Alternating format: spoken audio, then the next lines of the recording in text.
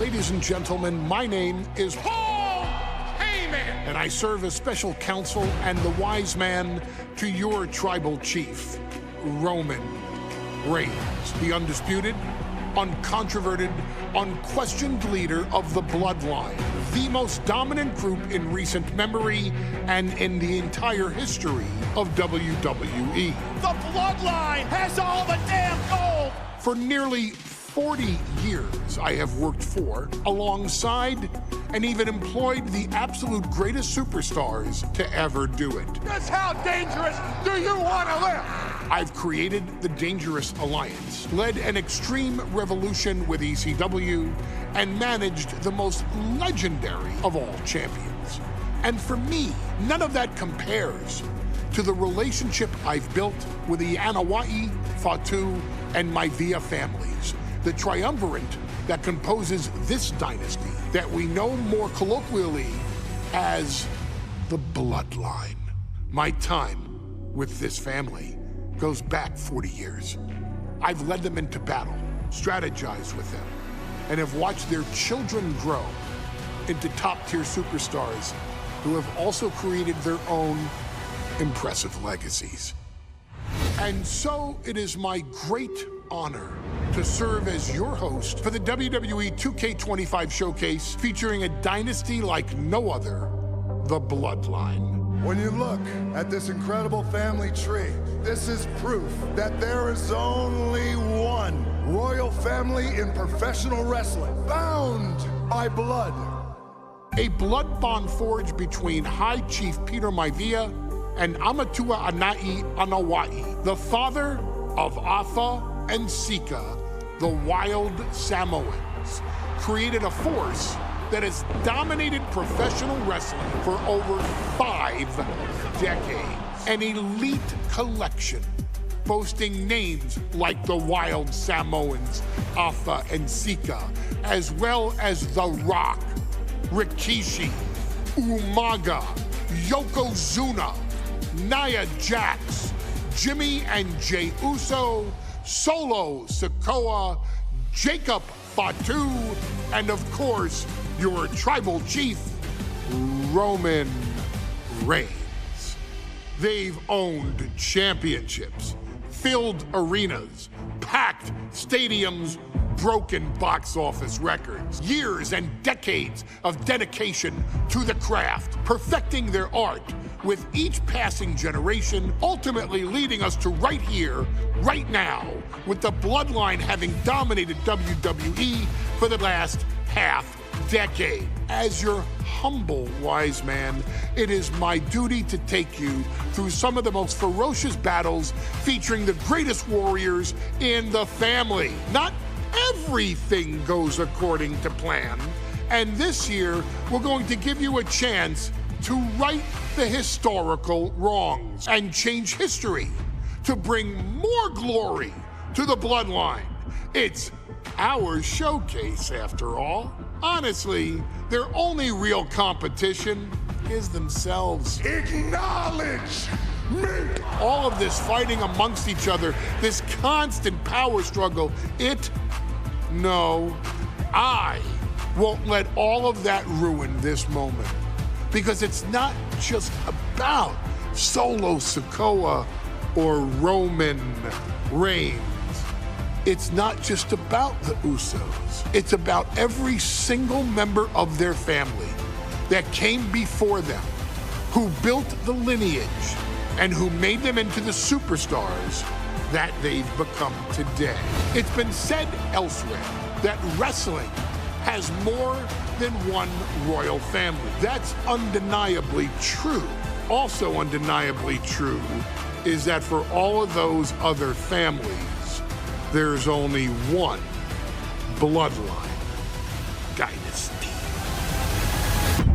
In a family that specialized in brute force over the years, perhaps no one better personified this than Rodney Anawai, nephew to the Wild Samoans, better known to the WWE Universe as the mighty Yokozuna. What's on?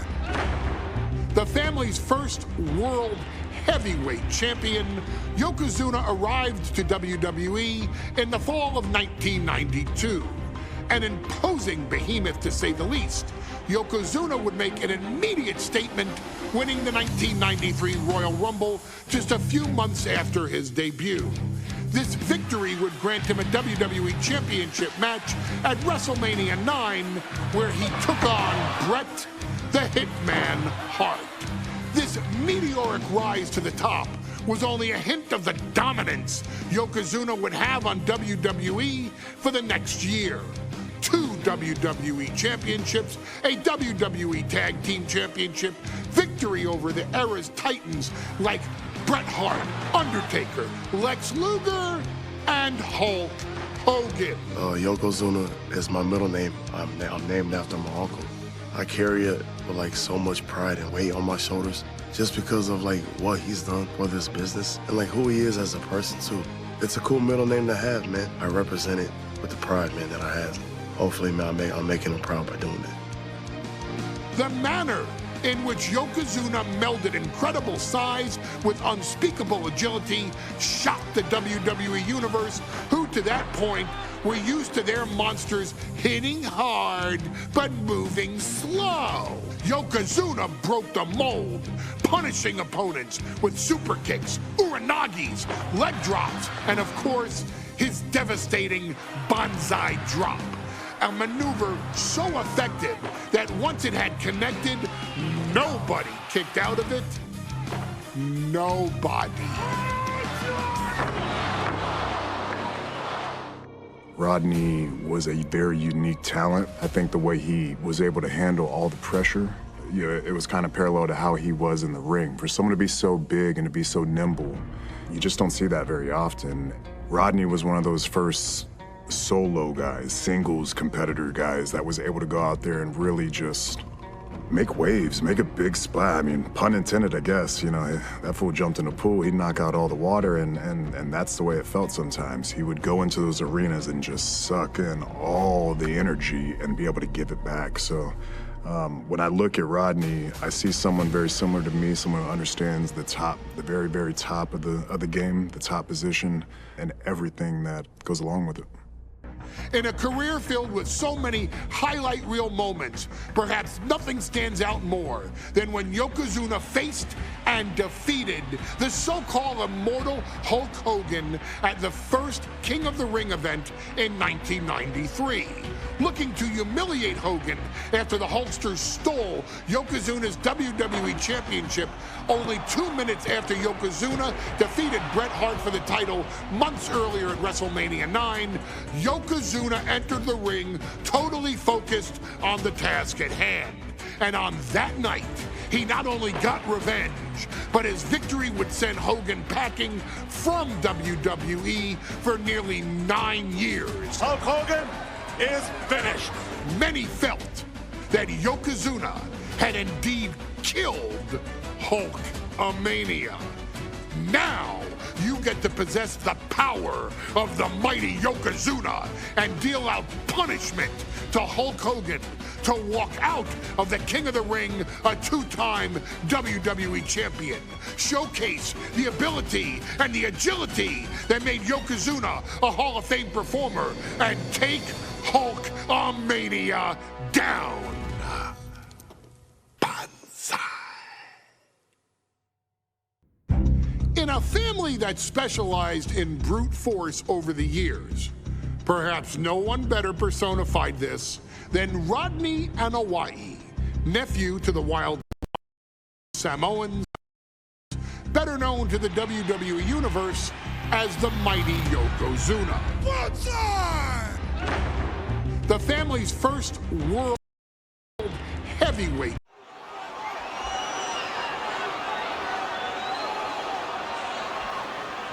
Ladies and gentlemen, this is an event of international magnitude.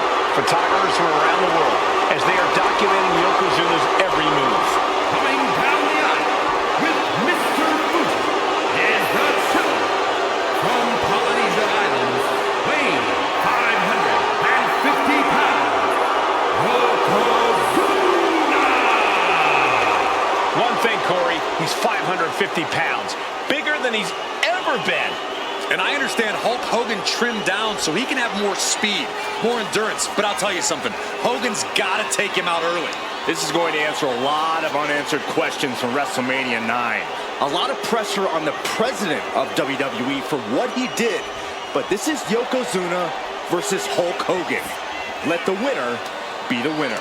One thing's for sure, Hogan will be quicker. He will be faster than he's ever been in any previous title defense. Well, this is going to be interesting because he's wrestling a fresh Yokozuna this time. Not a man who's already wrestled a 15-minute match with Bret the Hitman Hart. Well, Hogan and Yokozuna's last match lasted less than 30 seconds when Hogan won the title at WrestleMania. I can tell you, this match will go much longer. Yokozuna will not be caught by surprise this time.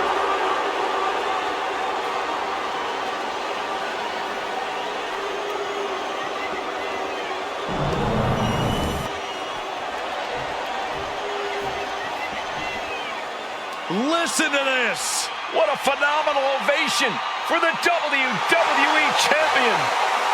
His opponent, coming down the aisle with his manager, the Mouth of the South, Jimmy Hart, from Venice Beach, California, weighing in 302 pounds, the WWE Champion, Hulk Hogan.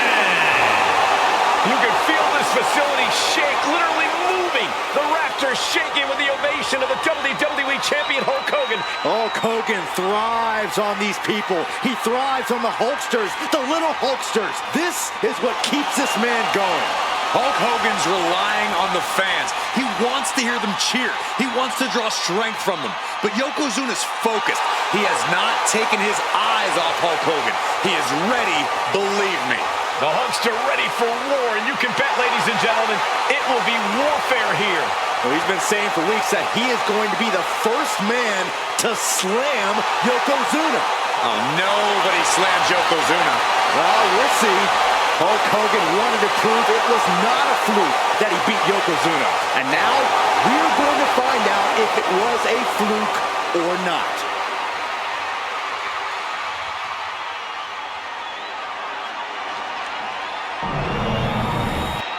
You can see it in the eyes of each individual.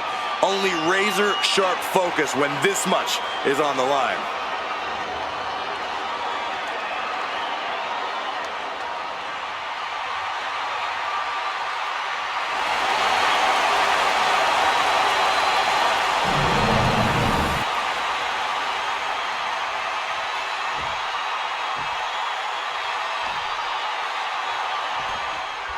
Mike and Cole emanating from King of the Ring 1993 alongside Corey Graves and Byron Saxton, where Yokozuna hopes to regain the WWE Championship he lost in record time to Hulk Hogan. Both men coming in with so much to prove. Hogan wants to prove his controversial WrestleMania win was no fluke.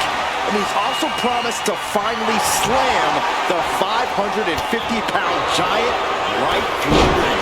Yokozuna wants to erase the memory of his initial title reign that lasted mere seconds. He knows that a fresh Yokozuna can beat a fresh Hulk Hogan, and tonight is the chance to prove it. Now look at this aggression, just pure brutality. Come on, easy. Hulk Hogan, a five-time champion now. This is his first title defense. The Hulkster spent the last 2 months in Hollywood due to prior commitments, but you've got to understand that Hulk never expected to be WWE champion coming out of WrestleMania. Well, now that Hogan has emerged from his paradise, the gravity of this situation with Yokozuna is going to hit him like thunder. We know the sold-out crowd here in Dayton is firmly behind the Hulkster. Hogan is relying on the fans. He wants to hear them cheer. He wants to draw strength from all of them. But Yokozuna is completely focused. He has not taken his eyes off Hogan since the bell rang. He is ready. Oh, no. Bear hug applied. This is not good for the Hulk. Furiously trying to fight his way out of the bear hug. Can he do it? Yes. You can see Mr. Fuji at ringside. He's shown he will do anything to earn his client to win. Indeed he has, but he might actually rein things in tonight. We saw at WrestleMania that Fuji's interference earned Yokozuna the win against Bret Hart. But when he tried it again against Hogan, it backfired. And not to mention watching that. This time, Hogan has Jimmy Hart in the opposite corner. The Mouth of the South is keeping a close eye on Mr. Fuji to ensure this one stays fair.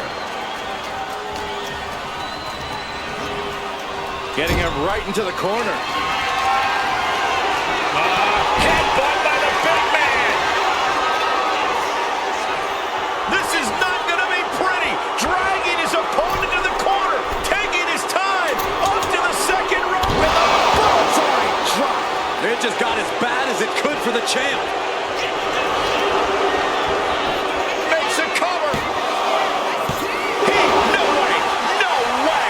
Based on what we just saw, I think this match is far from over. Who knows what that kick out cost? The champ might be running on fumes. And absolutely no idea how that didn't work out in Yokozuna's favor. You can tell he's shocked too. Bombastic claims coming out of both camps coming into this one, gentlemen. Hogan has claimed in interviews that he will slam Yokozuna's carcass straight through the ring so hard that it will cause a worldwide earthquake. Meanwhile, Yokozuna has kept his comments brief, saying, quote, Hulkamania will die. Hogan, you're going down. We'll see which man's predictions come to fruition as this match rolls on. Back in the ring. And he finds an answer for the Hulkster. Yoko now, belly-to-belly slam. That's got to be the end of Hulkamania. Jimmy Hart trying to rally. And a kick out by Hogan with authority. Hulk Hogan's not done yet. Hulk Hogan is coming alive. Yokozuna back to his feet. Big chop to Hogan. And Hogan's starting to hulk up here. How many times have we seen this over the years? These massive strikes from Yokozuna having absolutely no effect on Hogan. Hogan fired up. Hogan's ready to go. Hogan feeding off the energy of all the Hulkamaniacs. And here comes Hulk. And Yokozuna being backed up to the ropes. Big boot. I can't believe Yokozuna's still standing. Hogan continuing to pour on the offense. A second big boot, but Yoko still on his feet. Don't let up, Hulkster. Keep swinging, keep firing away.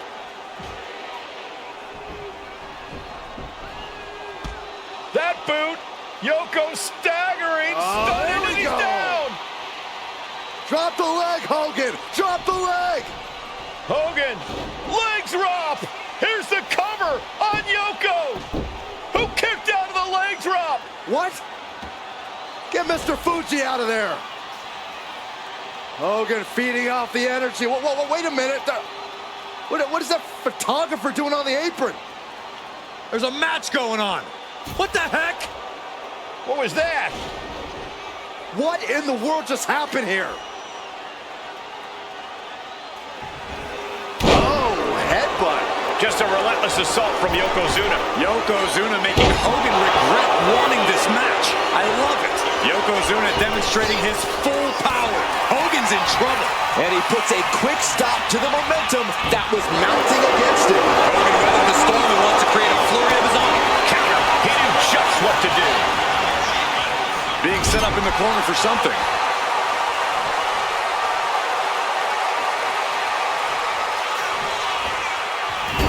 Splash. Look at the power. Textbook scoop slam. Nicely done. Caught that.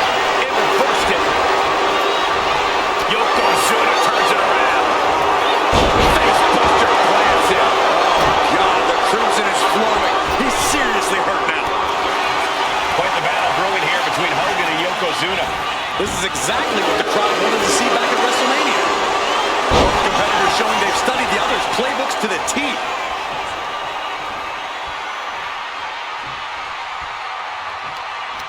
Hogan's offense gets foiled. Looks like he's coming back in.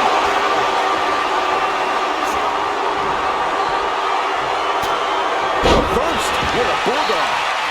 Late pin. Championship on the line.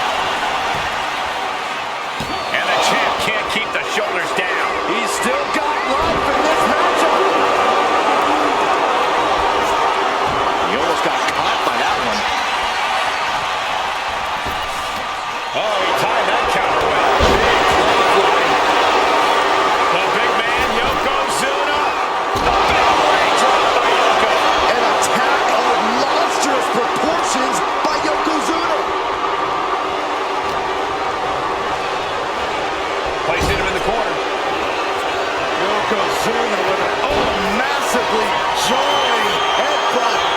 But it appears Yokozuna with more destruction on the mind from the middle rope. Side drop. Already headed toward the title change. 2.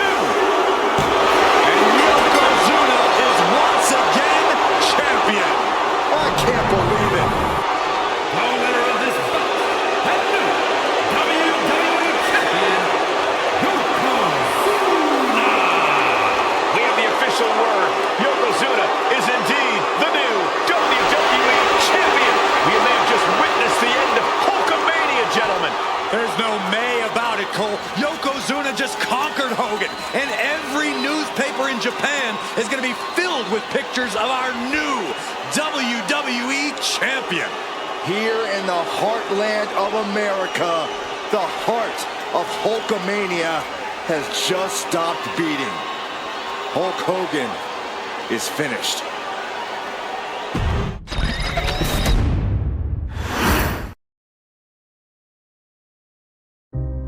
Our next chapter sees the showcase spotlight shine on an area in which the family built their legacy: tag team wrestling. Starting with the wild Samoans, Afa and Sika, all the way through to more recent champions like the Usos or Tama Tonga and Tonga Loa. This dynasty has always excelled in tag team competition, consistently showing an ability to dominate the division with a wide variety of looks. And the first team that we will look at, accompanied to the ring by Afa himself. Fatu and Samu, the Head Shrinkers. They put the fear in people's hearts. That's what the Head Shrinkers did back in the day. Second to none in that ring. You know, hard-nosed, battle-tested. They went for it every single night. More astute fans may also know that early in their journeys, Samu and Fatu were managed by me, Paul Heyman, then known as Paul E. Dangerously, and the SST, the Samoan SWAT team. The Samoan SWAT team is here. Vengeance is mine. Already an imposing force that early on, their future greatness was obvious to so many industry experts. Afa, more than anybody, knew he had the team on his hands, with Samu being his son and Fatu his nephew. The tribal elder was able to mentor both, instilling in them the same unrelenting approach to competition that made the wild Samoans world famous. The team toured through regional promotions before a quick stop with me in WCW, but WWE was always their goal. The Head Shrinkers are coming!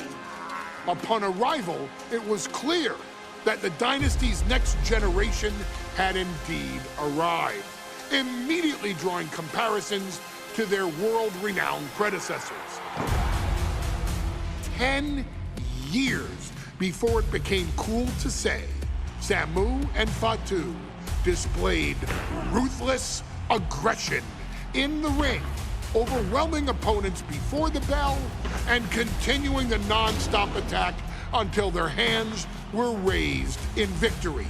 Deceptively agile for men of their size, they brutalized the opposition with devastating dives from the top rope. The duo would eventually go on to capture the WWE Tag Team Championships in the spring of 1994, fulfilling the promise and carrying the legacy to even greater heights. At WrestleMania 9, the Head Shrinkers' one and only in-ring WrestleMania appearance saw them taking on Rick and Scott, the Steiner brothers. Be prepared, Steiner brothers. We're gonna give you a pain that you have never felt before. While I'm not one to make excuses, I am one to give opportunities to you our expert gaming member of the WWE Universe. And so, today, you have the opportunity to make things right. WrestleMania 9, Las Vegas, Nevada. The Steiners performed at a near-perfect level that day, able to find every reversal and in the chaos emerge victorious. We are asking you to fix that. Stop them in their tracks and get the head shrinkers that WrestleMania victory you and I both know they deserve. But if you're not careful, you're going to find yourself reliving the very same memories that have haunted Samu and Fatu for years.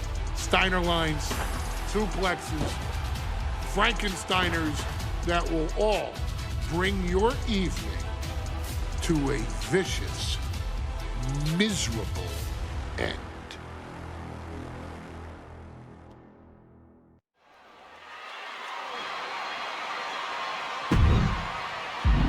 One of the toughest teams in WWE history. Nearly 600 pounds of pure savagery. Is a tag team match set for one fall. On the way to the ring, accompanied by Alpha at a combined weight of 565 pounds.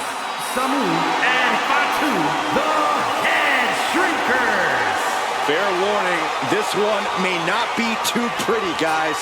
You talk about rugged individuals. These are two tag teams that can really bring the fight to anyone that steps in their path. Yeah, there's about to be a seismic collision in the ring.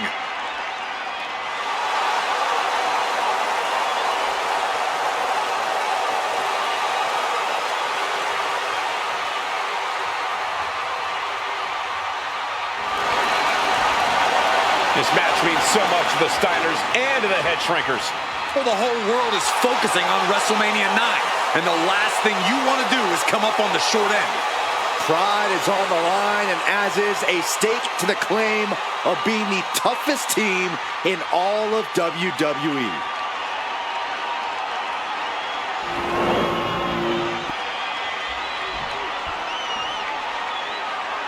The Steiner brothers getting a tremendous ovation here in their first WrestleMania, and we'll see if they can carry on Michigan's winning ways. And their opponents, at a combined weight of 531 pounds, Rick and Scott, the Steiner brothers.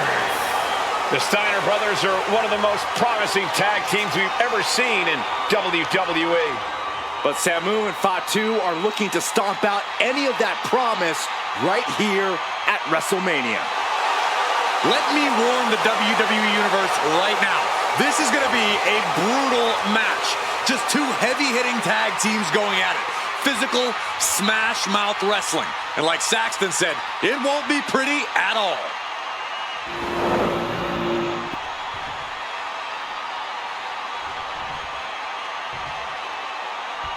Big fight feel in Las Vegas as gladiators face off here at WrestleMania 9. And we are watching four men who would have been right at home inside of a Roman Coliseum. The Head Shrinkers and the Steiners are ready for a true battle. Both teams are relatively new to WWE, but we've seen that each duo is not afraid to get physical. Each side is looking for their first WrestleMania win, and they will do anything to earn it. Samu and Fatu, already some success in the tag division tonight, could really be their coming out party. Well, they certainly have a tradition to uphold, Cole. The man in their corner, Alpha, has held the WWE tag titles on 3 occasions, and he's primed to bring the Head Shrinkers to the top as well. Placed against the turnbuckles. Oh, uncorked a big punch. Headbutt. A bit of provocation from Samu. And Samu's plans failed there. Dropped him with a big shoulder tackle. Right to the leg.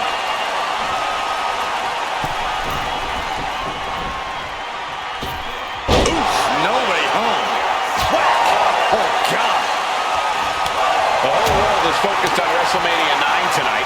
The last thing you want to do is come out on the wrong side of a match like this. That's right. A big win at WrestleMania means a big boost in the tag division and a substantial winner's purse. I don't think the head shrinkers concern themselves much with the financial matters, Saxton, but they are dead set on proving they're the toughest dudes around. I've seen Samu and Fatu headbutt each other during matches. If they do that to their own flesh and blood, who knows what they'll do to the Steiners? It's just a byproduct of the brutal take-no-prisoners offense of the head shrinkers, Byron. These guys will bite, scratch, and claw their way to a win. Rulebook be damned. And with Rick and Scott coming from an amateur collegiate background, they might be a bit more hesitant to bend the rules. Hopefully the Steiners can adapt, and fast. Got him in the corner now. Crushed in the corner. WrestleMania 9 shaping up to be a big night in the tag division, guys. Indeed it is, Michael. Two great young teams competing now. And later tonight, none other than Hulk Hogan will lead the Mega Maniacs against Money Inc. for the tag team titles. Odds makers in Nevada have the smart money on Hulk Hogan leaving Vegas with the gold tonight. That is the kind of move that leaves our jaws on the floor. Unbelievable. Hellacious power slam. He has to be in a world of hurt here. Yeah, but you have to keep on battling for your team.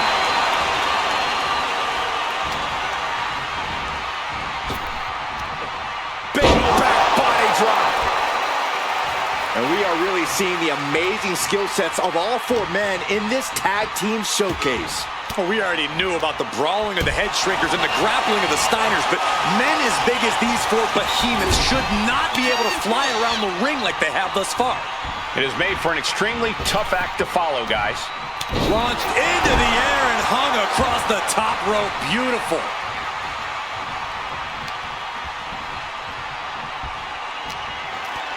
And there goes Steiner sent outside the ring. Fatu like a one-man wrecking machine right now, cleaning house. Oh, look at this, the power by Scott Steiner. But the tag was made and Scott not aware. Big kick. Scott Steiner did not see the blind tag made by Samu. Oh, this is not looking good for Steiner. And this is what the head shrinkers do. Top-tier tag team wrestling. Steiner didn't see the tag, decided to hot dog around, and got a foot in the face for it. Back body drop. You see the height on that? Before this. From the top. Diving headbutt. Momentum moving towards Samu's corner. Seeing some high-impact offense from Samu and Fatu thus far. I'm not sure the head shrinkers are even going for the victory. They just want to destroy the Steiners.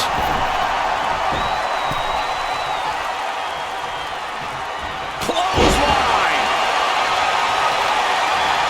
The arm getting pummeled! Just rake in the face. This is outright disrespectful.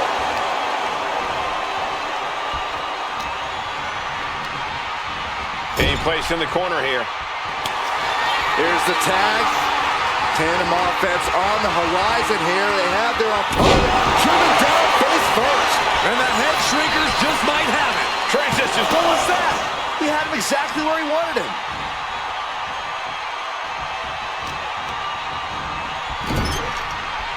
Oh, he had that scouted. And Steiner is finally changing the tempo with that attack. This could be the moment he was waiting for. Shoulder tackle. He could be starting to really struggle in this match. This has been an arduous tag match, but you could be in much worse shape. Boom! What a headbutt! And Scott with the wherewithal to counter. Turning the tables. Oh, look at that scope slam.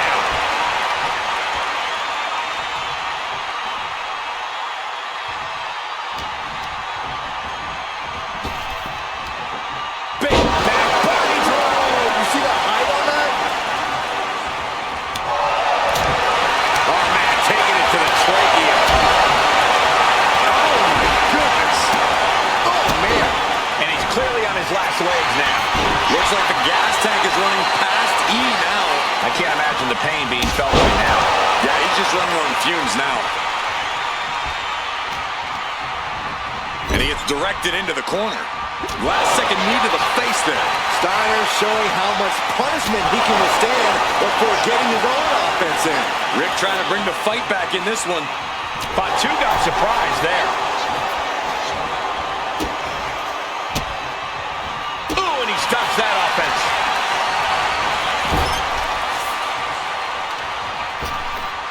Ripped in the hard way. Steiner looking unable to get a leg up in this match. The head shrinkers smartly keeping themselves out of the grasp of Rick and Scott Steiner. There is a method to the madness of the head shrinkers. He's pushing back now. He's just running on pure instinct right now, and it's working. Hoisting up their opponent for a suplex. Oh my gosh, into a pile driver.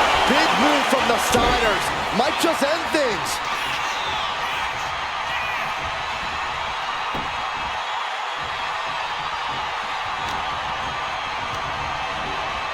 Leaning on the turnbuckle here.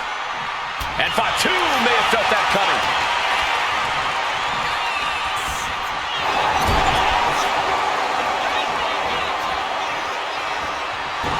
Steiner making clear he has his number. Clothesline, so effective. Absorbing the pain of another attack to the head. He could be dazed. And guys, what a war we're witnessing between the Steiners and the head shrinkers. This is the trickiest bet in all of Vegas, Cole. Both teams so evenly matched, I wouldn't know who to bet. Brought down with a roundhouse.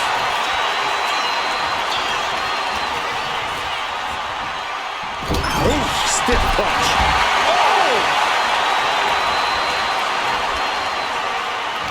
And a well-timed counter. All these counters, it's like they're in each other's minds. Here's the tag. Tandem offense on the horizon here. They have their opponent. Oh, face first. That's it. No way the Steiners come back now. Now with the cover. That's gotta be it. And the head shrinkers get the win. Here are your winners, Samu and Fatu, the Head Shrinkers. And what a huge win for the head shrinkers tonight. Samu and Fatu making their family proud and proving themselves as top contenders in the tag division.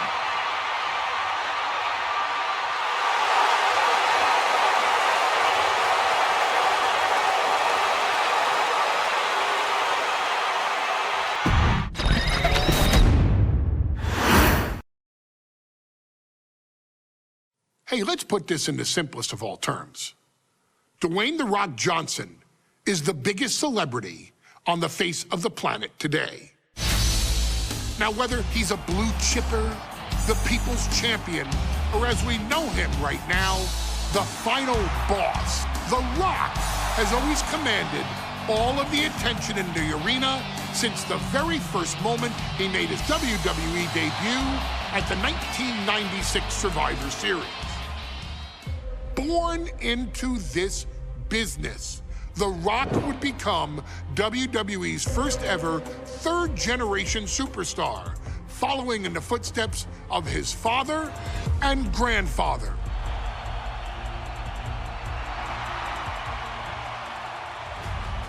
Who had competed in WWE rings before him. Dwayne had the huge responsibility. There's a legacy, and you have to take it so seriously.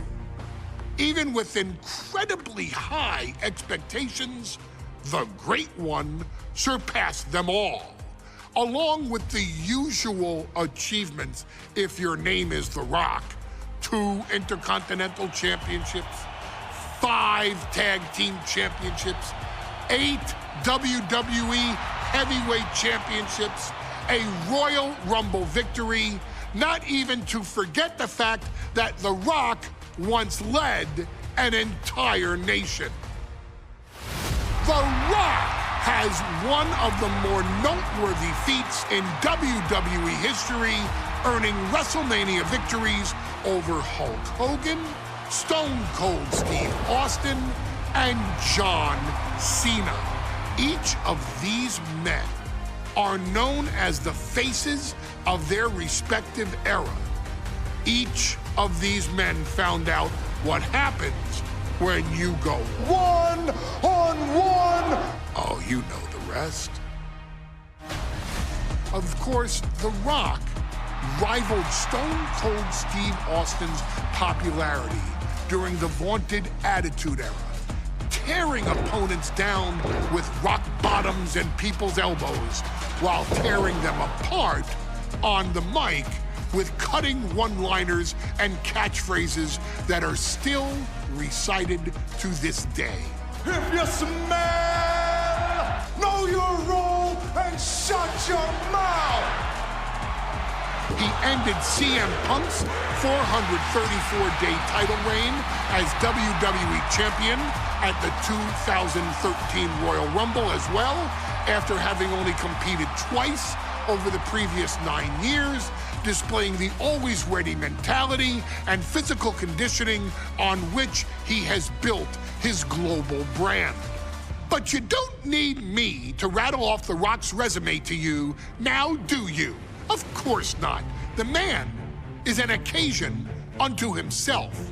He has headlined the biggest events against WWE's most iconic superstars and has always found a way to, how does he put it? Layeth the smackdown on some jabroni's candy ass. I couldn't have said it better myself, although I think I may have just done that. But indeed, he has. On a Thursday night in February of 1997, The Rock, still known as Rocky Maivia, would find himself challenging for the WWE Intercontinental Championship. Only a few months into his tenure, he would be matched up against a face that would ultimately become one of his most familiar and hated rivals, Triple H, Hunter Hearst Helmsley. Seemingly overmatched by a more seasoned opponent, a youthful Rock would demonstrate all the traits that have come to define him in the years since. Tenacity, high IQ, and that legendary Samoan strength to ultimately surprise Helmsley and kick off the first championship reign for Rocky Maivia. It would be the first step of a journey that has ultimately led The Rock into the pantheon of WWE's elite. So now it's all in your hands. It's up to you to showcase the undying drive that makes The Rock the hardest worker in the room to deliver a shocking upset against the Greenwich snob himself. Guide The Rock to victory over Triple H at a very special Thursday, Raw Thursday, to give the first jolts to what would become the most electrifying career in sports entertainment.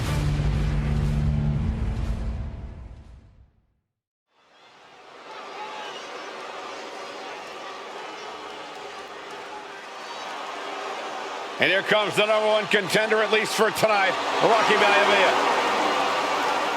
The following contest, scheduled for one fall, is for the WWE Intercontinental Championship.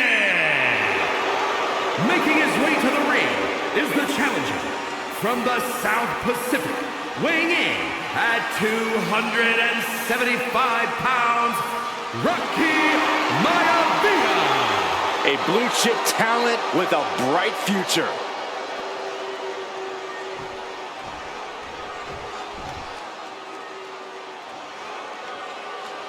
On his way to defend the Intercontinental Championship, Hunter Hearst Helmsley. His opponent from Greenwich, Connecticut, weighing in at 246 pounds, the WWE Intercontinental Champion, Hunter Hearst Helmsley. Helmsley is scheduled to face another challenger at an upcoming show this Sunday.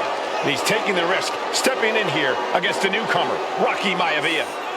Well, you can consider it risky, you can consider it overconfident, but any way you look at it, it's a dangerous move by Helmsley to take on an athlete who has been on a real roll. Rocky Maivia has been successful thus far in WWE, and Rocky is focused. Rocky is only thinking about tonight. Saxton, just curious, have you ever exercised your right to remain silent?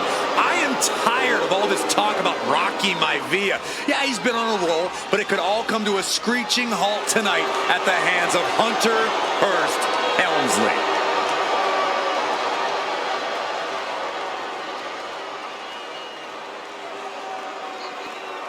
A title coveted by legends and hungry young talent alike.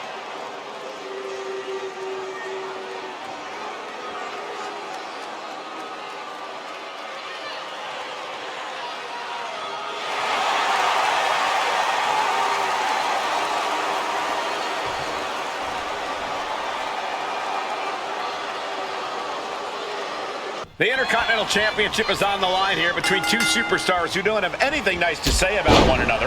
The challenger, Rocky Maivia, and our current champion, Hunter Hearst Helmsley. Well, Helmsley is our champion for a reason. He's a cut above.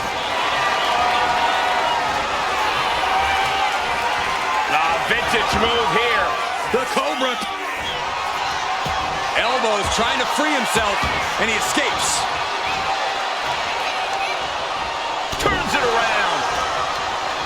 And Byron, Rocky has tremendous exuberance, tremendous youth. He's going to be a star for a long time. I think Rocky Maivia shows more promise than any other. Here we go. He wastes no time dodging the attack.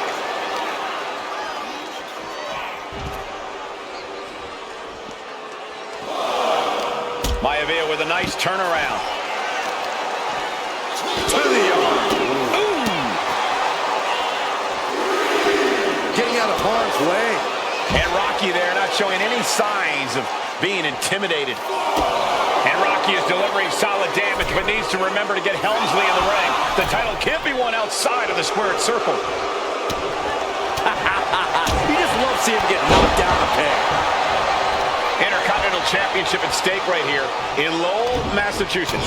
We're expecting an emotional night for all of us, considering that Shawn Michaels will forfeit the WWE Championship live tonight.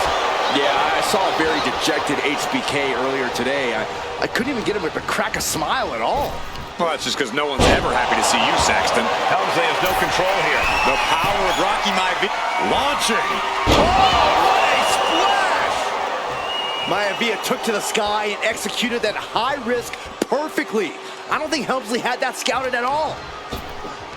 Ripped in the hard way. There's a lot of hard ways to land, but that might be the hardest. Well executed suplex. Deeper into this match now, and I think it's Helmsley who's reaching peak frustration. Can't quite put Rocky Maivia away. A testament to the... Picking up speed, building. Uh-oh. He had him on his heels, but not for long.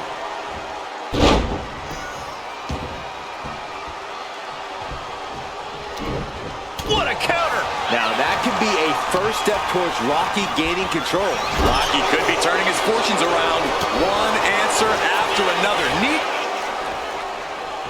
Hunter whipped into the corner. Nobody home. Rocky hit hard.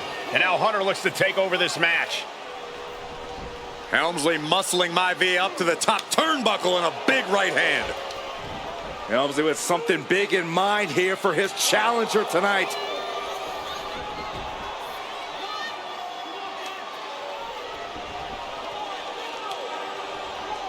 Well, this is just blatant disrespect from the arrogant champion. Almost daring Rocky. Hey, you really want my title? You really think you're going to be Intercontinental Champion? Up to the top. Hooking Rocky into a superplex. This could be it. Can Hunter capitalize? This could be it. Hook of the leg and a cover, and Rocky stays in it, getting his shoulder up. Still not enough to put out the flame of Rocky Maivia. Hunter has to be asking himself, what else do I have in my arsenal? And I think we may get our answer, gentlemen. Yeah, it's just a matter of time, I believe, before this one's over. Hunter hooking Rocky, taking his time, looking to put him away. Maivia just collapsed. This just shows you how much damage Hunter Hearst Helmsley has inflicted on the challenger in this matchup. I think Maivia's done. Official might want to step in, call this one. The official checking on Rocky. Hunter Hearst Helmsley believes this is close to being over. Lifting him back up again. Rocky rolls through. Shoulders down. Rocky wins the title. Rocky Maivia has shocked Hunter Hearst Helmsley. Here is your winner, and the new Intercontinental Champion, Rocky Maivia. We have a new Intercontinental Champion.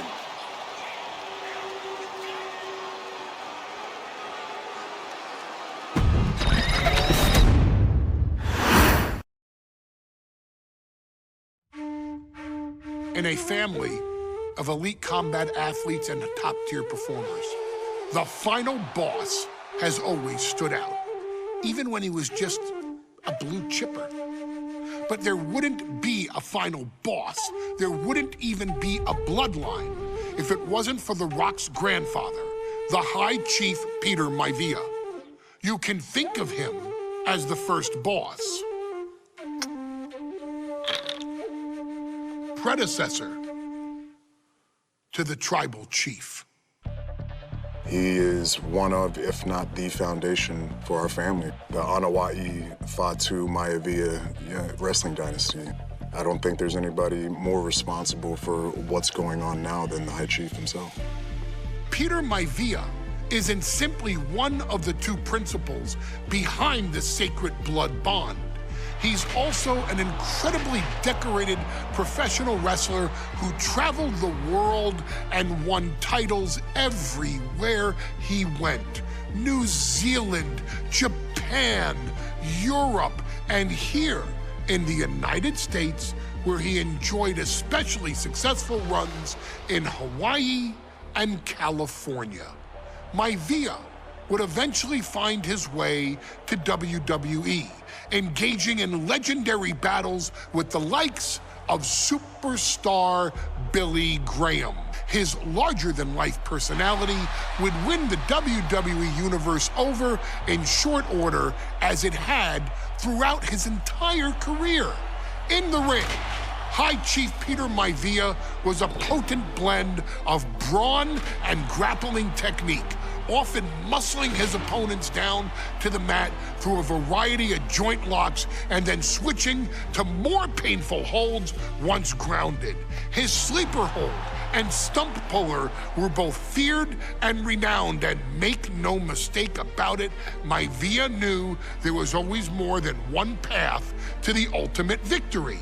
Out of the ring, High Chief Peter Maivia also ran one of the most successful wrestling promotions on the planet, Polynesian Pro Wrestling, based out of Hawaii, showing his mastery of the business in every aspect. His induction into WWE's Hall of Fame class of 2008 was supremely deserved, forever enshrining Peter Maivia as the legend he always was. And now, we present to you the opportunity to walk in the boots of the legendary High Chief Peter Maivia, facing off against one of the most legendary WWE rivals, George the Animal Steele. You will settle this score once and forever, and showcase the overwhelming strength of Peter Maivia, which has ever since remained as a hallmark for every single solitary member of this bloodline. Steele is no easy battle, though. He thrives in the chaos, one of pro wrestling's true madmen. He'll even try to eat part of the ring if he thinks it'll help him break you down. So do your best and honor High Chief Peter Maivia properly with a resounding victory.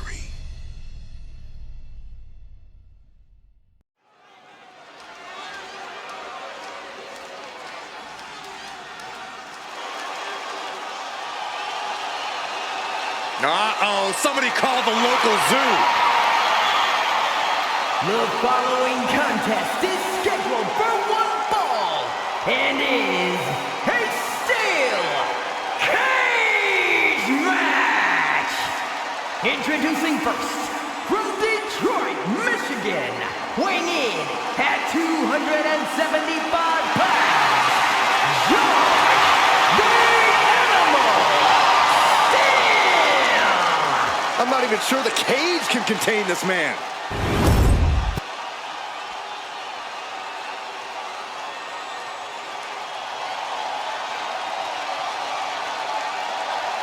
And strolling down the aisle, the opponent of George Steele, Peter Maivia. Always a chaotic matchup.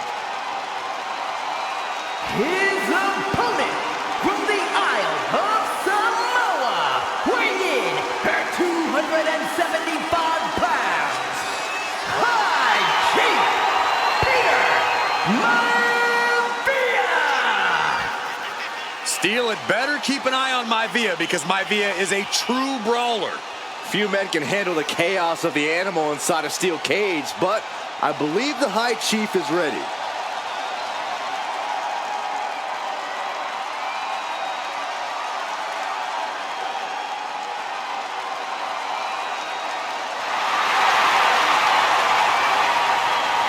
Maivia carrying such pride into the ring. Very stark contrast to Steele. We'll see which prevails tonight.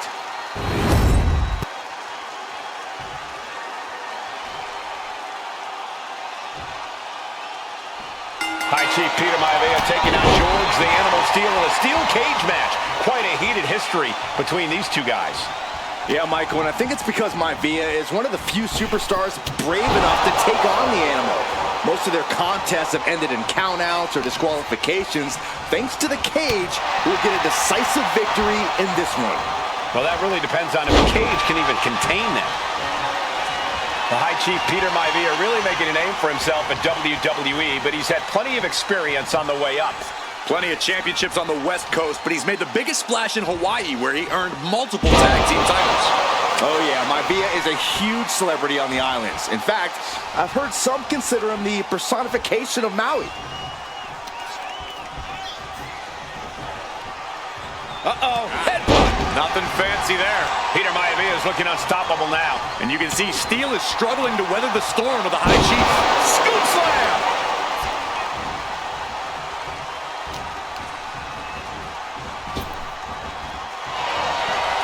Swinging the elbow to halt the offense. Boom, running FTO plants him. Nicely done. George the Animal Steele might be a bit of an underdog here. In fact, he lost the match by countout to the High Chief. In Steele's defense, I'm not sure he knows how to count exactly, or how to read a rule book. So he's got to be happy to be in this cage. Well, Maivia is called the High Chief in part because of his commanding presence in the ring. He's more than ready for what the animal will throw at him, even inside a cage. And he just continues to dish out punishment here. Yeah, and Maivia has really figured the animal out here. Steele is becoming a bloody mess in there. Mistake made by Steele. Oh my gosh! We've seen that Steele isn't above using a foreign object to gain the edge against Maivia. So he's got to have the advantage in a match where they're surrounded by one huge weapon, right? Oh man, this might be it. Still only got one. Somehow still in this fight. Not down and out yet.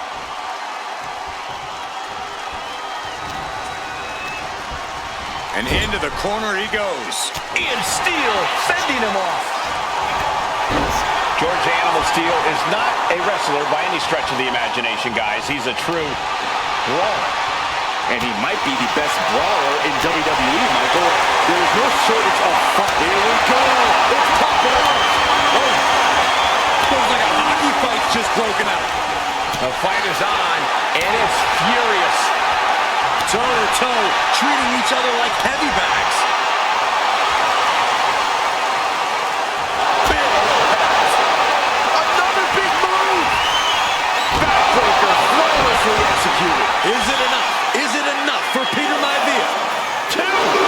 Shoulder up before three. I do not know how they got up from that. Operating on pure instinct and adrenaline right now. Will that be the last opportunity? Is there still enough left in these men? Oh, rake. That's not right, but effective. The animal has to be elated to be in this steel cage against one of his biggest rivals, no less.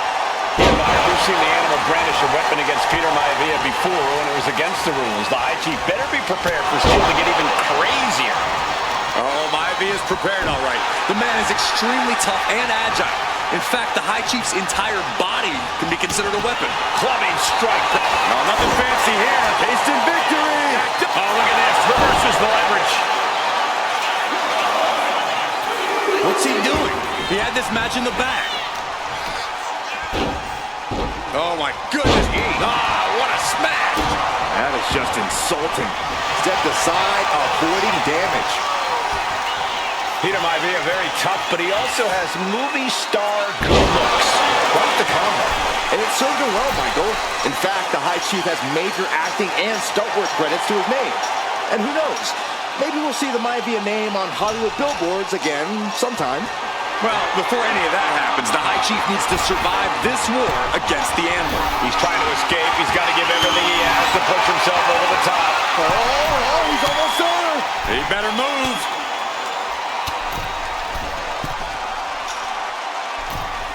This superstar dragging him back down to continue this fight. Looking to keep steady, keep balanced. Guys, I think he just got busted open. Oof, yeah, that does not look good. He might have him. Still in it with a quick kick out. What a jaw-dropping show of strength this late into the match. Trying to stay sure-footed on the way up. Boom! Ripped off the top turnbuckle. Only one way to go.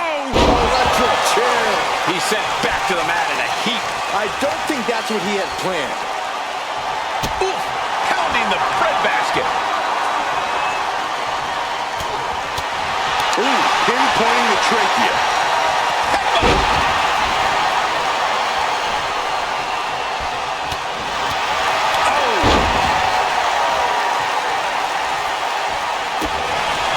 Gentlemen, we've touched on the differences between Maivia and Steel as competitors. One man based on order, the other on chaos, but it's reflected in their looks, too. Indeed, Michael. Just look at the sculpted physique of the High Chief. And the tribal tattoos on his body are extremely intricate and definitely eye-catching. And Steel is, well, he's an ugly creature. Enough hair on his upper torso to classify as fur. Folds in his bald head. He's like a modern-day... Are we about to see it again? There's the backbreaker. No way Steel's coming back from that. He's going back to the road. Backbreaker. Dishing out the big guns once again. 2 count. And the High Chief defeats the Animal. Here is your winner, High Chief Peter Maivia. Anytime these two have faced off, it's been eye for an eye. But the steel cage has finally delivered a decisive victory for the High Chief, Peter Maivia. George Steele is one tough animal, but the way Maivia faced him in the cage tonight just reinforced what everyone already knew, that the High Chief is one tough Samoan.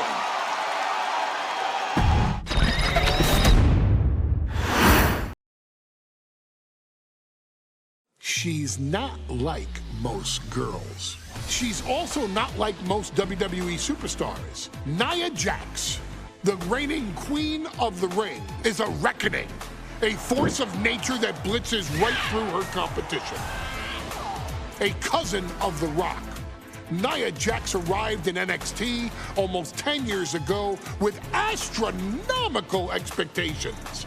Undaunted, Nia Jax would dominate early opponents, finding herself competing for the NXT Women's Championship mere months after her debut. It did not take long for those running Raw and SmackDown to take notice. Well, our next pick, Nia Jax. And Nia Jax would join the Raw roster as part of the 2016 draft lottery. And since joining the main roster, absolutely no one has been safe from Nia Jax. She is a 2-time women's champion. She is a 2-time women's tag team champion. She competed in the men's Royal Rumble match in 2019, even getting an elimination while in the ring. Nia Jax looking to eliminate. She does. She's battled standouts like Charlotte, Bayley, and Becky Lynch. And all the while, she has left undeniable destruction in her wake. In the ring, she applies many of the same tactics that once benefited Yokozuna. even using her own version of the bonsai drop, known as the Annihilator. And just like its namesake, if it connects, your night is over. And Nia Jax remains driven for even more success, jumping at any opportunity to prove her dominance. This last year, that included entering into the 2024 Queen of the Ring tournament after earning victories over Naomi, Jade Cargill, and Bianca Belair. Nia Jax would fight her way into the finals, taking on former NXT Women's Champion Lyra Valkyria. Valkyria built a lot of momentum, defeating Dakota Kai, Zoe Stark, and Io Sky to punch her ticket into the final at the Queen and King of the Ring. With an obvious game plan, Lyra would look to stick and move, avoiding the colossal attacks of her opponent.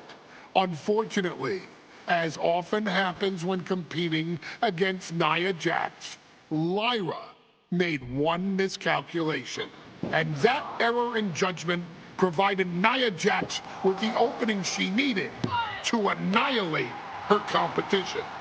This is your opportunity to crown the first queen in Bloodline history. Make Lyra suffer. Make her regret ever entering your ring. Showcase the otherworldly power that forces an entire roster to cower in your presence. Because when you're an irresistible force like Nia Jax, resistance is futile.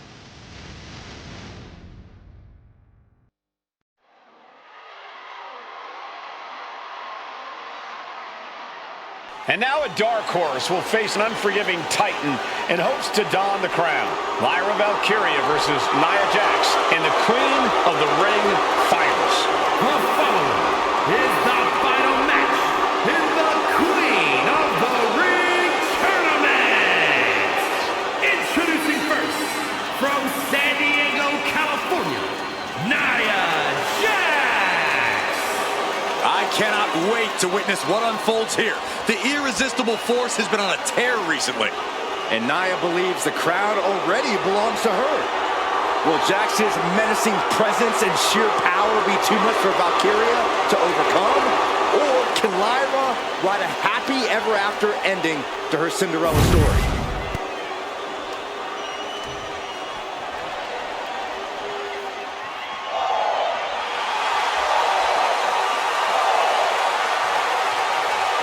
Lyra Valkyria fancies herself a Morrigan, which is an Irish goddess of war. As they were on the battlefield, they used to take the shape of ravens to fly around and decide who would live and who would die. That is what Lyra Valkyria is bringing to the ring here tonight.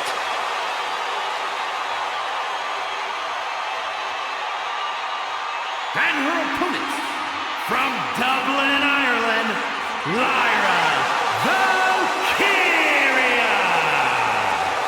Lyra Valkyria may have read a little too much fantasy in her day, and now is reality. Lyra Valkyria is about to go toe-to-toe with a real-life, fire-breathing dragon in the form of Nia Jax.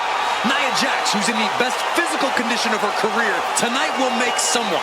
Will it be Lyra? Will it be Nia? We'll find out in a matter of moments. And guys, you win the crown. Guess what waits for you in August? A date with the champion of your respective brand at SummerSlam.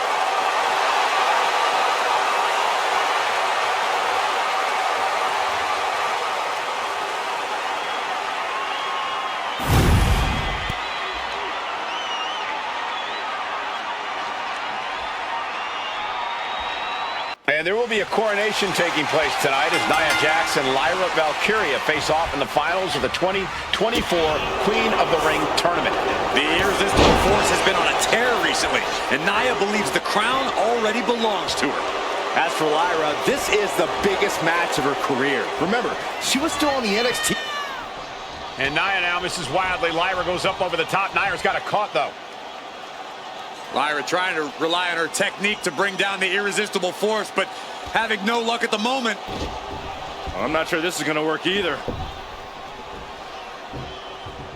Jax just entirely too strong, but whoa! That was interesting. Oh, nice athleticism by Valkyria. Even Jax might be a little impressed. I wouldn't go that far, Saxton. Here comes Nia, just imposing her will on Lyra Valkyria. Again, Lyra showing how resourceful she is, applying the sleeper to Nia Jax. Lyra tried to hold on. And now Nia Jax in control, and she's going to look to put Lyra away. Nobody home! Set outside the ring, and Valkyria's got a chance. Huge window of opportunity. Right now for Lyra Valkyria to strike. Lyra may actually pull this off. Lyra may become queen. Lyra has the advantage. She has Nia reeling. But Lyra can't win Queen of the Ring with Jax on the outside. This match has to end in the ring. Each woman here has had a tough road to become a Queen of the Ring finalist. Every matchup in this bracket has been a toss-up. Valkyria knocked off former women's champion Io Sky earlier this week, but Nia's had an even tougher challenge. Two great former champions in the form of Naomi and Bianca Belair. Even more impressive than that, she handed Jade Cargill her first WWE loss. Granted, Corey, that was a disqualification victory for Jax. I'd say there's still some unfinished business between Nia and Jade. Leaning her into the corner now. Nia doing exactly what she set out to do, keeping Valkyria grounded. Now Jax needs to stay the course, and the crown will be hers. And Lyra only finds herself on the defensive. Yeah, Nia is just buzzing right through Lyra here. Nasty headbutt. Many in the WWE Universe getting their first look at Lyra Valkyria. She's only had 3 main roster matches so far, and they were all in this tournament. Big wins over Dakota Kai, Zoe Stark, and Io Sky over the last 3 weeks. That's an extremely impressive start for Lyra. Wow! Undefeated for 3 weeks? When Nia Jax joined the main roster, she didn't lose a match for over 7 months. And Jax has stayed that dominant for years. Great power. It's the Samoan drop. Annihilating offense from Nia Jax. And the irresistible force is really keeping Valkyria grounded here. Nia Jax is doing whatever she wants. Each Samoan drops, driving. Valkyria crushed in the corner by Jax. Squashing Lyra in the corner, and the beginning of the end may be near. And Nia now, with Lyra on her back, gonna climb up to the second rope. This is a scary situation for Lyra. Oh, look at this. Maybe not. No way. There's no way. Oh, my. Oh, no. Good night, Annihilator. Here is your winner and the new Queen of the Ring, Nia Jax. What a victory to the brand new Queen of the Ring. Nia said she would do it, and she backed up her claims. And now the Chief Content Officer of WWE and Triple H going to come in to congratulate Nia Jax and officially crown her the Queen of the Ring. Absolute dominance by the new queen.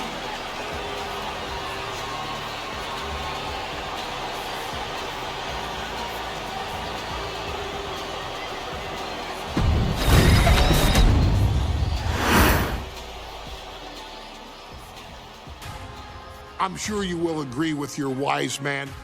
Many WWE superstars say they will do whatever it takes in order to achieve success. Quite often, it's a bunch of BS. But if you're lucky, you may run into someone who is willing to look out for the group. Someone willing to make sacrifices. And for this family, there was no one better than Rikishi. After the Head Shrinkers run in WWE came to an end, Rikishi, then known as Fatu, would go on a journey of self-discovery. This journey would lead to him taking on the name Rikishi, a subtle nod to his cousin Yokozuna, as well as an opportunity to start fresh with a global audience.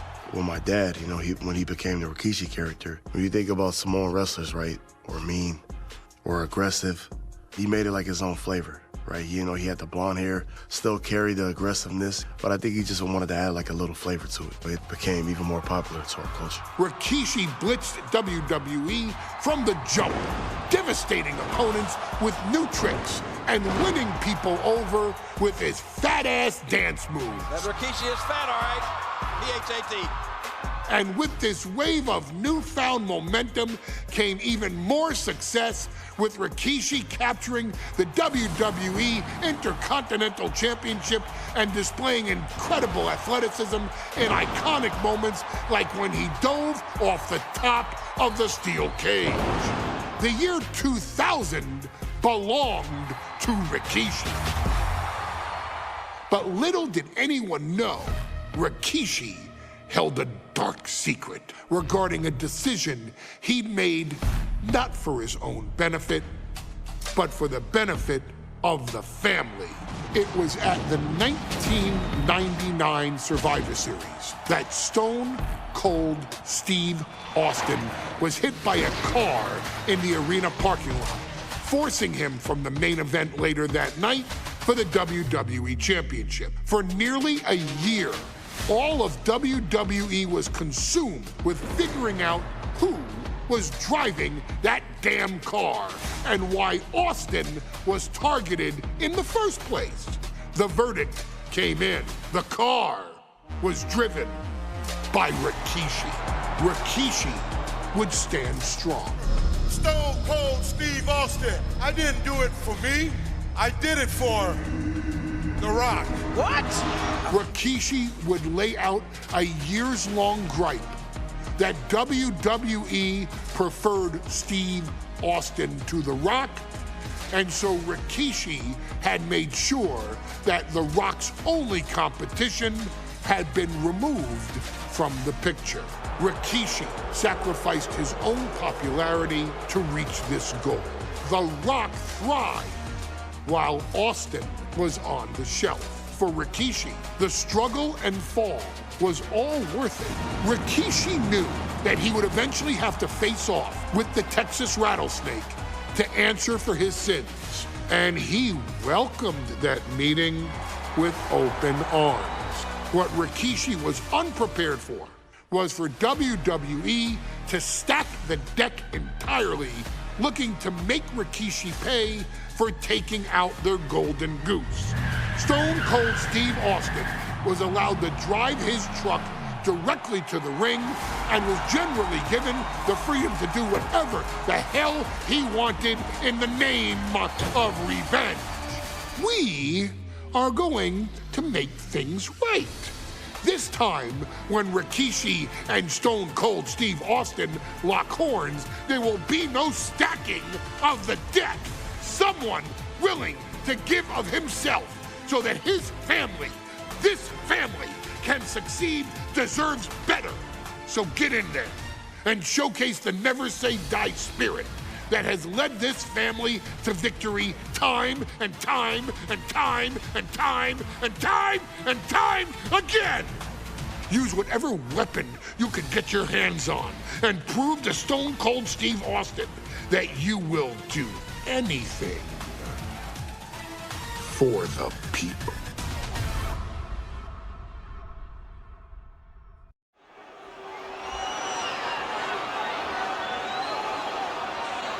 Is it legal to not show up? Rikishi has brutalized Austin lately. Austin will be here, Byron. I just refuse to think anything else. The following contest is scheduled for one fall. That is a no-holds-barred match. Introducing first, from the Isle of Samoa, weighing in at 424 pounds, Rikishi. We have learned more about Rikishi in the last couple of weeks than we knew about him his entire career here in WWE. He said he ran over Austin not for himself, but for The Rock. Right, and now he's coming out here, and I guess if Austin doesn't show up, The general manager is going to have to come out here and declare this is a forfeit, and Rikishi's going to win it. This man makes me sick.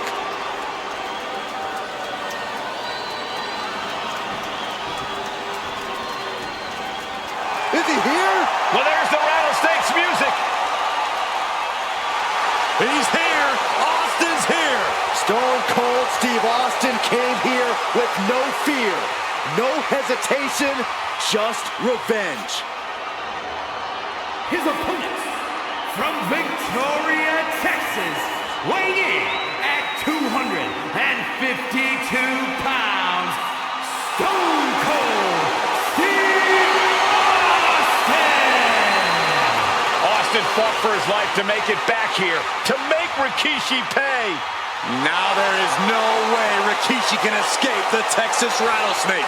It's been almost a year since Austin competed in the ring. Austin is a man possessed. Rikishi feels good about running over Austin and said he'd do it again. That man is sick.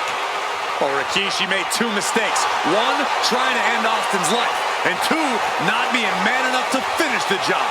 Austin's going to absolutely tee off on Rikishi. This one is going to get ugly in a hurry.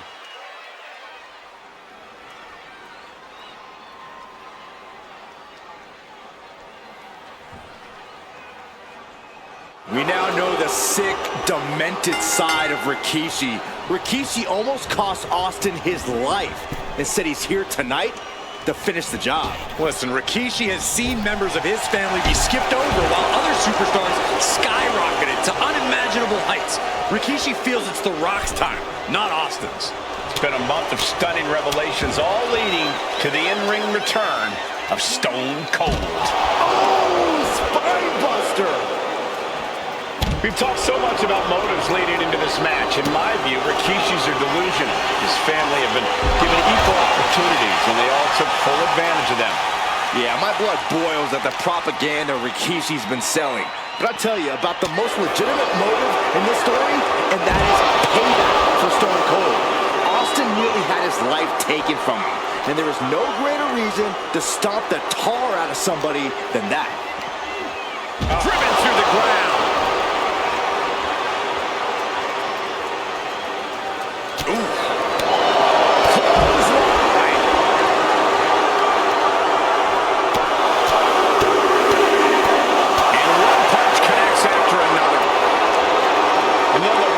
Nothing to do with this altercation. We have to mention the sadness Rikishi has brought to him. Rock might be innocent in this whole ordeal, but I feel that somewhere inside his soul, The Rock is happy with what Rikishi's done. The Rock is proud to have Rikishi and his family. No, Corey, what kind of lies are you trying to spread? We've heard Rock say Rikishi deserves what Austin is going to bring him. There's no family pride in that statement. I'm just saying that blood is thicker than water, and it's been an easier ride for Rock without Austin in the picture. And that's thanks to Rikishi. He left himself wide open. Big mistake. Has him in the corner, thinking of the next move. Oh dear, this doesn't look good. Shoulders down. And he manages to kick out at one. An emphatic kick out, and there's still a lot of game left. Lights out here. Oh no, maybe not! Gets the shoulder up loud. What's it going to take? Kicking out there really has to make his opponent question his game plan.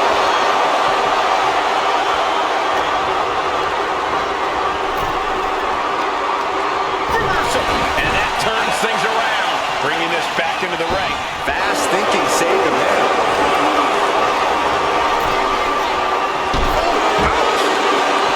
Corey, Austin has been out of in-ring action for... Look out! Escapes out of that attack. Austin is like a man possessed. It's been almost a year since Austin's been in the ring. And Myron, I just cannot see any legitimate reason to run over Stone Cold like Rikishi did last Survivor Series. I mean, Austin does ruffle the feathers of a lot of people, Michael, but I don't think any of his rivals would go to this disgusting lengths that Rikishi's gone to. Austin and Rikishi trading heavy artillery on the outside, and here comes the Rattlesnake. Stone Cold Steve Austin fired up and revenge on his mind. You got to think about how bad Austin has wanted this ever since Survivor Series last year. Been dying to get his hands on Rikishi.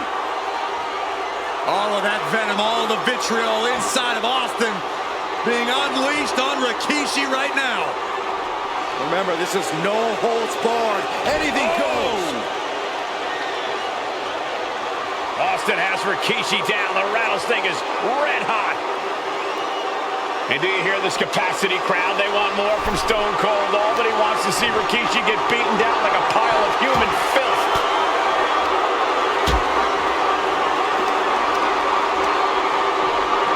Oh, colliding with a barricade. Oh, man, look at this. Right into the barricade. And Rikishi lately has been calling himself a visionary, a pioneer. All a bunch of garbage, if you ask me. Well, those aren't self-imposed labels, Cole. Those labels are coming from the family, coming from a group of wrestling legends who are proud of Rikishi for standing up and making a change in this business. I have a few labels for Rikishi. Coward, liar, embarrassment. Those fit him well. He's got a table. We know where this is going, gentlemen.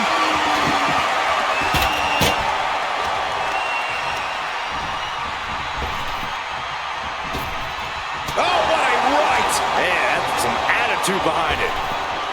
Has them hooked, looking for sliced bread. Gonna counter a power slam. Scary mindset for the rattlesnake. Austin is scared. Big knockdown. And he just couldn't finish the job.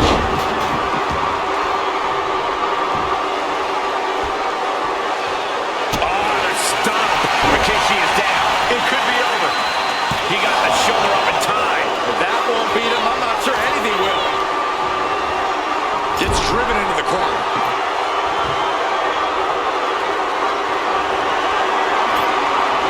He's got a plan for that table, and it does not involve a dinner party.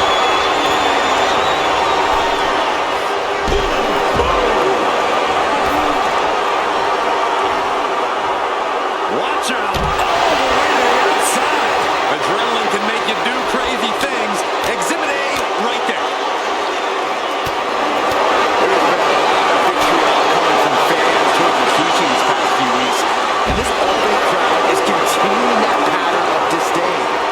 Rikishi cares about the fans, though? No, not at all. He truly believes he's done something for his family, for his people.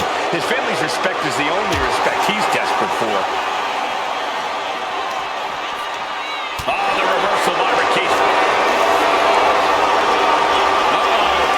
Rikishi, driver. And Austin is out. Ooh, that'll knock your wind out. And now thrown back into the ring.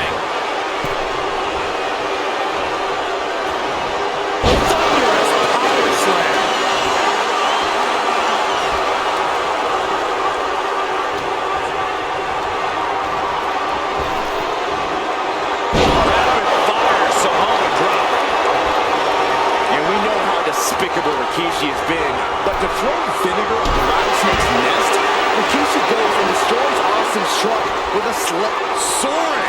You gotta be kidding me! From ring post to ringside, risking it all paid off. And Rikishi slows Austin down with a thunderous right. Austin's in trouble.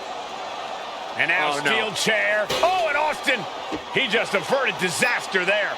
And now Austin gonna deliver the punishment with the steel chair.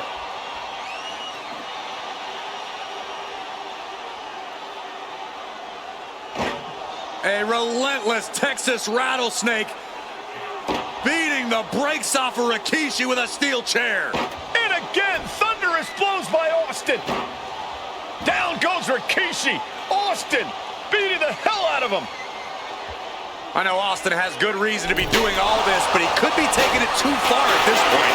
I don't think the rattlesnake is taking it far enough, Corey. Austin wants to put Rikishi's life in danger, just like Rikishi did to him. And he gets set back into the ring. And what need is there to go looking under the apron like this? Well, maybe slow down there, Wild Thing. Do you really need him down right now? Slow down. Here it comes. Rikishi driver. Rikishi got out of it. For the win. 2. Oh, he gets Austin somehow kicked out. I cannot believe the beating he's been able to endure.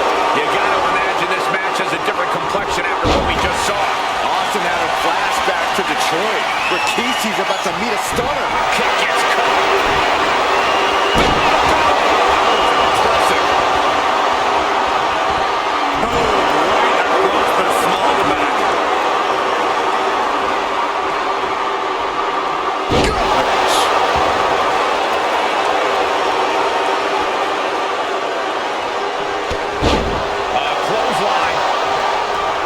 Closes the door.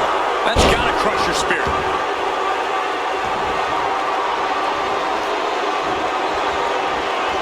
Austin gets stymied. Rikishi hoisting up his opponent. There's no chance you're coming back from another one of those. 2. Rikishi sitting on the fang for rattlesnake. Dead.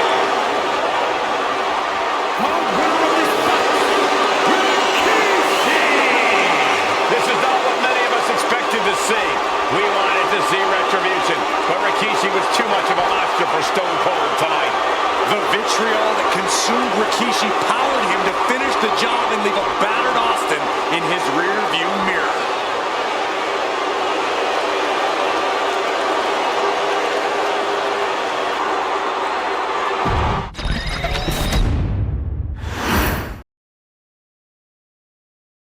His arrival signaled impending doom. His very presence was enough to intimidate even the bravest WWE competitor. His name itself simply meant the end. And if you found yourself standing across the ring from Umaga, you were most certainly coming to the end of your own road.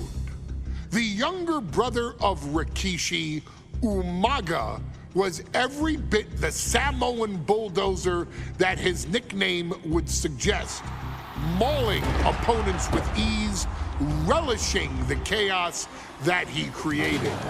A menace to the entire roster, an unrepentant badass, Umaga tortured his prey with high-impact collisions before ultimately sealing their fate with his vaunted Samoan spike, a vicious move used today by Solo Sikoa. Inside the ring, man, he was just a complete monster. Anybody that stood in front of him, he was gonna wreck him no matter what he had to do. He was just a crazy, wild Samoan. Outside of the ring, man, just a loving guy to be around. A fun uncle, always joking, always barbecuing at his house. I always looked up to him. He was just so cool. Perhaps an unheralded aspect of Umaga's game was his mastery of mental warfare. Umaga loved to present a wild, out-of-control savage, one who needed manager Armando Alejandro Estrada to handle all the details while he destroyed opponents. Umaga was the perfect definition of the word aura. A two-time intercontinental heavyweight champion, Umaga established himself as one of the purest forms of dominance to ever set foot in a WWE ring. His intense clashes with Batista, the Heartbreak Kid Shawn Michaels, and Triple H, along with WWE Championship battles against John Cena, still live on in the memories of those who were fortunate enough to watch Umaga perform. And Umaga will live in immortality through every member of this family, whether it's with a huge Samoan drop, a running bulldozer into the corner, a Samoan spike, or even a war cry in the middle of battle. Umaga is forever. I wish he was here. I know he's watching from above. So you, our beloved Us in training, are asked one simple thing. here in the WWE 2K25 showcase? To defeat John Cena. You've done that in this mode before, right? Simple. It was at New Year's Revolution in 2007 that Umaga and John Cena first collided for the WWE title. Umaga appeared to be too much for Cena in the minds of many pundits. Undefeated in WWE some 9 months after his debut, and things were going very well for Umaga. Until they weren't. Umaga would see his undefeated streak end by, of all things, a damn roll-up after rushing directly into the outstretched shoes of John Cena. 1 second of luck allowed John Cena to escape the inevitable, and now it's on you to fix it. Head into that ring, showcase Umaga's cruel brutality, and get Umaga the WWE Heavyweight Championship victory that he should have gotten in the first place. I assure you, my dear friend, Armando Alejandro Estrada will make sure nothing else goes wrong if you take care of business inside the ring.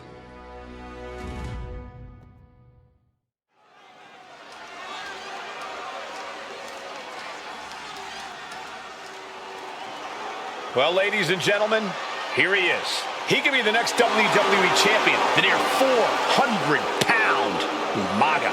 A man that since debuting right after WrestleMania 9 months ago has remained undefeated. And Umaga has been in the ring, Byron, with the best of WWE. This man looks, moves, and sounds like a movie monster. Except Umaga is for real. He is a Samoan bulldozer, an 18-wheel version with a mean streak. Big, athletic, strong, and probably gonna outweigh John Cena by well over 100 pounds. Since 1963, the WWE title has only changed hands twice here in Kansas City. That's twice in the last 47 years. But Umaga is a scary human being. He can easily change that trend right here tonight.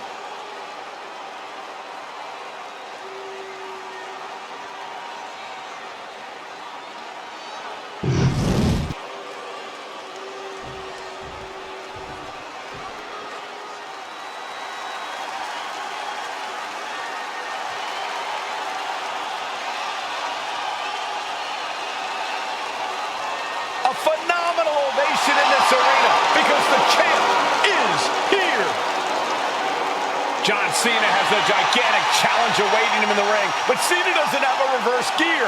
Absolutely not. The champ only goes one way, and that's straight at you.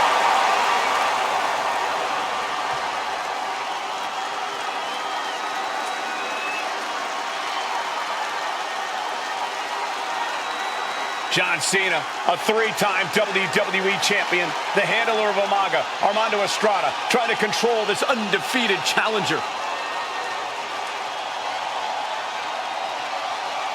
Once the bell rings, these two are going to go at each other full force.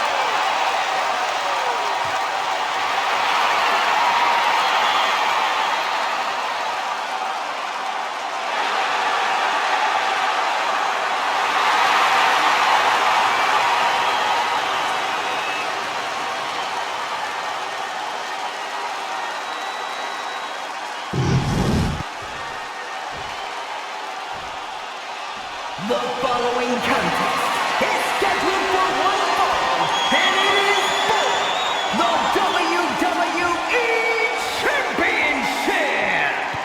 Introducing first, the challenger from the Isle of Samoa, weighing in at 353 pounds, Umaga.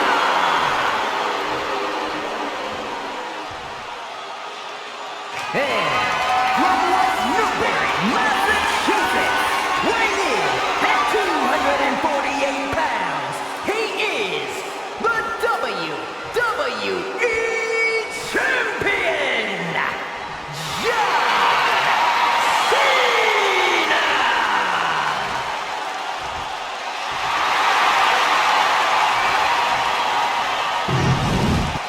past doesn't matter. Here's where it counts. Here is where it's settled. The prize is on the line.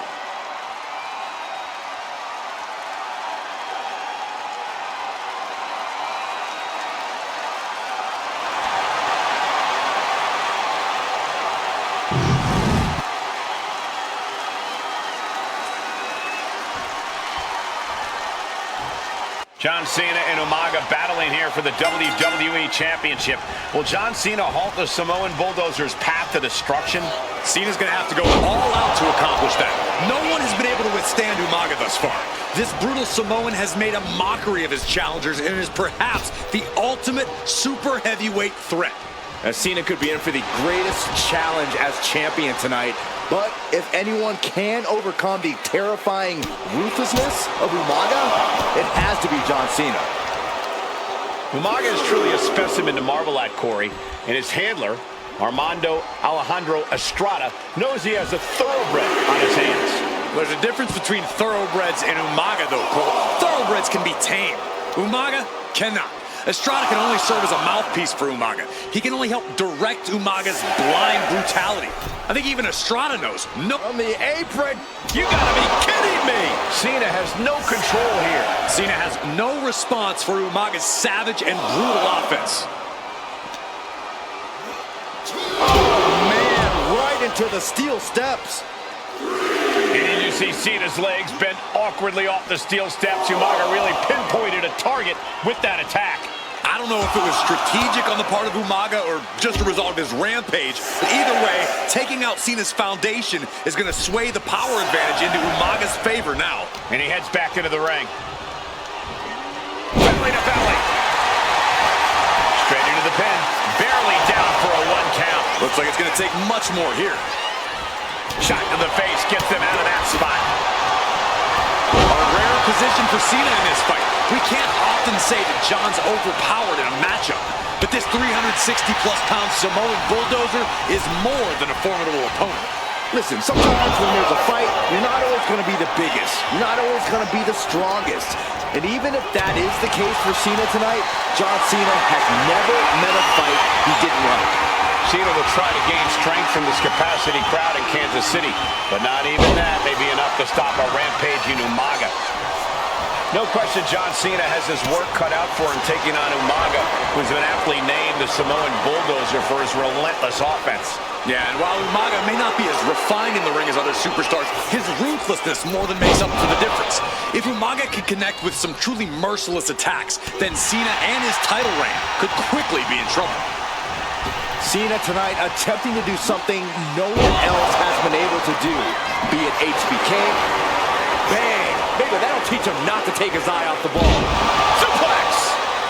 Oh, with authority! Oh no, it's never good when Umaga. Oof, that'll teach him not to showboat in the middle of a match. Cena with a face butt! We'll see what they call him Big Match John. Yeah, the greatest of all time, John Cena, the 16-time world champion. Man! Pin attempt by the champion. The challenger wriggles out at 1. He's not letting fatigue set in or get the better of him. Counter from Umaga. High-level ability being shown with each of these counters. Nice hip toss. Some good offense from Cena there, but it's going to be hard for John to have any lasting effect on such a huge man. From the top, the leader of the C-Nation. Oh, man. Strong clothesline. Umaga proving to be a relentless super heavyweight, determined on becoming the WWE champion tonight. Going outside. What's he got planned here? And that cuts Cena right off. And hold on, are we looking at the prelude to the end of it all?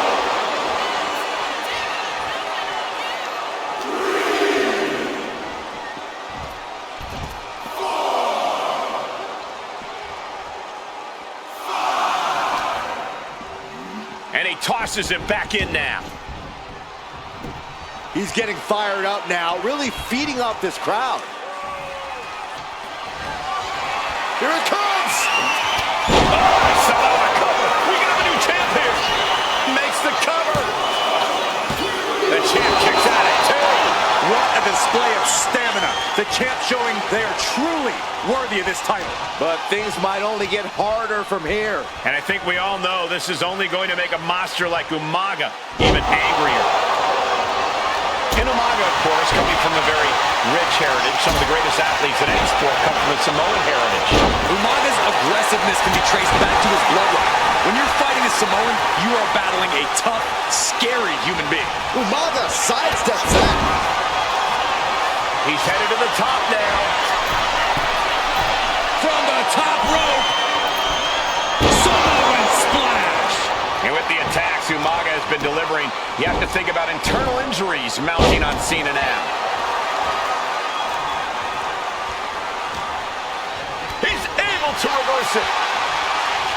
A chain of reversals here, every motion getting cut off. Oh, here it comes. Spiked. Sit out, pile driver. And I could look at Umaga and he reminds me of Yokozuna. His unmatched thickness and size is an orthodox offense. Look at Umaga's thighs, his calves. They give him a great power and a great base. It makes him almost impossible to knock off his feet. He's thick, he's strong, he's nasty, and he won't be slowed down. And into the turnbuckle. And Cena flattened in the corner. Umaga's just overpowering him. Look at the strength. Into the corner, just setting Cena up. You have to start to ask yourself, is the end of John Cena near? I think so. Look What out! a headbutt. No one has been able to stop Umaga. No one.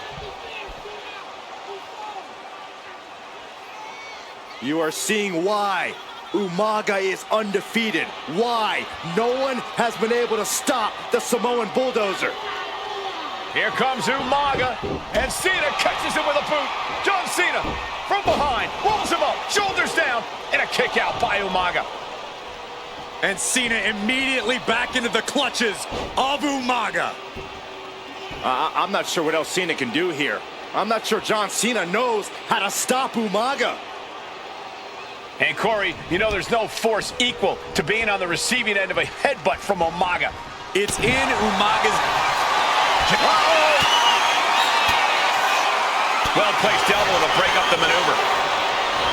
Sometimes I look at Umaga and it just scares me. I think he forgets that he's even in a championship match.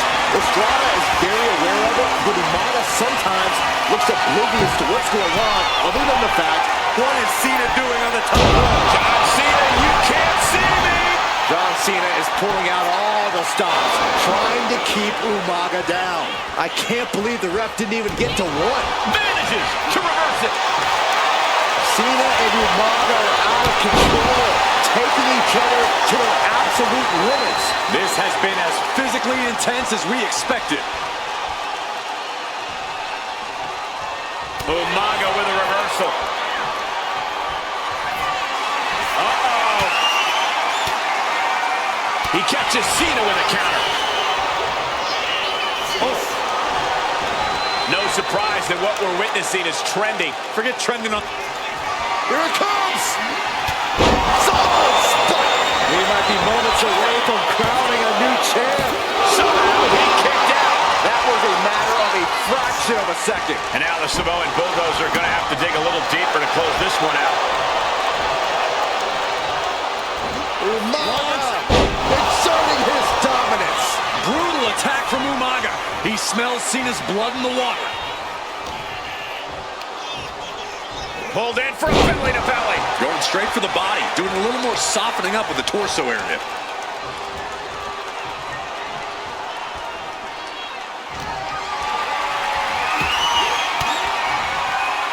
Cuts off their offense with a swift elbow to the gut.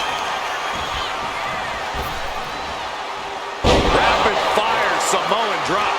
Overwhelming offense now from Umaga. Umaga is simply overpowering John Cena right now.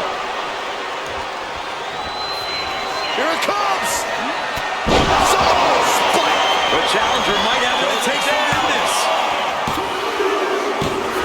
New champion and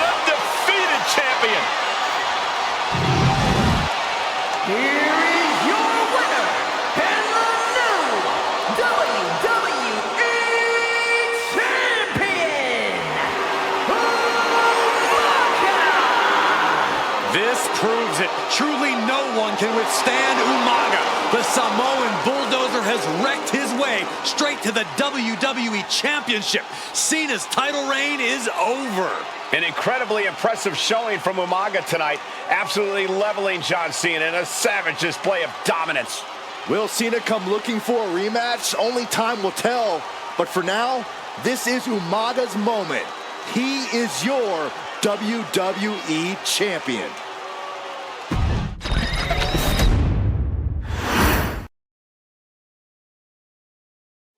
Hey, in WWE, things move really fast. If you aren't present in the moment, it can feel like a year goes by in only 2 or 3 minutes. That's why you always have to make time to make sure that you check. Hold on. Did I just hear myself say 3 minutes? Stop. Can you believe I'm actually doing Eric Bischoff's shtick? In the early 2000s, few words sent a shudder through the roster like the words 3 minutes, summoning the fearsome duo of Rosie and Jamal, collectively known as the 3-Minute Warning. Initially hired by the aforementioned Raw General Manager Eric Bischoff to interrupt anything he didn't find to be entertaining. You're just not entertaining me. 3 minutes are just about up. The two instantly made their mark in WWE with their complete and total decimation of anyone that was targeted. Their formula was really simple. 2 bruisers with surprising quickness who took pleasure in throwing opponents all around the ring with reckless abandon. And the trail of bodies left in their wake remains a testament to their devastation. Rosie, older brother of your tribal chief, Roman Reigns, and Jamal, who would in time develop his skills further and take the name of Umaga, were about instant gratification. They treated matches like a race, seeing how much damage they could fit into the shortest time possible. The 3-minute warning with my brother and my cousin, it was just one of the coolest gimmicks of all time to me. It was catchy, you know what I mean? Like, you kind of knew what was happening. And I feel like we all remember when the 3-minute warning hit for the first time. You know, the whole Den TV area just lit up. Every match was a train wreck, as the two would use their size to overwhelm most opponents, coupling that with incredible tag team maneuvers to increase the carnage to its maximum levels. That approach, maximizing damage while minimizing time, was a 3-minute warning signature. The team itself saw its run in WWE last for a little over a year, but in that time managed to make such an impression with the WWE Universe that it still resonates today. They are proof of the impact anyone can make if they capitalize on their opportunities, as 3-minute warning did every single time. It was a short-lived gimmick, but it was a really cool gimmick, and I just think it shows the versatility of, hey, if you need us to go out there and tell you a Broadway story, I'll cover 2 hours if you like. But if you need us to come out in 3 minutes to make an impact, we can do that too. But you gotta be really good to be thrown in there with the very, very best in the industry. I'm getting all pumped and proud, you know, for my brother and my cousin right now, just thinking about it. Here in the WWE 2K25 showcase, we have selected another team that embodies the same mindset in Akam and RYZEN, the AOP. Similar to Jamal and Rosie, these two look to inflict the most pain in the most efficient manner. Like 3-minute warning, AOP happily dispatches when summoned. Like 3-minute warning, AOP features 2 Goliaths who will hurl your body from pillar to post before finally bringing it all to a most painful conclusion. It's up to you in this Extreme Rules contest to beat the AOP to the punch and showcase the Wrecking Crew approach that made 3-Minute Warning the premier bruiser squad in all of WWE. And don't worry, we will give you more than 3 minutes to make that fact perfectly clear. As a matter of fact, take your time and enjoy dishing out the punishment.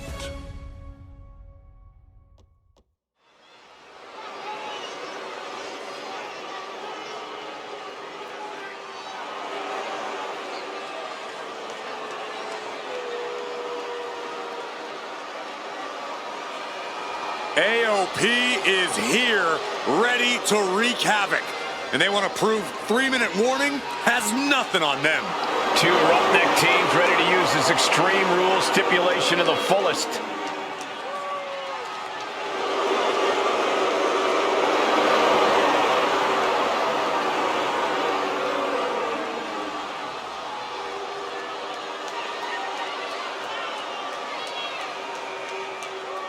The following contest is a tag team Extreme Rules match and accompanied by Paul Ellering at a combined weight of 620 pounds.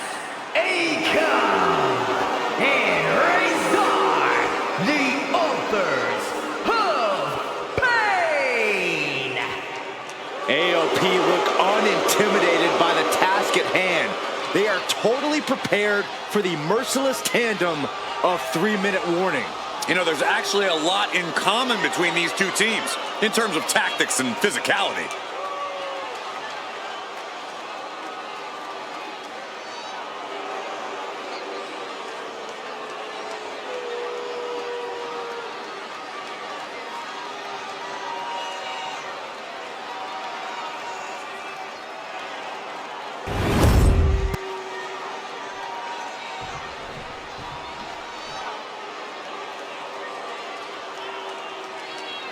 And guys, the authors of pain now have 3 minutes.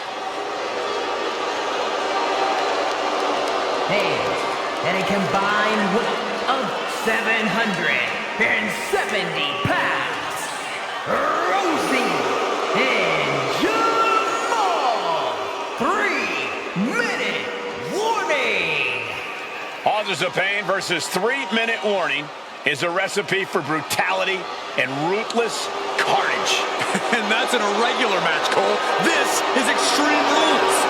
These two hit squads are going to tear each other apart. 3-Minute Warning made a career out of demolishing anyone who got in their way. Why would AOP be any different? Because that's exactly what AOP does too. They play the same game as 3-Minute Warning.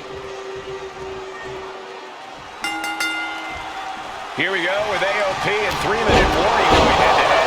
This is an Extreme Rules match, and it's a good thing it is, because neither one of these teams likes to play by the rules or limit their aggressive tendencies. Well, there is nothing on the minds of these men except dealing as much damage to one another as possible. Both 3-Minute Warning and the AOP excel at brutalizing their opponents and inflicting massive amounts of pain. Down for the pin. A kick out after one. Not the worst idea going for a pin there, but it's close. Rosie and Jamal tell their victims that they will feel the 3-minute warning. What does that mean, Corey? Well, it means a lot of superstars will get run over by the pain train, and it's only going to feel like the longest 3 minutes of their lives. When you're as big and strong as Rosie and Jamal, that's how quickly it can be over. AOP and 3-Minute Warning both love to bring the pain to their opponents, but I'm not sure AOP's ready for the pure chaos that is 3-Minute Warning. That ability to be totally unpredictable could play in 3-Minute Warning's favor. Interesting point, Corey. AOP likes to slowly grind their opponents into dust, but 3-Minute Warning are always looking for a quick... Watch out! He's able to slip away from that. Boom! Perfectly timed with the knees. Watch for the hardcore style of 3-Minute Warning. Both of these men are from the hood, so to speak. grew up in the streets, brought up to be tough. Rosie and Jamal have a rough tenacity. A duo that couldn't care less about headlocks. They're just all about beating the hell out of you. 3-minute warnings, thug-like tactics need to be respected. Rosie and Jamal only care about one thing, and that's the winner's purse. Some serious damage to the arm being inflicted here. Right to the arm. Caught with a clothesline. Take off. Oh, quick way to respond with a reversal. Rosie responds. Man, Rosie and Jamal, Akam and Razor representing the biggest, most imposing teams WWE has ever seen. Both teams don't care what the motive is, don't care who the target is. Their goal always remains. Slamming their opponent into place. Curious to see what's coming next from the second rope. This battle's found its way right to our doorstep. And what he's looking for here looks like a potential submission maneuver coming. Escape and a takedown. Oh, God. He's looking to take things to the outside now. Oh, heavy contact into the steel steps. Someone slam. Pay special attention to Rosie in this matchup. 6'5", 375 pounds. A man can run a 20-yard dash in 4.8 seconds. This guy is a pure athlete. Rosie played high school football with a legendary running back before playing college ball in Hawaii. Imagine being pancaked by the force Rosie brings. Sidewalk slam on the throat and through the ring. Right on the arm. Finishes that series of strikes with one last big hit. That was a vicious display. You can almost see the disdain in their eyes. Nice in the arm. Bloodline heading to ringside now. From the apron. Side steps and Countered into a backbreaker. Just look at the size of all these superstars. The ring had to be reinforced before this match. Over 1,300 combined pounds colliding. These men are so big and so thick, it's a challenge to wrap your arms around. It's really just best to find weapons for minutes and years. And there's the kick out. I didn't think this match was close to over. oh man, he is fired up now. Jamal laying down the gauntlet for his opponent. Right to the arm. Great athleticism. Lands face first. Oh my, what a splash! That was one big behemoth flying down with authority and force. Got him in the corner now. Going for the roll. Looking for the pin made by the teammate. Not a moment too soon. Yikes, that'll either wake you up or knock you out. We knew this would be a grueling and punishing match, but AOP and 3-minute warning are exceeding all expectations. Backdrop suplex. The adrenaline is pumping, and the WWE Universe is on his side. Legs caught. He's leaving the ring now. No countouts to worry about.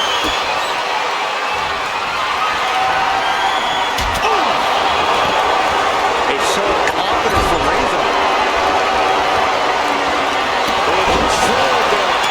Slamming their opponent right in front of the corner with more in mind here. Look out! And a huge splash. Look at it. AOP just felt Rosie and Jamal survive Extreme Rules. Here are your winners, Rosie and Jamal. 3-minute warning. Gotta give it up to 3-minute warning. In a contest between two of the most badass squads we've ever seen, they were the tougher competitors. Yeah, but AOP certainly made 3-minute warning earn this win. Just think about all the carnage we witnessed here tonight.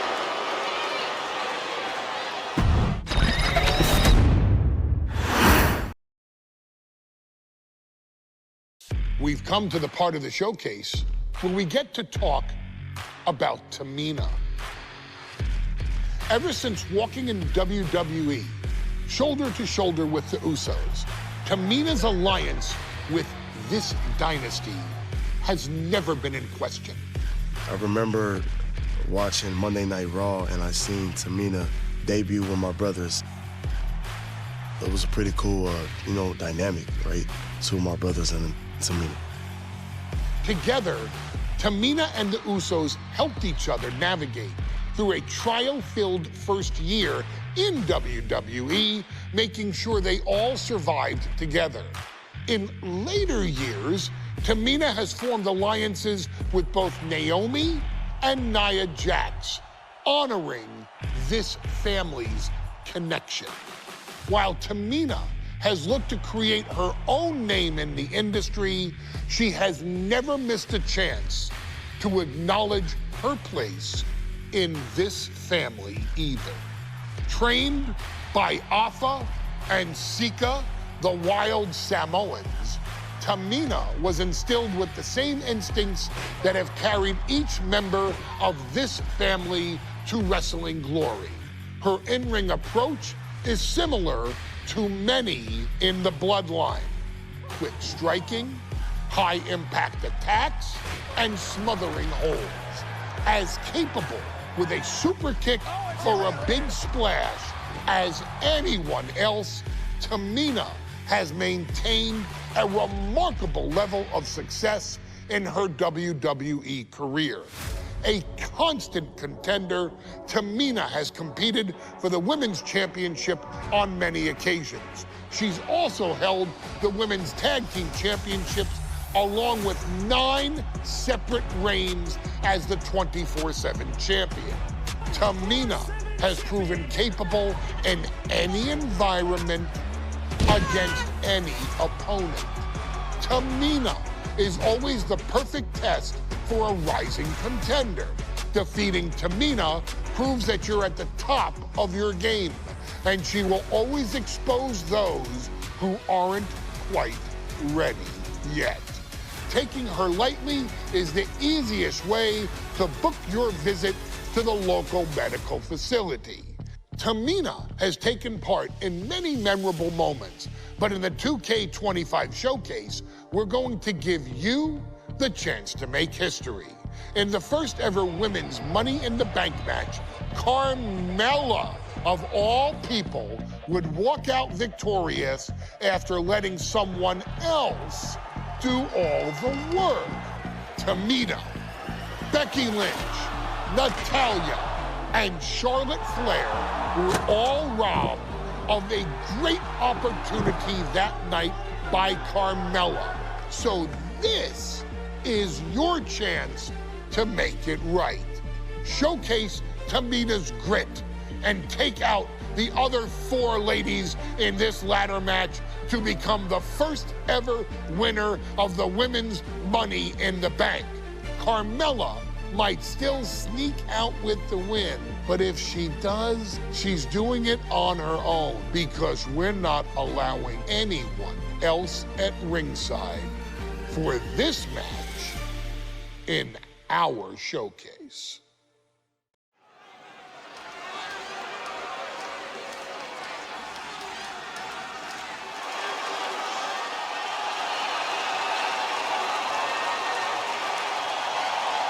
We are making history tonight here in St. Louis, the first ever Women's Money in the Bank ladder match. The following is the first ever Women's Money in the Bank ladder match. Introducing first, from the Queen City,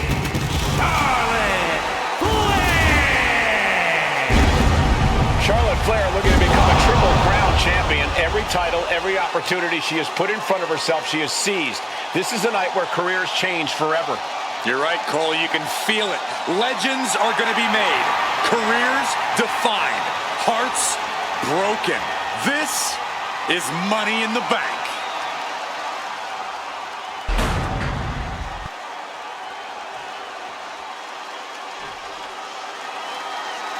And Byron, Becky Lynch with a very astute point. I rip off arms. You can't exactly climb a ladder with no arms.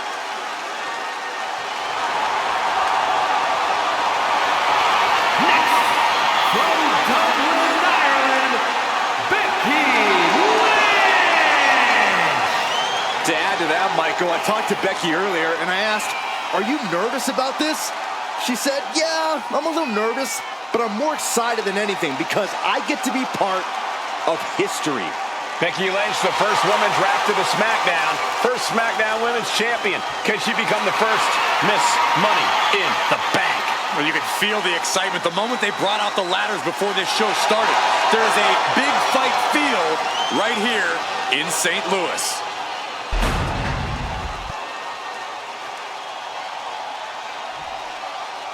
There's a big fight coming. Tamina, perhaps the most dominant superstar in this match. And I guarantee she is not fazed by taking on 4 different opponents in a ladder match. From the Pacific Islands, Tamina!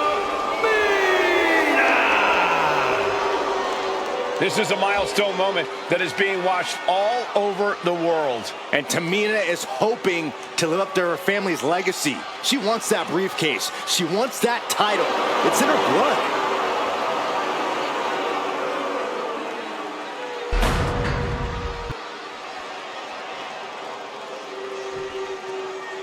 Mela is money, and she is as confident as ever.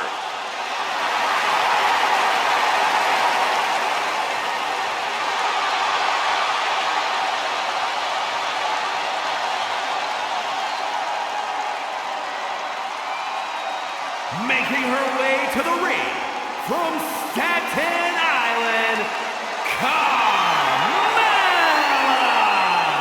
Byron, Carmella's made a couple of good points recently, saying, I was the last woman drafted in the WWE draft last summer. How big of a chip is on her shoulder? Well, she's got a huge chip on her shoulder. And also, don't forget, Carmella has had some major victories lately, so she has all the fuel you could need heading into a match of this type.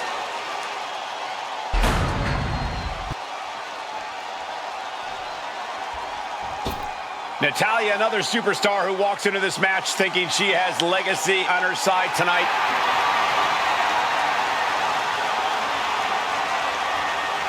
And from Calgary, Alberta, Canada, Natalya! Every last woman in this match has chased this opportunity so fiercely. They have chased the championship, perhaps none more so than Natalya.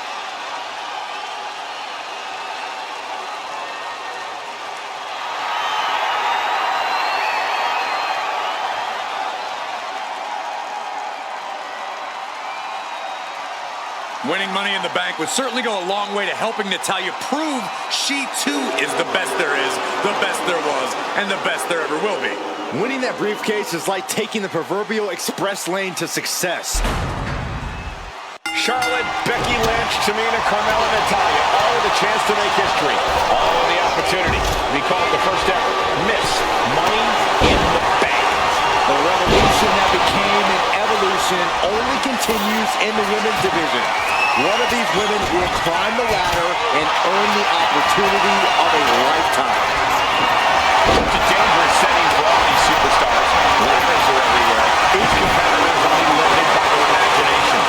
Your head has to be on a constant swivel. Ladders will be used as weapons. Anything can happen to get that briefcase. And look at the playing field. The majority of these women love to utilize their submission offense to put opponents away. Tapping someone out won't win this match, but these women should not shy away from using the biggest weapons in their arsenal. We've heard Becky say she was going to rip arms off tonight. You can't exactly climb a ladder with no arms. Big boot. Carefully measured knee drop. And she's returning fire.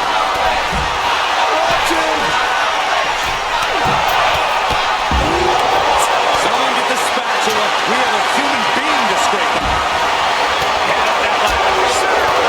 Big time Tamina landing heavy offense on Charlotte. Charlotte thought tonight would be an ascension to her throne. Tamina's here to ruin that dream. A contract that could change lives hanging opportunity in our sport. 15 out of 17 superstars are successfully tapped in the Money in the Bank contract. A surprise cash-in has only failed once, and the other failed cash-in was alerted to a week in advance. You are almost certain to become the next SmackDown Women's Champion if you grab the contract tonight. Counter from Tamina. Goes into the corner. Running hip attack. What impact? Oh, and that attack might have clouded Becky's vision. Yeah, Tamina just inflicted as much pain as possible and enjoyed it. No safe haven in this match. These ladders can be your best friend or your worst enemy. There's no allies in this match. It's everyone for herself. There is no room for friends when history is being made. Not when you can go down in the record books as the first Miss Money in the Bank. Powerful contact by Tamina.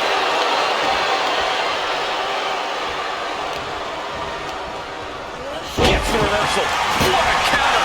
Ooh, clothesline delivered.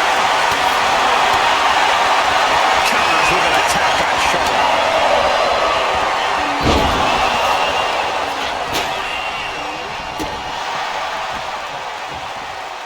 Nice reversal by Charlotte Flair. Charlotte driving Tamina, and both tumble to the floor. Both women crashing down hard. The Queen, Charlotte Flair, the first to her feet, surveying the situation. Oh my! They Tamina into the steps. Well, you are seeing a heightened level of aggression, heightened level of intensity from all these competitors because of the stakes involved.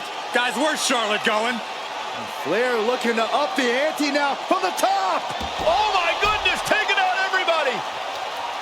The Queen rising to the occasion. What you just saw is why we say Charlotte is genetically superior. Yeah, undeniable athleticism from the Queen. Can it pave her way to the top of the ladder? Slap, too. 3 second-generation superstars competing in this match. Carmella, Charlotte, and Tamina. And Natalia, of course, a third-generation superstar.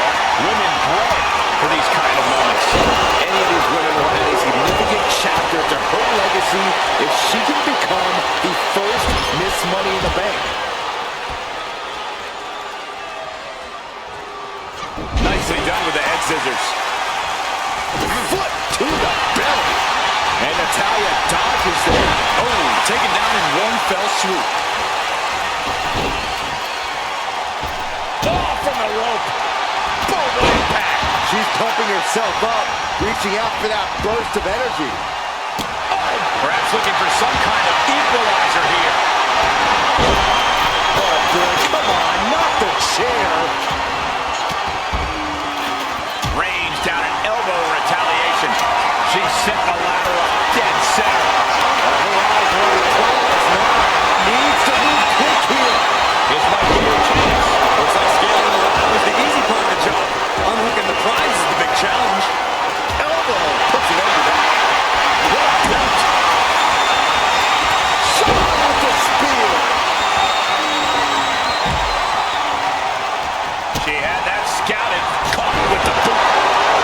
Money in the Bank briefcase still hanging high. This is what it's all about. The opportunity of a lifetime. What are you willing to do?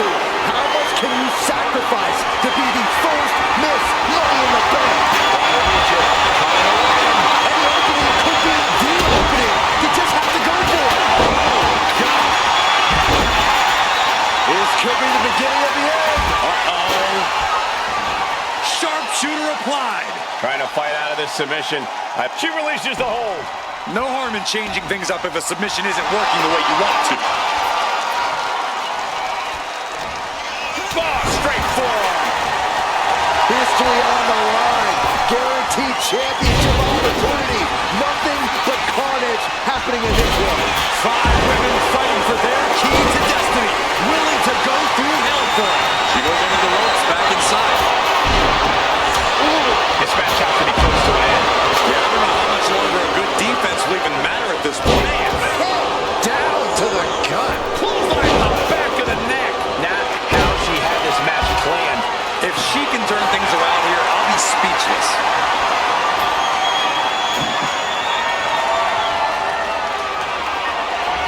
punches, taking out a lot of damage. I'm not sure how much she has left in the tank. These are the moments professionals train for. You're at your breaking point. Becky can't stop this string of offense. The man's got to figure something out. Totally out of it. She's a perfect target. Target in the stomach to reverse that maneuver. Becky assaulted her opponent with a kick to the gut, and now going to turn things here. Driving her opponent down. She's got the line of position how she wants it. Creating a deadly situation in the corner. Reach down on the offensive. Guys, now I see blood on the face of Carmella. Center of the ring. Perfect ladder positioning and placement here. Up the ladder now. Let's see if this is right for the picking. He's got it in her hands. Slow and steady rolling the race in this situation. Hey, come on. Flying. Oh, coming down from way up top. And Lynch is doing her best to stay in this matchup. Natalya might need to find space to regroup. Listen to this place. It's unreal. The decibel level in here right now is breaking glass. These fans are on fire. Ooh, what a response.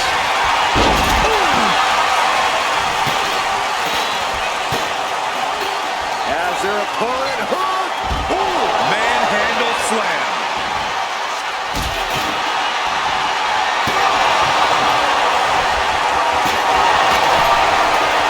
It seems like she's going to take things up a notch or two. Yeah, she's definitely got something big planned with this table. Look at this.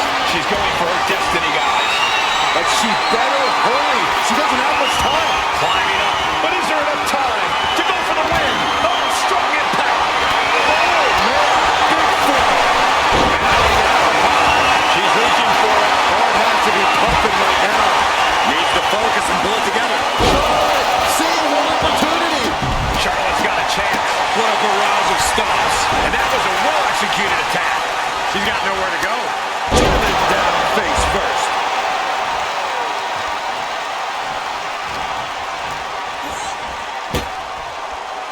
Looks like setting up for a suplex. Gonna finish things off.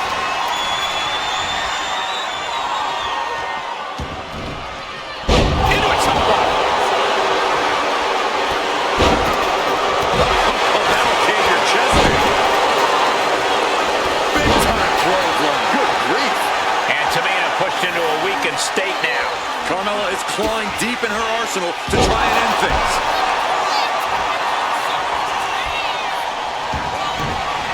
She's able to get.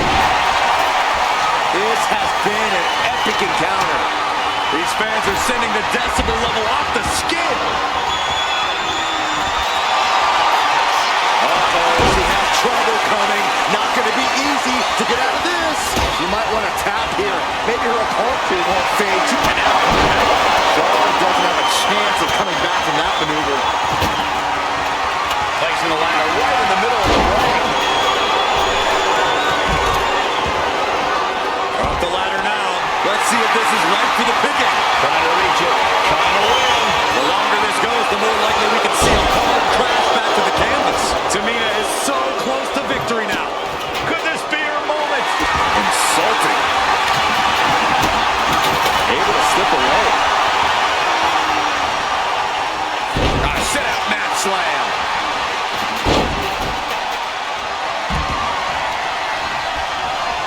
And her torso really looks to be the big target here.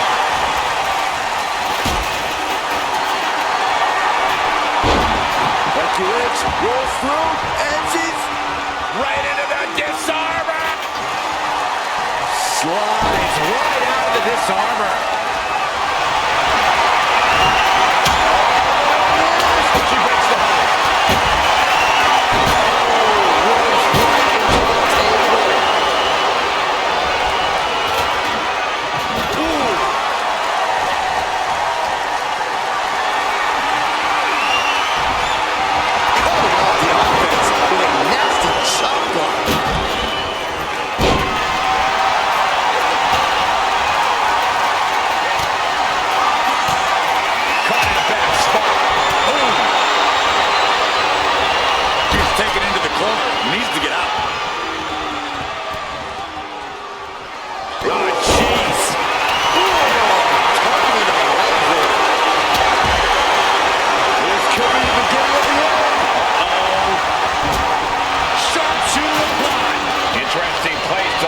and the agony has no reason to end as we see her tapping out in pain. And she's taking another shot above the shoulders.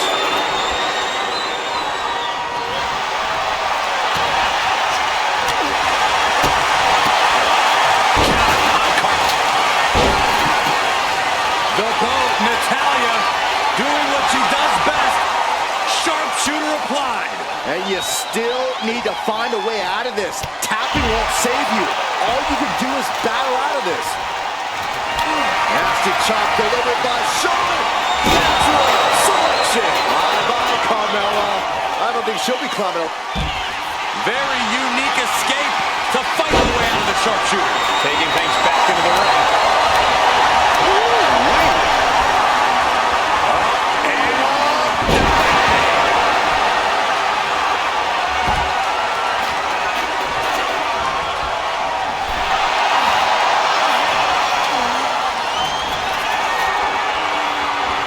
Really trying to do everything she can to get back in this. Lynch landing awkward on the outside. Went after the head and neck again. Maybe trying to rattle the opposition's balance.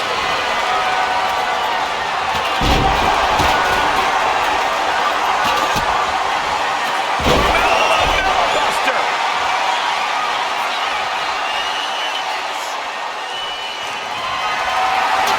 And she's positioning the ladder perfectly in the center of the ring now. Head up that ladder. Center of the ring. Needs to move quick here. This might be her chance. Maybe this isn't a good position to go for. That certainly seems to be having trouble with that. This is it. This match is over. I'm afraid you might be right. Victory is within reach now. Carmella trying to snatch the punch. History in Bella's hands. It's just a matter of time now, Michael. And back into the ring she goes.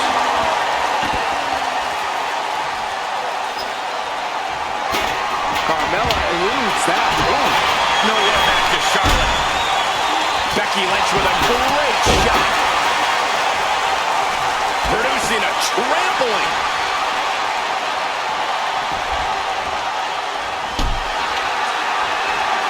Oh, the steel ladder being used as a weapon. Putting that ladder in the exact right position now. Center of the ring. Ladder set right in the middle of the ring. Starts the climb, but needs to move quickly. Can she end it here? Becky's reaching. Can she unhook it and get closer to reclaiming her championship? Fought off with an elbow. Still in. From behind. Back suplex. This is how you target a body part. Yeah, just hammering away at the torso and ribs. You can't deny that it's working. Nice hip toss. And an elbow drop to the arm. She fights back with the count. Suplex rolls through. Disarmer locked in. Just looking to do some damage. And look at her giving up. She's quitting, but it doesn't save her from the hold here. Good Lord, what a shot. Someone's got to get control of this thing. Forced to the outside. Not a good predicament to be in. Goes under the ropes and into the ring.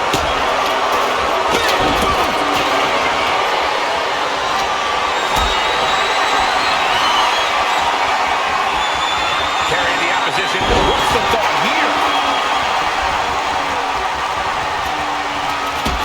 Hooked up. Shin breaker. Boom. Oh. Able to save herself there. Brutal forearm.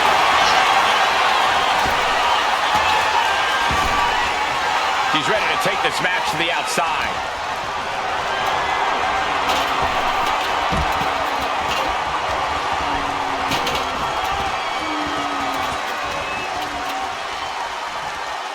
Beautiful double drop kick. Make Ricky and Robert proud. And now, Look at this. She's going for her destiny, guys. But she better hurry. She doesn't have much time. sit out, slam. Better have nasty chop delivered by Charlotte. On the line now. Let's see if this is right for the picking. Natalya's night could have just ended right there. She might not be in any condition to climb the ladder. Working on the hook here. All eyes are glued high above the ring. That's it. Tamina has the ring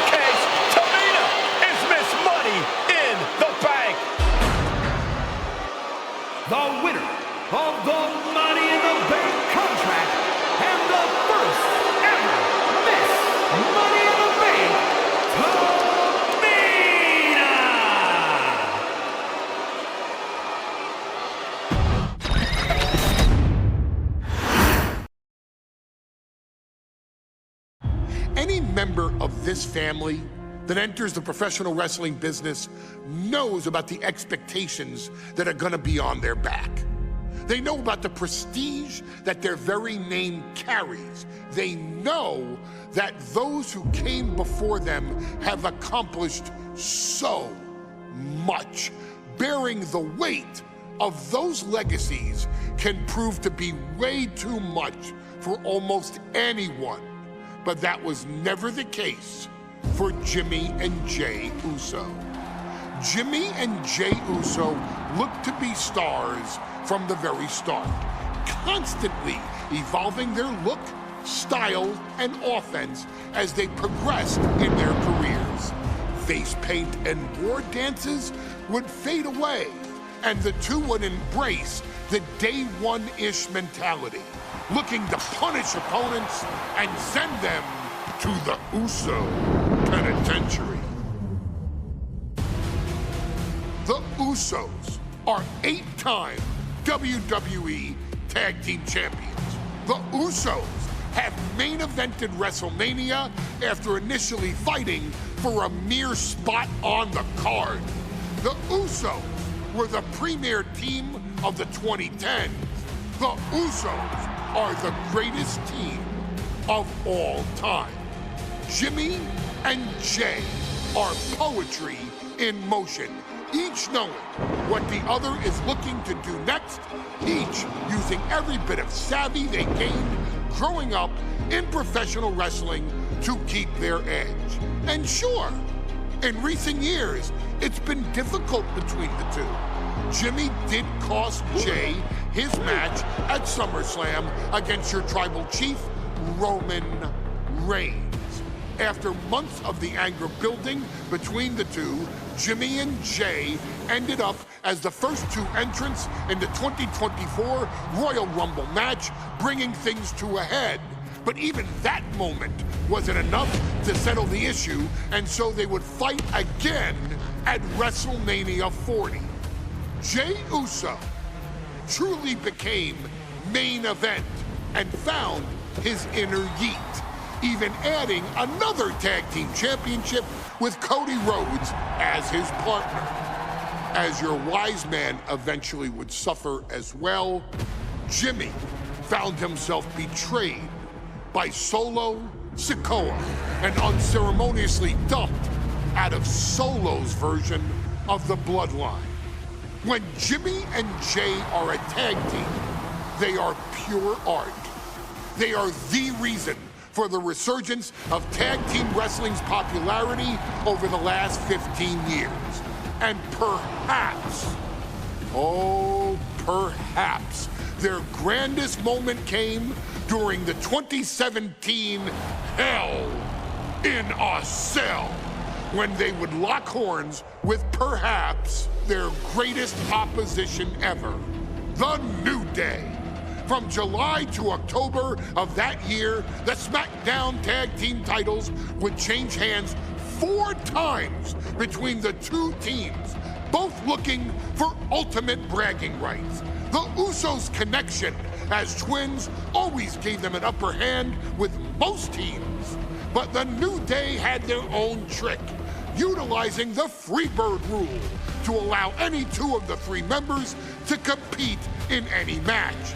Jimmy and Jey could never know for sure who the opponents would be, with a different game plan needed for each iteration. With nothing clearly settled after 4 months, the New Day would offer to defend inside Hell in a Cell, and the Usos gladly accepted. We've seen the Usos showcase tag team wrestling at its most beautiful. Now we want you to showcase the brutality that exists within Hell in a Cell. Big E and Xavier Woods are going to use everything at their disposal to take you down. But you've been down since day 1. Now it's time to force the New Day to realize there's nothing wrong with them being in second place, and there's nothing that's stopping you inside Hell in a Cell.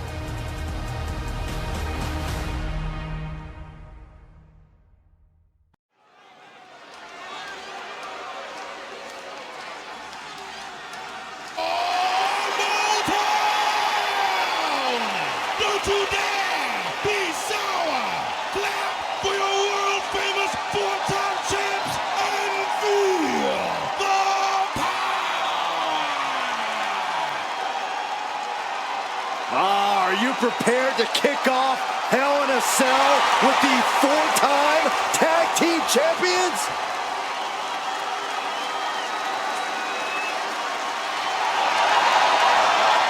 The following contest is a tag team Hell in a Cell match and is for the SmackDown Tag Team Championship and accompanied by Kofi Kingston at a combined weight of 490 pounds. The SmackDown Tag Team Champions, Xavier Woods and Big E, the New Day. Well, I can't say that I'm ever prepared for a man swiveling his hips and playing the trombone on the way to the biggest fight of his life.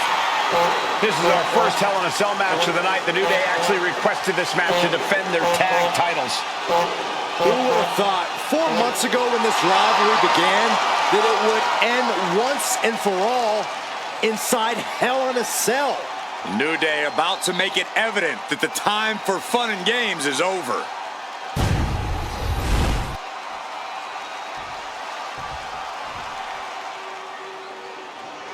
This is the first time that tag titles will ever be defended inside Hell in a Cell. And at a combined weight of 493 pounds, Jimmy and Jay, the Usos. Tonight in Detroit, the Usos welcoming New Day into the penitentiary. This is going to be like a Chow Hall beatdown. In every sport, you hear about super teams. Well, tonight, we're seeing 2 super teams of the modern era. This is going to be special.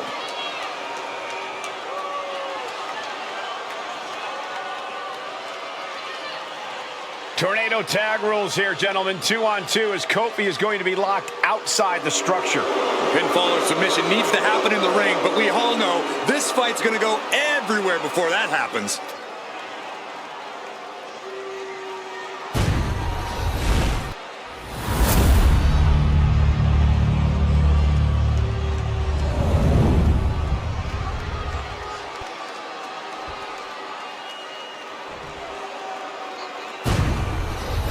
Here we go, gentlemen. The tag team titles are up for grabs. Final preparations between partners before the action begins.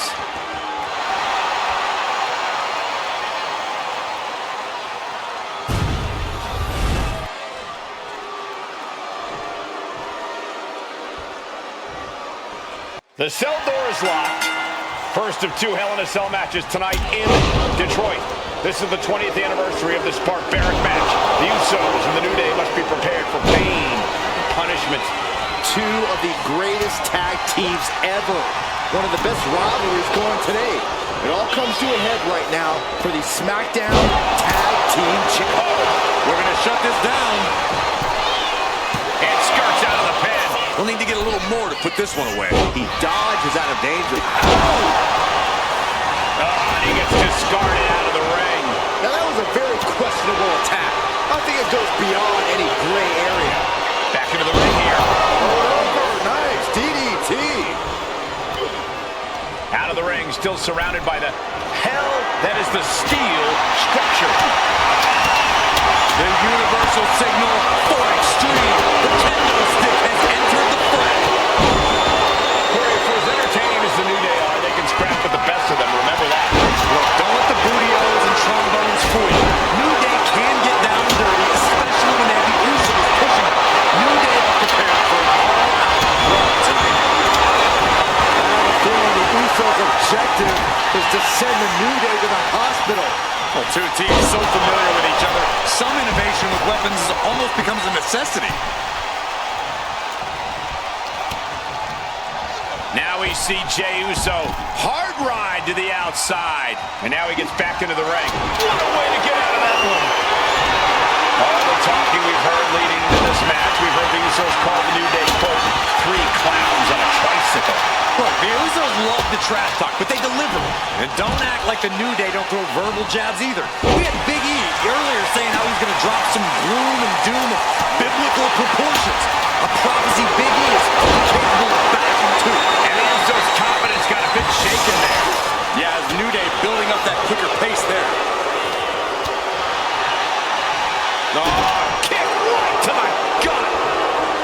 Connects with the kick. Counters to gain the advantage. Super kick! Oh! Ooh! Corey, a few weeks ago, we saw New Day walk out of SmackDown as champs in a street fight. A match the Usos handpicked, but this environment is totally different. There's nowhere to run, nowhere to hide. I think the New Day played right into the Usos' hand when they selected this match. Jimmy and Jay have Usos and New Day going at it inside Hell in a Cell, and Jey Uso set outside the ring, and now the New Day on the attack. Big E, as aggressive as I've ever seen him here tonight. And Xavier Woods now with toys, kendo sticks in hand. And it's about to get more aggressive, more vicious, more barbaric.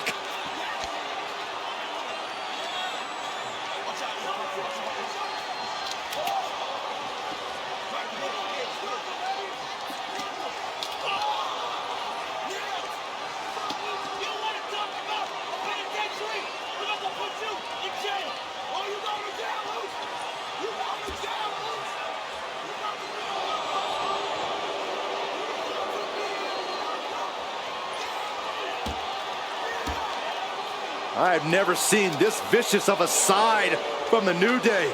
It's what Hell in a Cell does to you.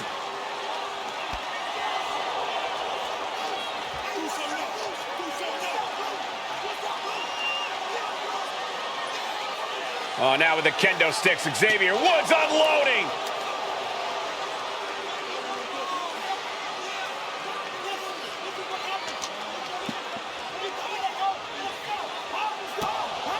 Well, you're saying it, Byron. Hell in a Cell makes you do some awful things. Just attempting to survive, attempting to win. Do whatever you want, punish however you want. Right now, that seems to be the mission statement of the New Day in order to retain the SmackDown Tag Team titles. And that's what it's about, proving you're the best in one of the most insane environments in WWE today. The New Day have just changed the whole complexion of this match. I don't know if I've seen New Day go to these lengths before.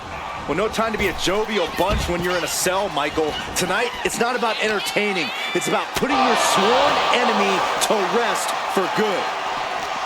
The Usos and the New Day have been trading title reigns for the majority of the year now. This, the contractual rematch for the Usos. If they lose, the Usos won't get another opportunity for the titles as long as the New Day are champs. And just being around the Usos, it's not only about winning the tag team titles, it's about stripping the New Day of everything that made them popular with the WWE Universe. It's about making sure the New Day never competes again. It's never been just about the title, Saxton. It's about these two teams wanting to claim supremacy for themselves. No telling what's underneath the ring tonight. Determination. Here we go for the championship. Oh, wow, made the save there. That could have been it. He quickly slides into the ring. Big shot taken. That one's going to leave her well. Talking to Xavier, he told me the one thing the Usos have taught us is that we have to embrace a more lawless culture here in WWE. A more lawless culture in this rivalry. And that could be the reason the New Day chose to have this match in the Hell in a Cell. It's been such a chaotic rivalry. Therefore, only this kind of lawless match could finally put an end to it for good. He's still reeling, and more punishment is incoming. He catches Woods with a counter. What a shot. Counter you on. Hooked up. Small package. Primer. Good. Shoulders down. To retain. All the way up. Driven down to the sidewalk. The champion into the pin. He breaks the ref's count before 2. It's hard to believe, but it looks like he still has some gas left in the tank.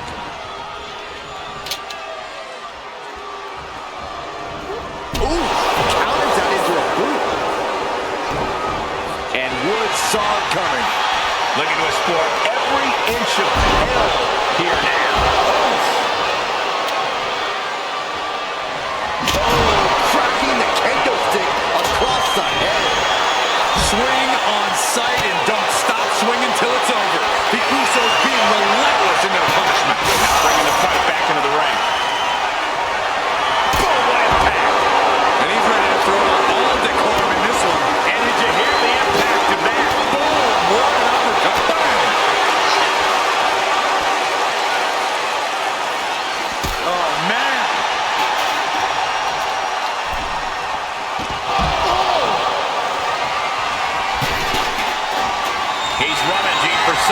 equalizer underneath the ring. I guarantee that chair is not going to be used as it was designed for. CORSAIR spin, chance in trouble. Strong kick attitude from the champion. This is going to come down to who wants it more. Big chop block. That'll stop you in your tracks. Taking things to the top rope.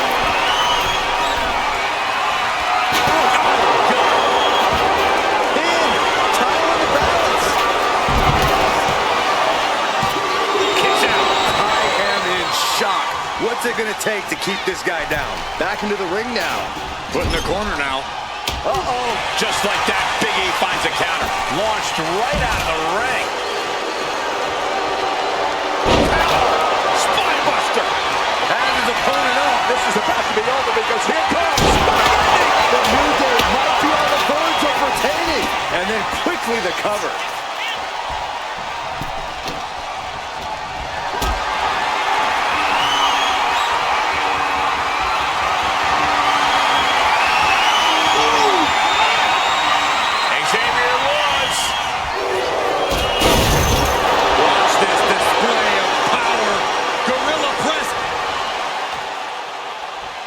Jimmy and Big E slugging it out middle of the ring. This has been a vicious, brutal match between two of the great tag teams today. Here comes Jey Uso into the fray alongside of his brother. Bang! Double super kick. And the Usos now looking for that patented Uso splash from the top rope. Uso splash!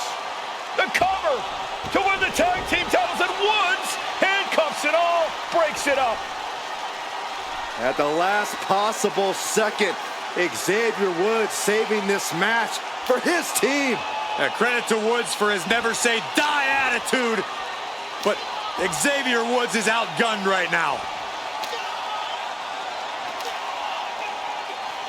And look at Woods still fighting back. Yeah, with the handcuffs. Using the handcuffs as a weapon. That's smart.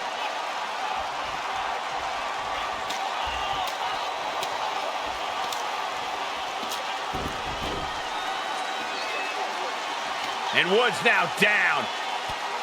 And trying to still fight back. What heart from Xavier Woods.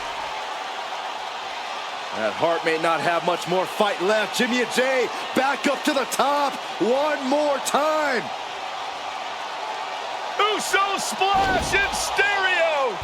The cover. The Usos win the tag team titles.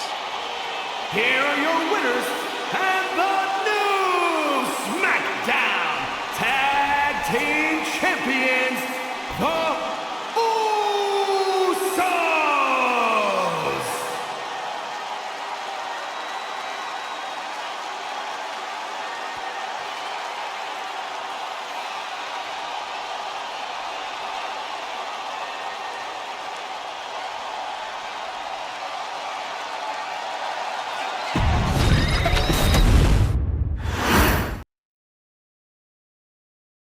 Next on our showcase is someone who wasn't born into this family, but has put in the time and more than earned her spot. She's always happy to leave haters in the rear view, and when she enters the room, you will undoubtedly feel the glow. Of course, I'm talking about Naomi, who many of you may know has reigned as Jimmy Uso's wife and queen for over 10 years. There's the old saying that behind every good man is an even better woman, and this could not ring more true than Naomi, who I will say is an absolute treasure. Jimmy will frequently speak during old Bloodline planning sessions about how much her support and love drove him to improve as a superstar, always stressing her importance not only to the WWE Women's Division, but to his career and his life as well. In the ring, there is no denying Naomi's skills. The former women's tag team and two-time SmackDown Women's Champion has the mental tenacity to push through the toughest part of any match and possesses breathtaking physical skills. Naomi uses her dancing background to constantly innovate with her offense, resulting in some of the most beautiful moves you will ever see, unless you're on the receiving end of them. Naomi is an inspiration to so many of our younger members of the WWE Universe, showing a new generation that anything is possible if you just put in the work and never stop believing in yourself. Naomi has battled against the very best in the women's division, taking on foes like Charlotte Flair, Bayley, Shayna Baszler, and Io Sky. My favorite moment of Naomi was when she won the title in her hometown, Orlando, at WrestleMania. To compete against that caliber and maintain the level of success that Naomi has for her entire WWE career is something worth, shall I dare say, acknowledging. Naomi has even teamed with fellow family member Tamina through the years, proving the family you choose can often be the most important.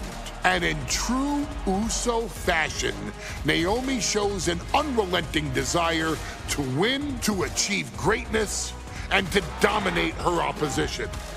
Many mistake her smile as a sign of kindness, but they quickly realize their mistake as Naomi unleashes a flurry of kicks, flies at them with moonsaults from all angles, and then ties them up in knots. Naomi is having fun, but Naomi is never playing.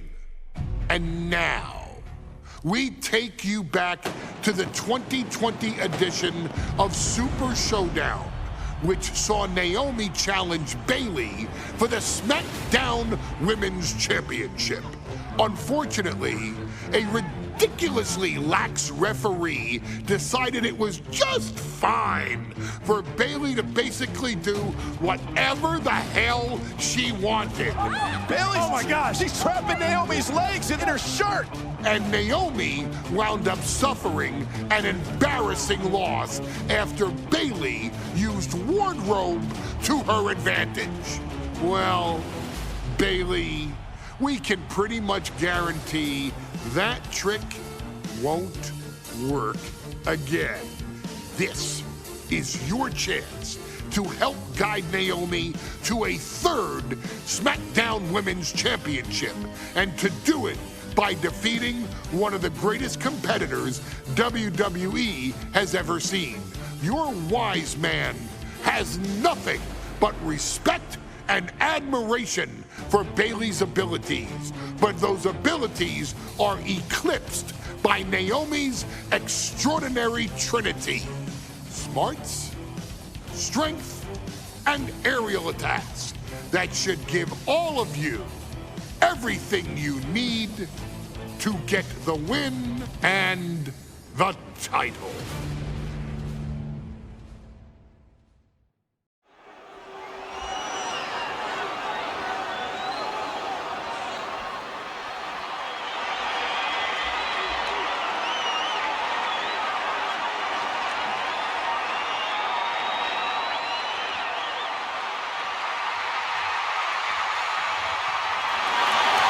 Gentlemen, it's glow time!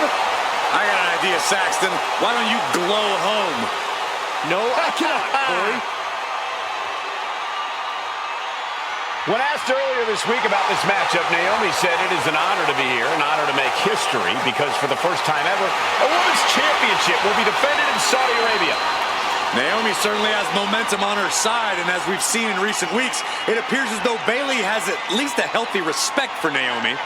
Well, so much of Naomi's career has been predicated on making history. You think back to Naomi being the winner of the inaugural WrestleMania Women's Battle Royal, being the first African-American SmackDown Women's Champion, and tonight, once again, an opportunity to make history in her career.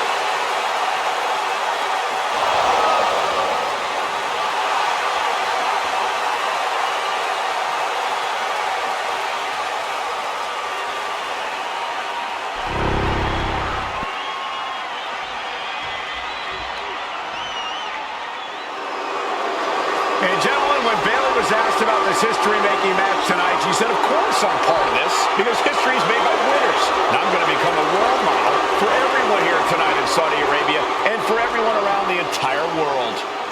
I asked Bayley her thoughts on this match, and she said, new country, same sheep. Bayley is nothing if not confident headed into this match. Oh, and everything you just said is indicative of the new attitude, the new personality of Bayley. Bayley has been SmackDown Women's Champion for a record-setting 279 days. She's won every title available in WWE. The NXT Women's Championship, the Raw Women's Championship, the two-time SmackDown Women's Champion, a Tag Team Champion, a Money in the Bank winner. Bayley has accomplished it all. But the one thing Bayley has never done in her career, she's never beat Naomi. And believe me, that is a huge point of confidence for Naomi and a huge pressure on the champion. What an exciting moment for both of these competitors tonight, but once the bell rings, it's down to business. The SmackDown Women's Championship is on the line.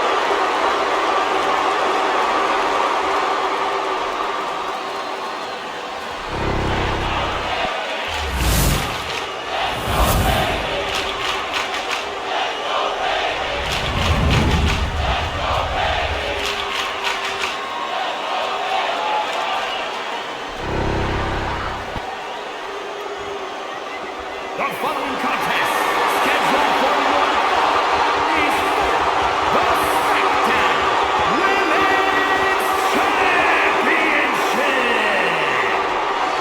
Introducing the challenger from Orlando, Florida, Naomi.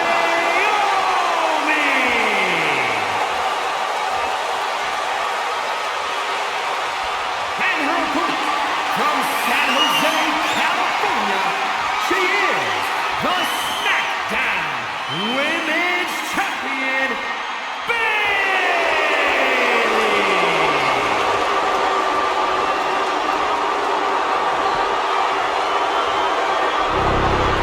For the first time ever, we have a Women's Championship match here in the Middle East, in Saudi Arabia. Bayley against Naomi. Will Bayley's record-setting reign end here tonight?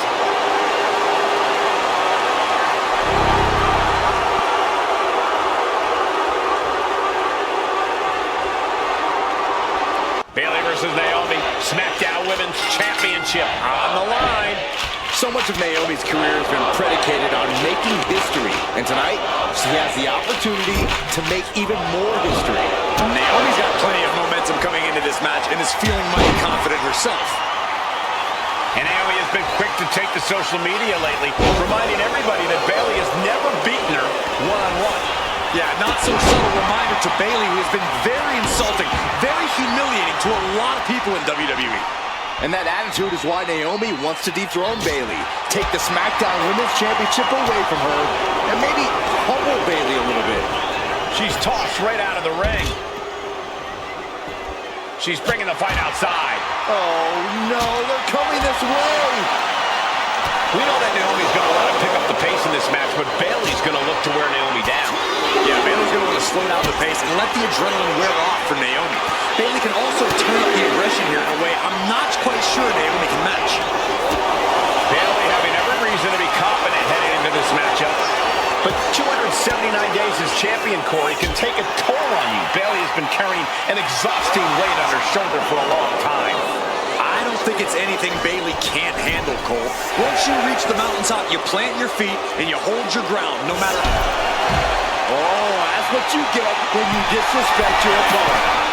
Perched up top. Good Lord. Taking flight. Coming down on their opponent like a sack of bricks. Naomi going for broke. And this high-risk offense from the challenger might be catching the champion by surprise. The challenger being the aggressor here, but remember, the title can only be won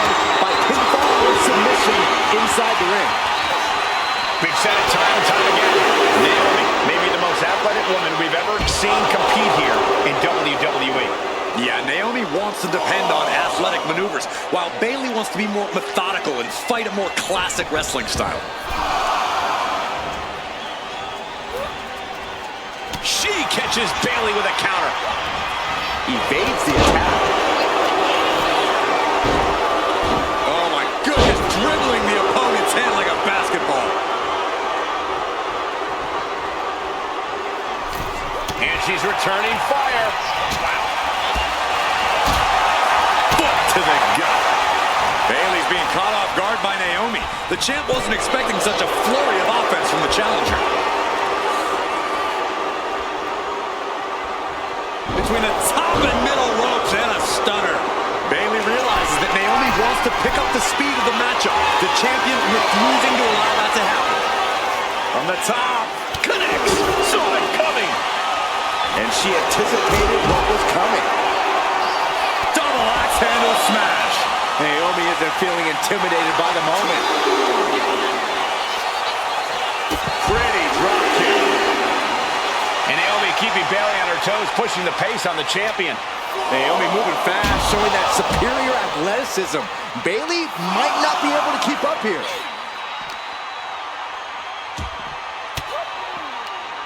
A defensive elbow to the gut ends that. I don't think I've ever seen a champion feel as disrespected as Bayley has, Corey, because Bayley's talked a lot about how people think she's an afterthought as a champion. Everybody talks about Becky Lynch on Raw. They're now talking about Rhea Ripley in NXT. But Bayley has been the longest reigning champ in SmackDown history. And you read off all the accolades, all the championships she has held. Yet for some reason, Bayley still finds herself overlooked. Bayley is down under pressure. Naomi picking up the pace against Bayley and keeping her all out of sorts. She is going to look to press on the advantage. Buying herself some very precious time here. Nice Japanese arm drag. Cinching in the arm wringer, and met with a right hand. Byron, you've talked a lot about this change in Bayley and how people can't believe that this is the type of person she's turned into. Well, it comes down to career frustration. Bayley is frustrated with her career progression. The way things were when she was hugging and smiling. It's not about frustration, Saxton. It's about realization. Bayley realized she never got the respect that she deserves from the WWE Universe. My goodness, is this even legal? I don't think so. Oh, look at this ruthlessness in the bottom turnbuckle.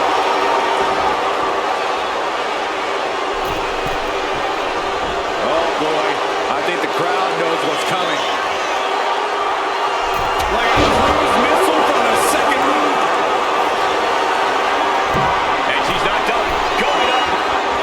Bayley from up high. Diving elbow drop. Shoulders down. To retain. Oh, and quick resiliency from the challenger. She kicked out there, but I don't know how much more she can take. Naomi feeding off the WWE Universe, inching closer to recapturing the championship. Put in the corner now, put on the top rope. And here we go. Championship's on the line. Naomi's got Bayley in trouble up on the top rope. This could be Naomi's moment. Smart move by Bayley, protecting her title and going to the eyes. Oh, what a kick.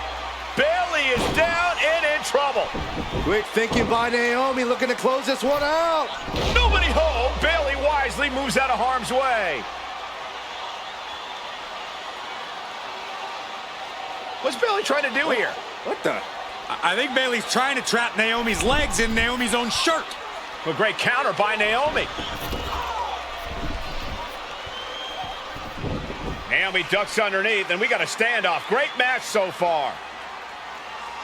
Well, Bayley thought she had Naomi, but the challenger was ready. Well, the champion has to find a new strategy in a hurry. Real view by Naomi. The challenger might have what it takes to win this. Sunset flip applied. Not done there. Submission! Locked in! Is it over? Is she gonna tap? Bayley has been compromised. Will A couple of knees and then another one, and that'll force the break.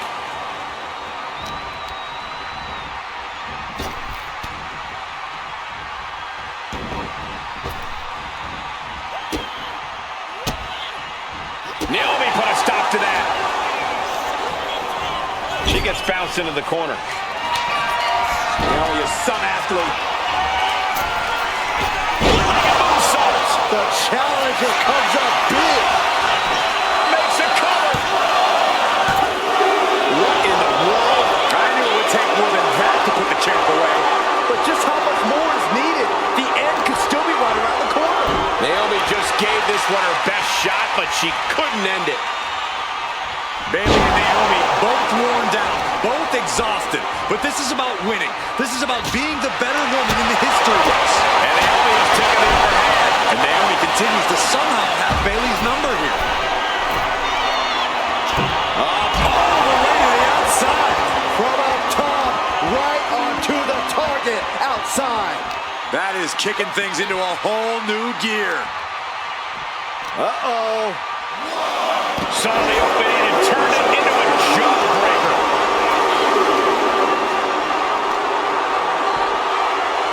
She had Naomi's number. Takedown. And now punches right. Oh, God. Let's hope this thing doesn't get any closer to us. Hoping's a good start, but we might be better off just backing up now. Breaker. Taking things back into the ring. That's right, Naomi. Keep bringing the glow. Okay, she's taking her showboat a bit too far at this point. She can be on her way to a countout. We almost just to be crowned champion. Cover. No, we did it. We have a new champion. Here is your winner, and the new SmackDown Women's Champion, Naomi! Bayley's stranglehold on the SmackDown Women's Championship has ended. The glow era has begun. Bayley was as aggressive in this match as she's ever been, but Naomi's confidence and athleticism were just too much for Bayley to contend with. History made in the Middle East.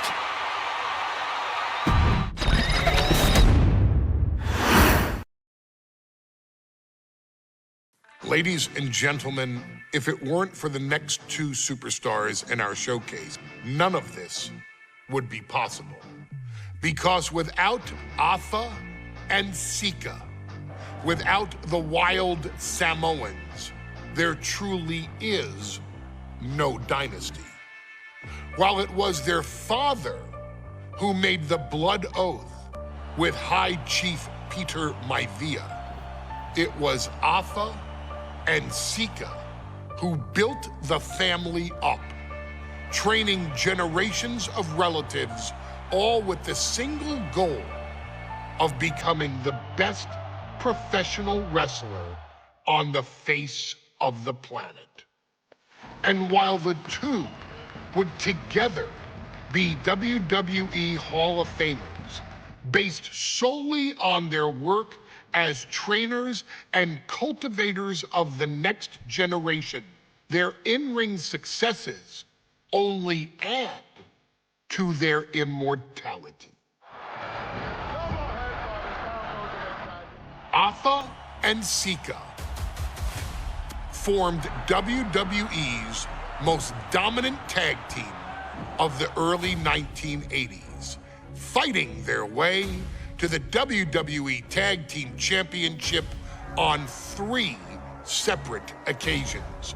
Opponents were often defeated before the bell even rang to start the match, falling victim to the aura and the intimidation factor of having to step into the ring with the wild Samoans. Accompanied by Captain Lou Albano, the trio formed a masterful group that was able to take all opponents off their game, be it through Albano's devious schemes or the overpowering nature of the wild Samoans. WWE had never dealt with a team so primal, turning each match into a battle of survival. Most feared, the deadly Samoan drop, a move that has been imitated by many, but duplicated only by a chosen few. There they are, the Wild Samoans. These are immigrants coming from the island, trying to figure it out, trying to find a way. I couldn't imagine being these men. I couldn't imagine taking on these responsibilities of setting the tone in a whole new country. And then trying to break into entertainment on top of that. But they made it work. And that's what we are. We're workers. We make it work. These tribal elders set the standard for all of their descendants to not only follow, but they also taught their descendants how to surpass it.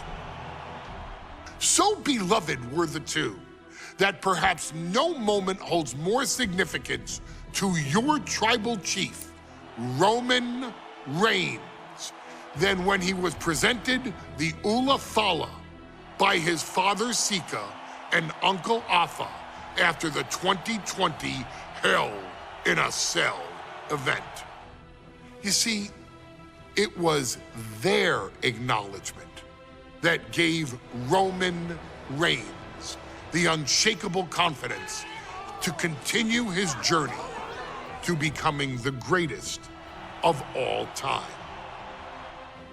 The utmost respect, love, and gratitude for those men. Because if my father and uncle don't do what they do, we're not here.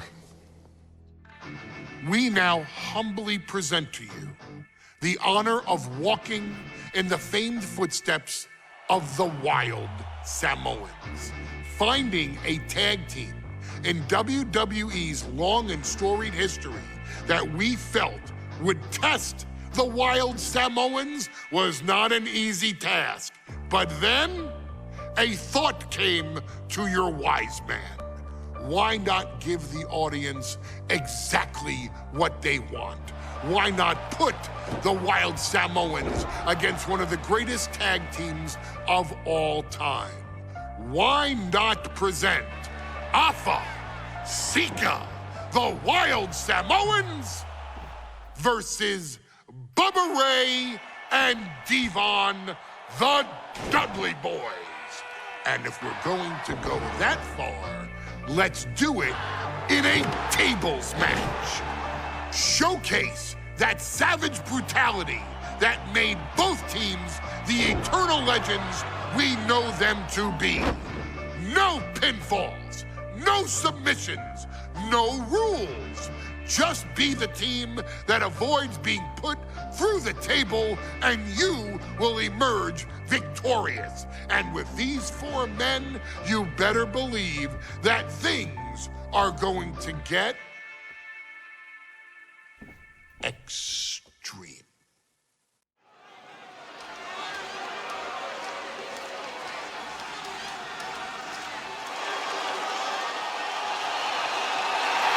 And here they come. Bubba Ray and Devon are ready for a fight. That's just what they'll get from Afa and Sika, and then some.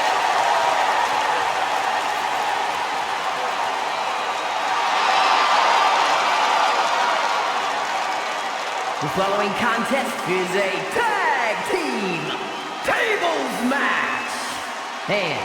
And a combined weight of 603 pounds. Bubba Ray and Devon, the Dudley Boys. It takes a strong brotherly bond to agree to go into battle against the Wild Samoans, but that's exactly what Bubba Ray and Devon have. I have a strong feeling this match isn't going to be for the faint of heart. Well, look, the Dudley Boys may not be all there in the head, but they're easily the most highly decorated tag team in pro wrestling history. They've beaten the best, they've beaten the toughest, and they're ready to come in and beat the wildest tonight. Both the Dudley Boys and the Wild Samoans are coming into this tables match with something to prove. Who's the best tag team of all time? Who's the more cohesive, brotherly unit? Who's more savage? Who's more extreme? Gentlemen, we are moments away from finding out the answers to these questions once and for all.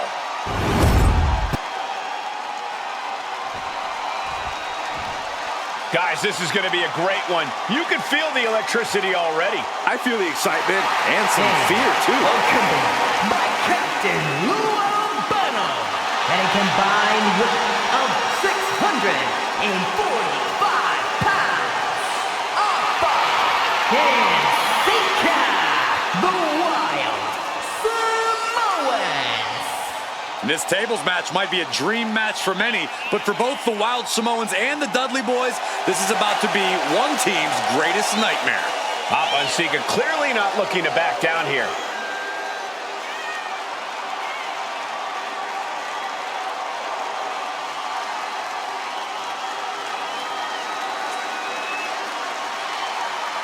The Dudleys can certainly handle their own, but they've never faced anyone or anything like the Wild Samoans.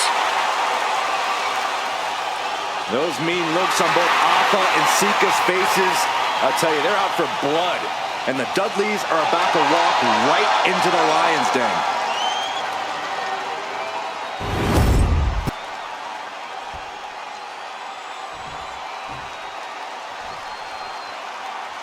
Here's the bell, and it's the Wild Samoans, Alpha and Sika, taking on Devon and Bubba Ray Dudley, the Dudley Boys. Two sets of brothers, two sets of absolute madmen, ready to get the tables and get downright savage. Bringing a new definition to the term sibling rivalry. This one will get extremely physical. And the Wild Samoans always have that gaze in their eyes, that look that makes you question their understanding of their surroundings. Yeah, and I have to wonder if Alpha and Sika are even aware of what the tables are for. I'm afraid they'll just keep on dishing out punishment, expecting a bell to eventually ring. Now, these are obviously two giant tag teams clashing, but this is also a match that clearly favors one team over the other. Be honest, Corey, do you think the Wild Samoans really have a chance in this one? This is the Dudleys' wheelhouse, Cole. No team knows more about excelling in a tables match than Devon and Bubba Ray. The Wild Samoans have a lot of unbridled aggression working in their favor, but ultimately, they're up against the Masters.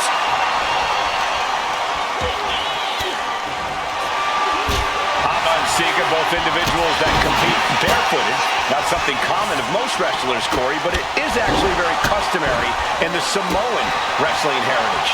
It's how they train, it's how they live in the Isle of Samoa. And no one delays a fight just to put some boots on. Samoans are ready for battle at the drop of a hat. Headbutt! Oh, what impact! Oh, man. He's starting to look battered. The purpose of this match is to soften up your opponent before you inevitably put them through the table. And that's exactly what we're seeing here, Cole. That just knocked him a bit off balance. Yeah, Alpha just brought the fight to him. And he re-enters into the ring. Bubba moves out of the way. Taking a moment to get pumped off of this crowd's incredible energy. Corey, the Wild Samoans are about as tough and mean as they come, a very physical duo, and we've seen how they use their heads, almost like a concrete weapon. Yeah, they don't need much flash. They're just a formidable ground and pound team. If they lack in offensive creativity, they make up for it in blunt force trauma. And nothing packs more blunt force trauma than an Alpha or Sika headbutt. Turns it around. Oh, strong impact. He's out of the way. What does he have in mind now? Oh, my gosh, going head-on into the stairs. He's getting fired up now, really feeding off this crowd. He quickly slides into the ring, and this one's taken to the outside, looking for something, anything under the ring. And it is indeed time for Devon to get the tables. Stalking his prey, ready to strike. Oh, meet the backside of an elbow. And we can harp on how this match was something almost tailor-built by the Dudley Boys. With a famous series of TLC matches they've had, the Dudleys have become synonymous with the team, TLC. And that didn't stand for tender, Cole. It means tables, and it means lots of them. Yeah, and if Bubba Ray and Devon can get the Wild Samoans to the table tonight, it will really add to the Dudley Boys' legacy even further. Ooh. Oh! You saw that one coming. Back elbow. Bullseye. He was absolutely dead on his feet. Looks like the gas tank is running past E now. See. Hot top into the Samoan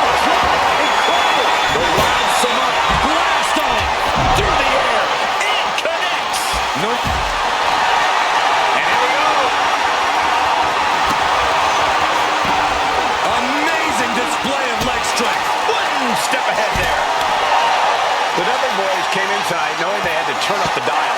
Had to match Alpha and Sika's level of aggression. Bubba Ray and Devon know they have to be extreme as they can be. Yeah, but what the Dudleys call extreme, the Wild Samoans just call regular old Tuesday. Alpha and Sika are just a different breed of wrestler. Look, I don't care who you are. You could be King Kong or a kaiju. It's going to be curtains for you if you're on the receiving side of a Wild Samoan headbutt from the top rope. Step aside, awkward.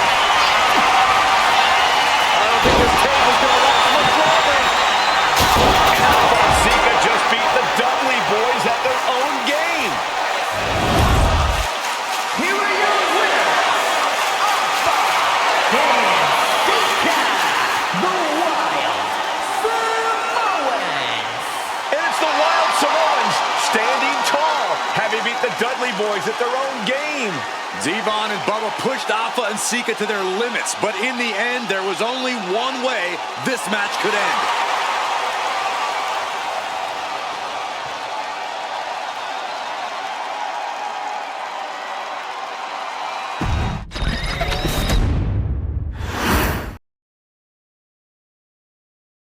From the very moment he arrived as the enforcer of the Bloodline, Solo Sikoa has taken every brutal, savage element of his predecessors and refined them into a near-perfect smashing machine. Even in the year before his arrival, Solo raised eyebrows and garnered buzz while competing in NXT. But nobody could have predicted just how smoothly his transition to the main roster would go. And before I go on any further, let me make one thing perfectly clear. I'm only saying what I'm saying about Solo Sikoa because I am a wise man. I'm a professional. And because I'm being handsomely compensated for my stellar work as your host of the WWE 2K25 showcase. I haven't forgotten what Solo Sikoa and his rogue bloodline did to me. But I also know better than to let personal feelings hinder your professional endeavors. So with that being said, since his arrival at Clash at the Castle in 2022, Solo Sikoa has consistently been involved in WWE's biggest moments and biggest matches. He's been victorious in War Games. He's repeatedly enforced the Bloodline's will to maintain Roman Reigns' status as undisputed WWE Universal Heavyweight Champion. I brought Solo in as an insurance policy. Solo was here to protect me. Solo was here to maintain the promised land. He's violent. He's strong, he's fast, he's all those things. And he betrayed me. Any man who would betray me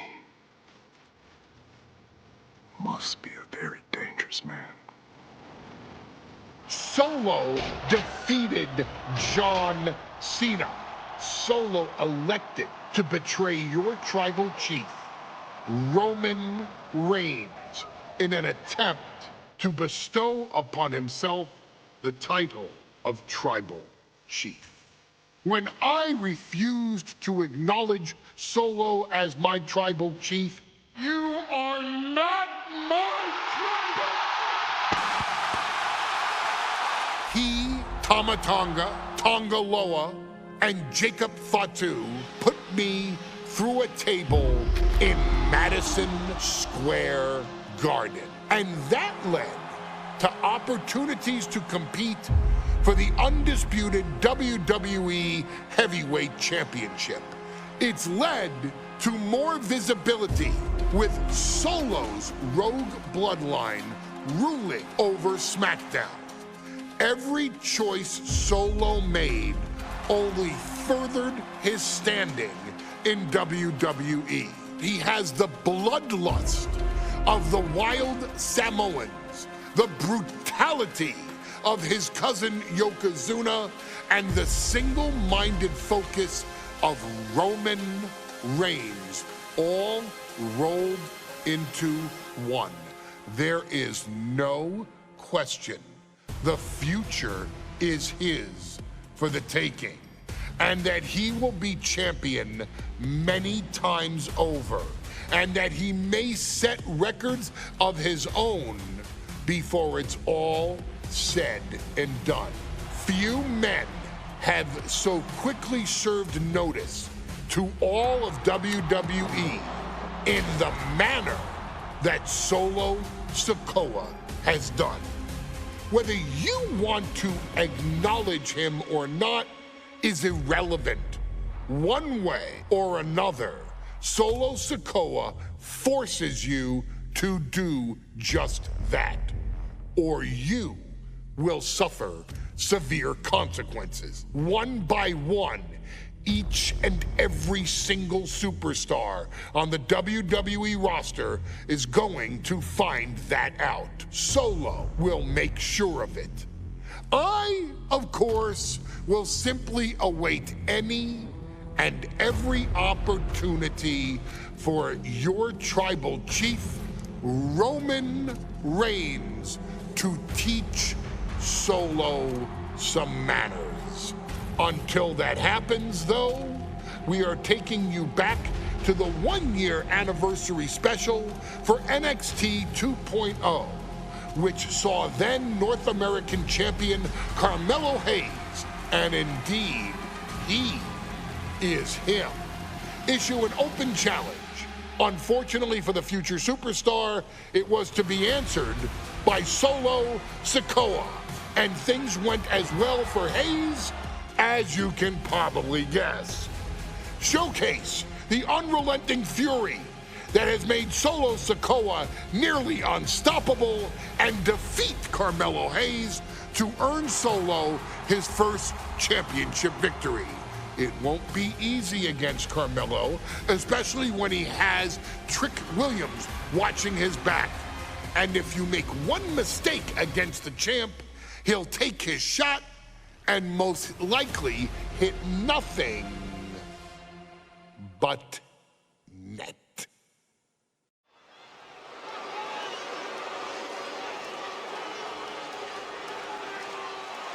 Here comes the A-Champ. The following contest scheduled for one fall is for the NXT North American Championship. Accompanied by Trick Williams, he is the NXT North American Champion, Carmelo Hayes. Mello and Trick looking so pleased with themselves after attacking Wesley. NXT 2.0 celebrating its first anniversary, all thanks to amazing talent like this man. Hayes has a look right now. He probably thinks he's getting the night off and another day on his North American title reign. Well, after what Mello and Trick just did to Wesley, who's going to have the guts to step up and take Lee's place?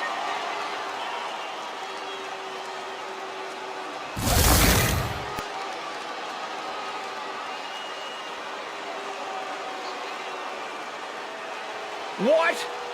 This place is shaking! We never thought we'd see Sikoa again. His opponent from Las Vegas, Nevada, weighing in at 250 pounds, Solo Sikoa! And Solo is dressed to fight, too. I really didn't think we'd see him again. We saw him at Clash at the Castle 10 days ago, where he cost Drew McIntyre the WWE Universal Championship. Well, as far as I'm personally concerned, Sikoa isn't welcome around here. Mello needs the night off. Well, Mello talks about wearing the biggest crown in the WWE, but it's Sikoa who sits at the biggest table in WWE. Well, he wasn't exactly invited to sit at this table now, was he? We said to expect the unexpected. Is this title match gonna happen?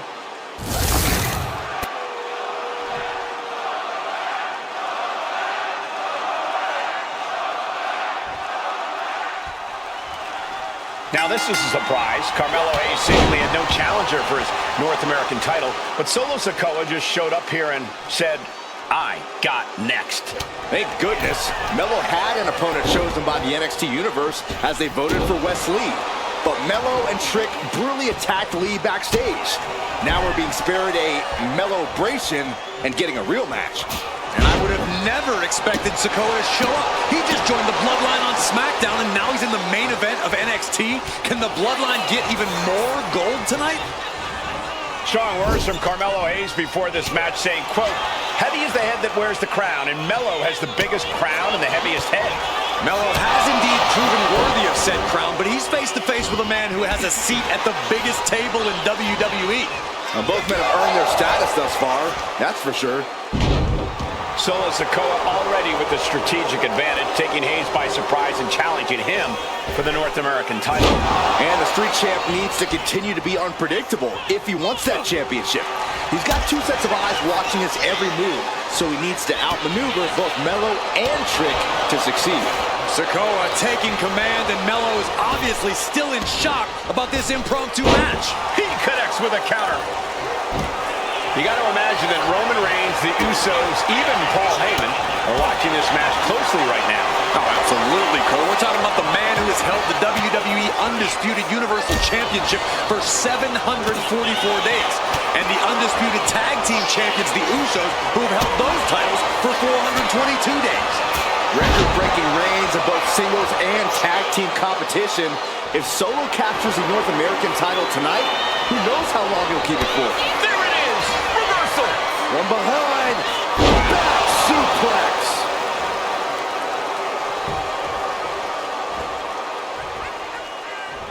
Oh! Did you see Melo's reaction when Sikoa's music hit? Hayes looked like he saw a ghost. Solo's been saying he got next for the North American Championship, but that was a long time ago. Melo thought Sikoa was in his rearview mirror. These two men took part in a triple threat for the North American title back at Spring Break 5 months ago. But they essentially canceled each other out that night, and neither man left with the title. Tonight, we're going to see who the better man is, and it will be the one who leaves with the title. And into the corner he goes. Now lifted out of the top turnbuckle. Hayes quick to counter. Carried in a jeopardizing position here. Right there. And right into the pin. He is certainly sending a message, getting his shoulder up before two. Oh, missed connection.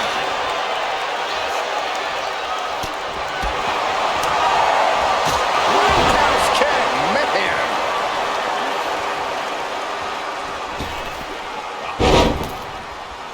Oh, walloped by a huge club.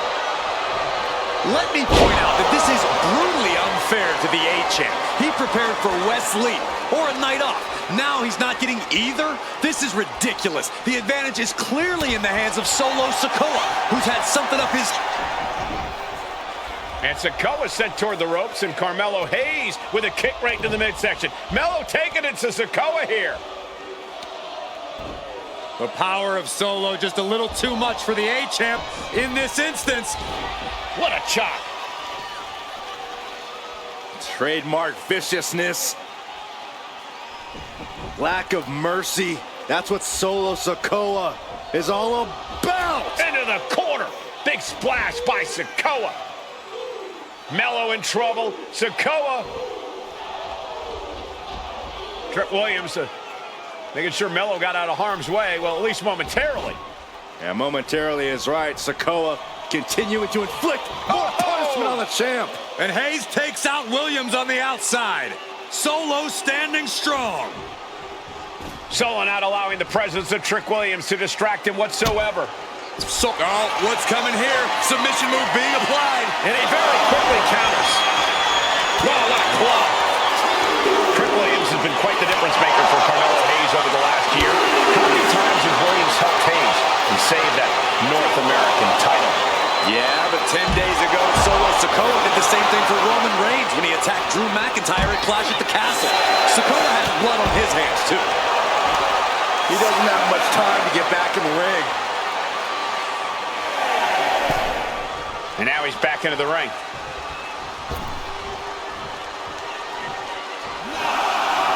Taking things to the outside, but got to make sure to heed the official's count. Beats the count, and that was a little too close for comfort. Brought down with a DDT.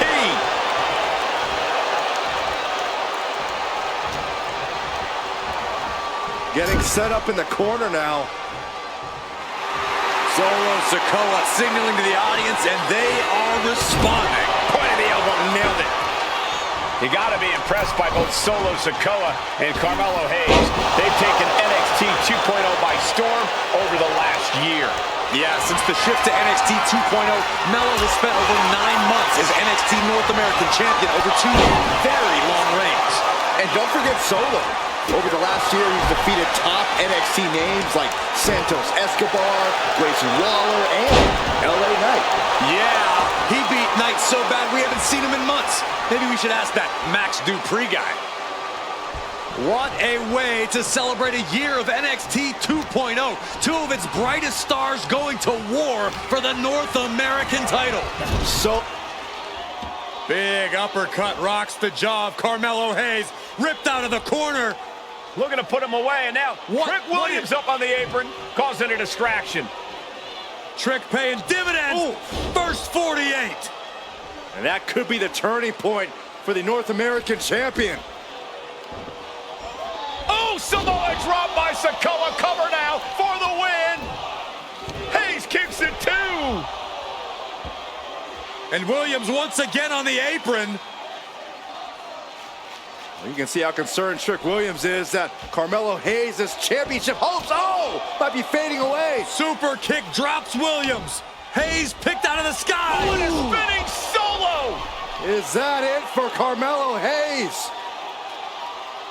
Trick is out. Carmelo is dazed. Here's your chance, Solo. The title could be yours. Down in a hurry. Hayes is being cut down at every corner. And the power of Sikoa proving too much for Hayes right now.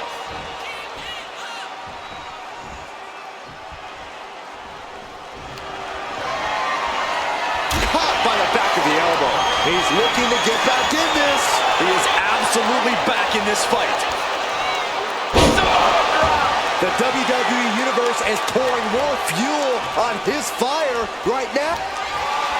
Winding up. Samoan spike. We might see a new champion. And a kick out. No one saw that coming. That was a matter of a fraction of a second. Just dished out his most devastating offense, and you got to be wondering if he's thinking one more time will be the charm.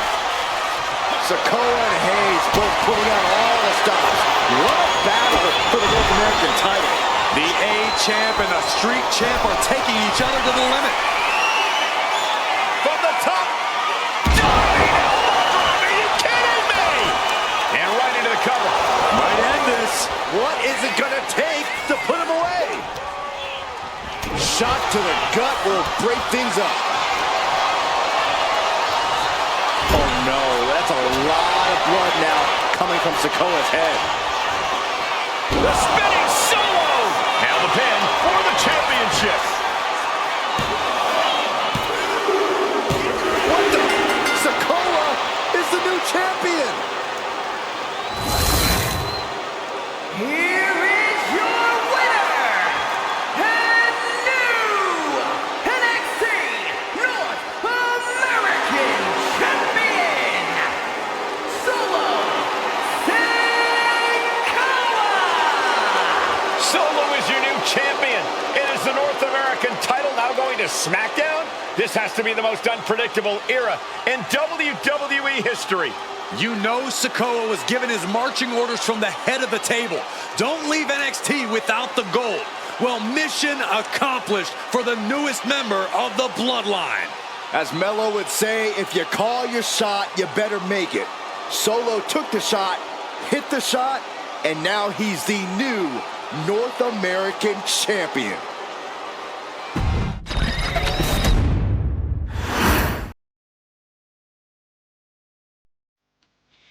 I ain't doing this one. We can have all the fun we want with these video games and this showcase and these fantasy matchups like Offensica versus Bubba Ray and Diva. I'm not doing shtick about Roman Reigns and Seth Rollins. That's a little too volatile. And it's way too personal for Roman Reigns. Roman Reigns and Seth Rollins came up together in the Shield. And Seth Rollins took it upon himself to disband the Shield by blindsiding Roman Reigns with a chair. At WrestleMania 31, Roman Reigns, in the main event of WrestleMania, was about to win the WWE title when Seth Rollins cashed in Money in the Bank and stole the main event, the match, and the title from Roman Reigns. Roman Reigns lost the Undisputed Championship after almost 4 years, the greatest title reign of all time, to Cody Rhodes. Not because Cody Rhodes was the better man, but because Seth Rollins was right there. And the seduction, the bloodlust that Roman Reigns had for that moment of revenge was too much for Roman Reigns to give up.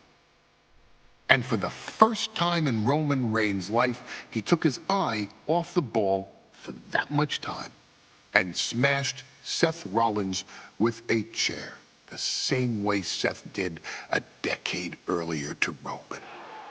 And that moment gave Cody Rhodes all he needed to end the most historic title reign in WWE history. I'm supposed to do shtick about Roman Reigns versus Seth Rollins for a showcase? I mean, it's smart, because the next time Roman Reigns steps into the ring with Seth Rollins will be the last time Seth Rollins steps into a ring. Next time Roman Reigns gets his hands on Seth Rollins, you won't have your architect anymore. You won't have your visionary anymore. You won't have your revolutionary anymore. You will have your tribal chief, Roman Reigns, but you'll never again have Seth freaking Rollins. Roman Reigns will put an end to Seth Rollins in WWE.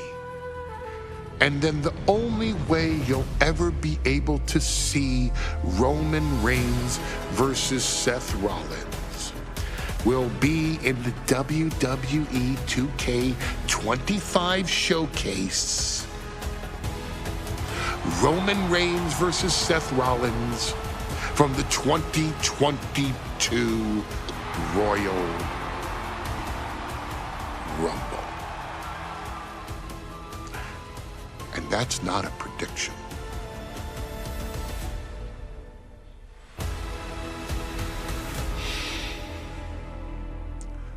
That's a spoiler.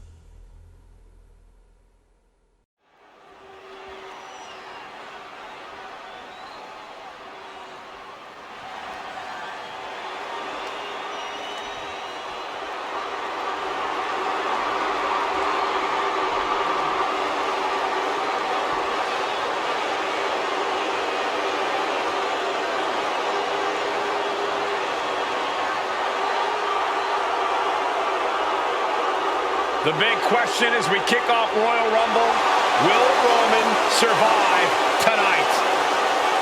Well, the man who's walking down the aisle here in front of 44,000 plus is the greatest champion of all time, transcending the business. And tonight, it's personal.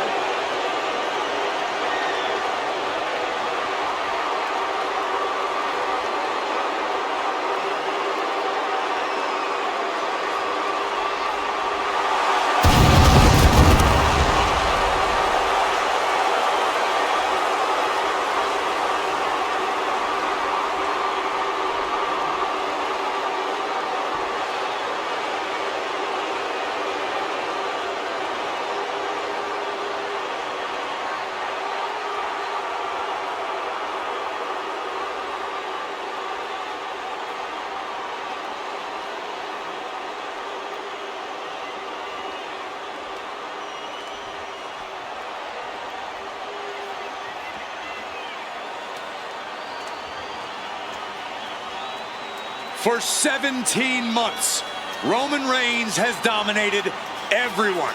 And luckily for Roman, he's had a special counsel and his cousins to help him keep cool, keep focused, and concentrate on the business at hand. Now Paul Heyman is gone, and the Usos are barred from ringside. And without those calming forces, Corey, cracks started to form last night in Roman's armor. No telling how Roman's going to handle things on his own. It's been years since he competed on his own, but that's the situation we're seeing right now for the Tribal Chief.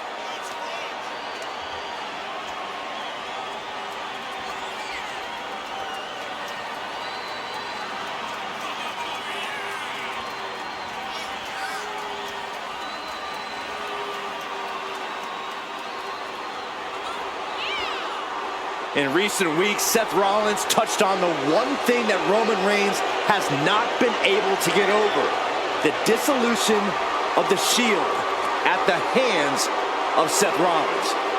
Roman Reigns is a loyal man, a family man, and what Seth Rollins did to his family was cowardly in the eyes of the head of the table, the Tribal Chief, the man who is blessed by the gods of sports entertainment.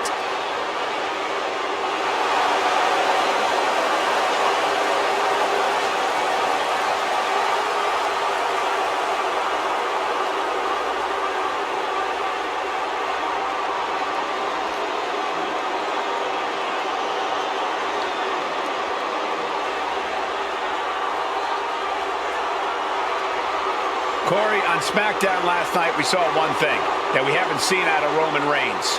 We saw Roman Reigns lose his cool.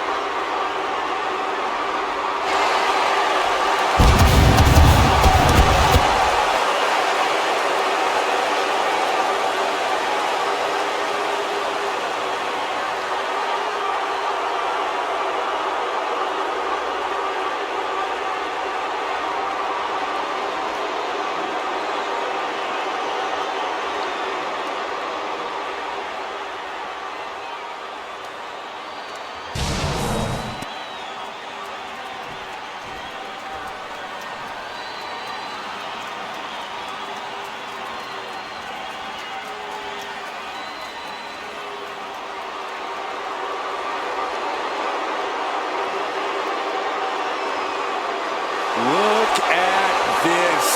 Even more mind games from Rollins. As we heard that music pop right there, the Shield, you can't help but have a little nostalgia. You can't help but think back to the glory days of when the Shield would go to town, beating everybody down. Until that man right there, Seth freaking Rollins, decided to tear it apart. Seth Rollins says he knows Roman Reigns so well. He knows how to prey on the insecurities of the Universal Champion. He knew there was one thing that Reigns will never get over, and that is that Seth Rollins chose to end the Shields. The infamous blow to the back of Roman Reigns with a steel chair many years ago, which broke up perhaps the greatest faction in WWE history. Well, tonight, Rollins will use that to get in the head of the champ and win the Universal title.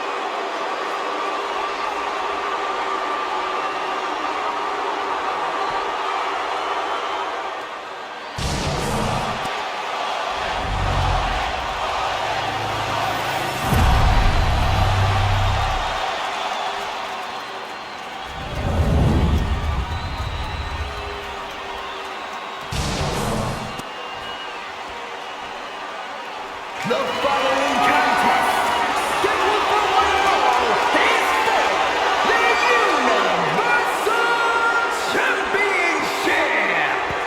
Introducing the challenger from Davenport, Iowa, weighing in at 217 pounds, Seth freaking Rollins.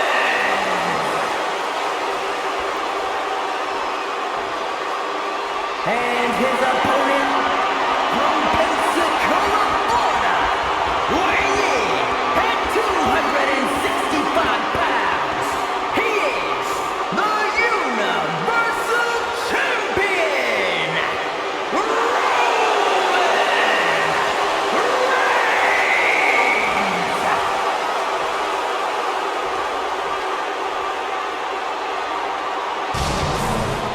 It's been interesting watching Reigns throughout these introductions, muttering to himself at times. Honestly, Rollins seems to be in Roman's head.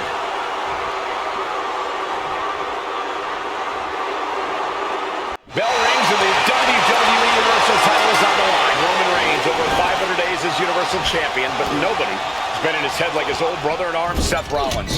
Well, Seth freaking Rollins tore that brotherhood apart 8 years ago, and we can now see that the Tribal Chief never... This is not going to be nice. This is going to be nasty. It's all about winning, no matter what it takes. Shoved all the way to the mat. Gentlemen, for 17 months, Roman Reigns has dominated. He had special counsel and cousins to help him stay in control, to keep his cool, to concentrate on the business at hand. But now Paul Heyman is gone, and the Usos are barred from ringside. Without those calming forces, cracks have started to show. Every comment Rollins has made about their past cuts deeper. Every mind game breaks Roman's spirit even further. This might be the toughest physical battle the Tribal Chief has faced, but it definitely is his toughest mental battle. All these counters, it's like they're in each other's minds. Goes into the corner. Both competitors showing they've studied the other's playbooks to the T. Oh my gosh, what impact! Even before Seth put his gear on, he came into this match with a clear-cut advantage. You're right, Cole. 1 week ago on SmackDown, Seth Rollins and Kevin Owens defeated the Usos. As a result, what more can this superstar do? Reaching deep into the arsenal. This could end the entire match from the top floor. Superplex! When all else fails, sometimes you just have to go the high-risk and hopefully high-reward route.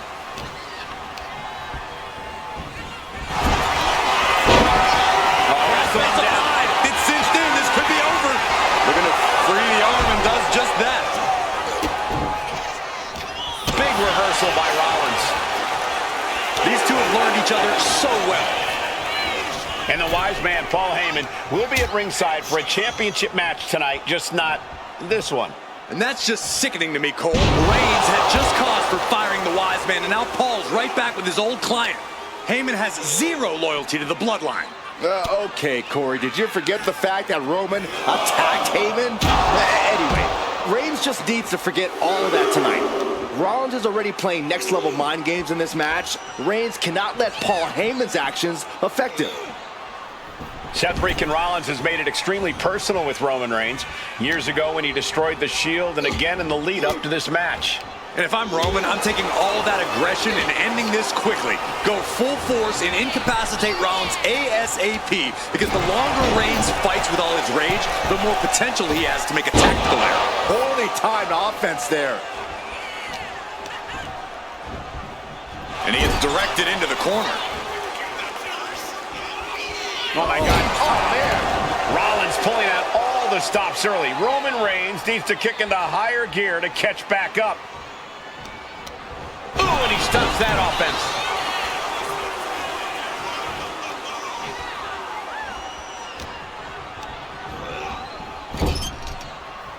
Oh, look at this, raining right hands. Non-stop blows.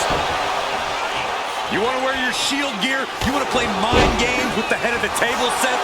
This is what you get. Be prepared for the wrath of the Tribal Chief. Didn't go as Seth designed. He's in for something bad. Spiked with a Uranagi. Oh. What a way to get out of that one. The champ is pinned. We might have a new champion here. And the champion avoids the 2 count. Keeping a loss at bay for now. Gets out of dodge. Textbook jumping clothesline. Oof. Rollins with a reversal.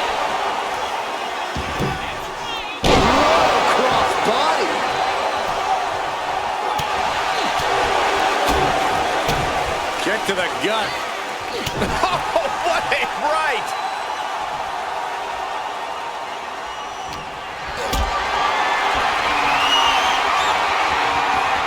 What a display of strength here.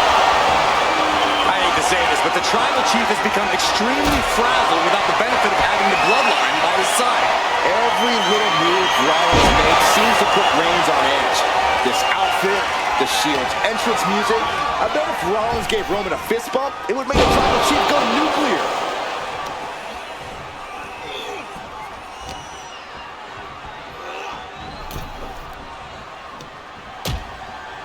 Precarious position for both superstars. Oh, gosh. Down the apron. The hardest part of the ring. Oh, gets put into the barricade.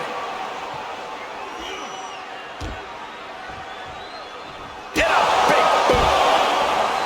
I have to admit, it's a pretty cold move for Rollins to just take the years of history the Shield had and turn it into a joke here tonight. It's appalling, Saxton. Rollins has always treated that sacred history as a joke. Now we know that Roman Reigns is a loyal man, a family man. What Seth Rollins did to his family 8 years ago was cowardly. Now it's time for Rollins to pay. Whip back into the ring. Roman Reigns saying this is not the WWE universe. This is Roman's universe. Down in the basement with a drop kick. And he retaliates. Rollins at a disadvantage. The Tribal Chief has been dominant over the last 516 days since he captured the Universal Championship. Month after month, he's dominated every top contender on the SmackDown roster.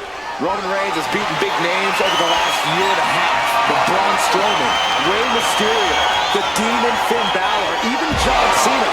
But Reigns has to be bothered by the fact that he has never been able to knock off Rollins in a premium ladder match in his career. Never successfully defended a title. But Reigns, this might be it. The champ might keep it here. I don't even think Roman's aware of where he is anymore. He has tunnel vision for Rollins. The only thing the Tribal Chief is seeing right now is red. And heaven have mercy on Reigns, old Shield brother now. Bam! Spine buster. And here's Reigns now, misses wildly with the clothesline attempt. Spear! Spear by Reigns! Roman Reigns from out of nowhere with a spear! That could end it for Rollins if Roman could just make the cover. Roman trying to fight through the pain. Oh my, guys. Guys, look at what Rollins is doing.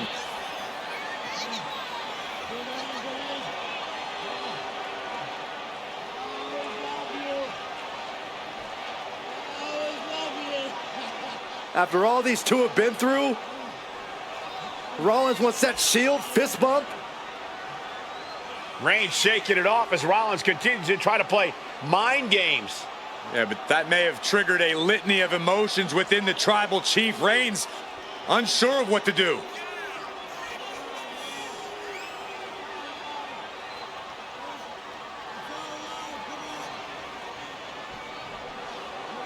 Roman Reigns determining what to do now. Will he slay his former brother?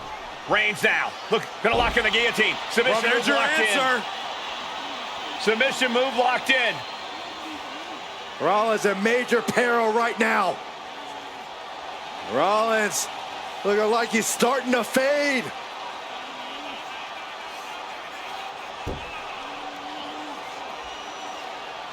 Seth trying desperately to make it to the bottom rope. I'm not sure he can make it, Corey.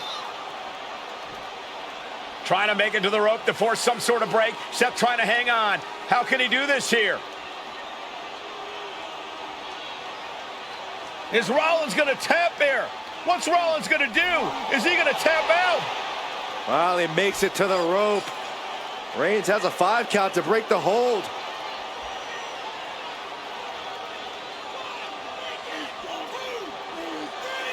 And Reigns breaks the hold here. Roman breaks the hold and this match continues. It just shows you how locked in Roman Reigns is to winning this match.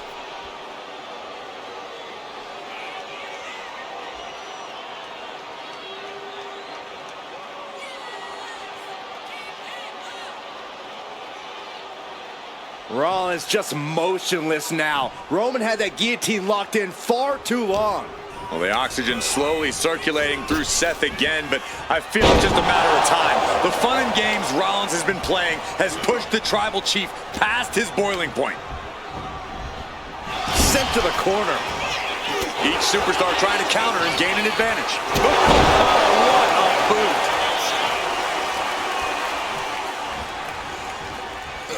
What a headbutt. Vicious.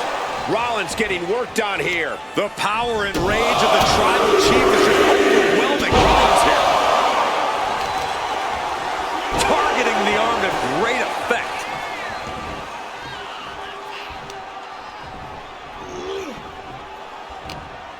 Roman Reigns with a schoolboy pinning combination. No! What power from the Tribal Chief. Oh, and a headbutt.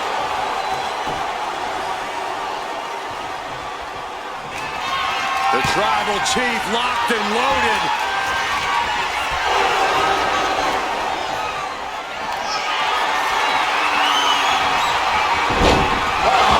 Turned that around and spiked him. Reigns, Rollins, both men are waging an epic battle. For years, these Shield brothers would go town to town and beat the competition to a pulp. Tonight, they're doing it to each other.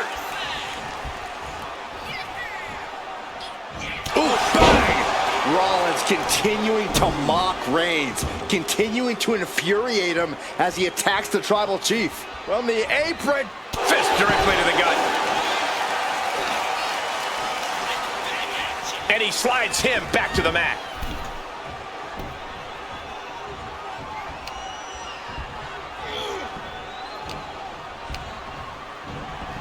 Placed into the corner here.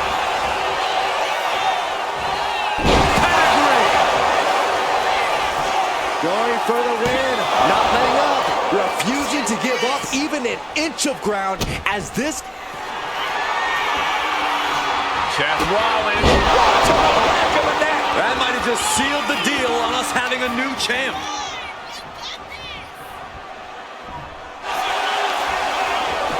Going for the cover. Oh my God! This is insanity! Did you expect anything less? Reigns averts the attack. Textbook jumping clothesline. Oof. This packed house is going absolutely nuts. They don't want this match to end. Knew what Roman had coming. A clash of counters, and these superstars did their homework. Reigns delivers a Superman punch. Not dead yet. And a spear. That's got to be it. Consider the championship dead. And Reigns retains the title. Here is your winner, and still the Universal Champion,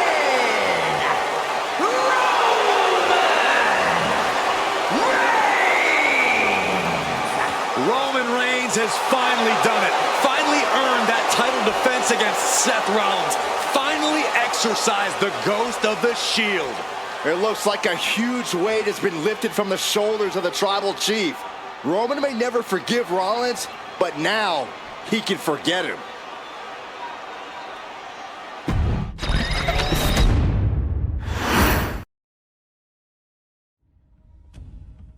I'm the last guy to knock a revolution. I've led a few of those, you know. I admire revolutionaries. I respect evolutionaries. They are the lifeblood of the bloodline.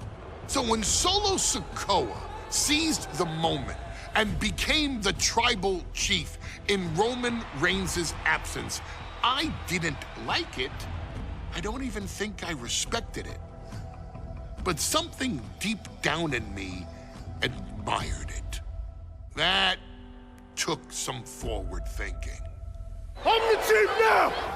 Now we all know what happened when the OG bloodline, led by Roman Reigns, faced the new rogue bloodline, led by Solo Sikoa, in the War Games.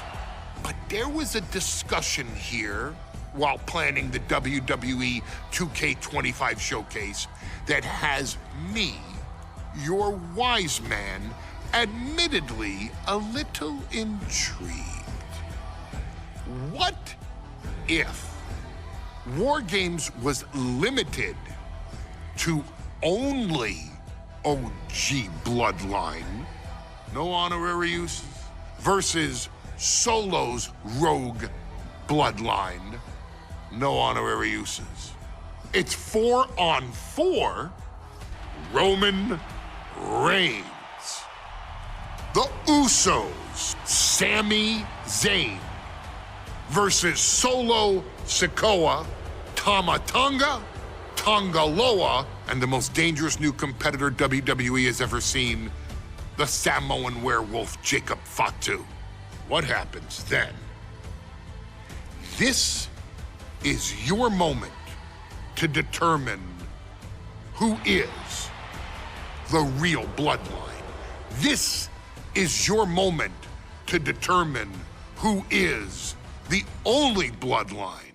This is where the Bloodline's legacy and the Bloodline's future is in your hands.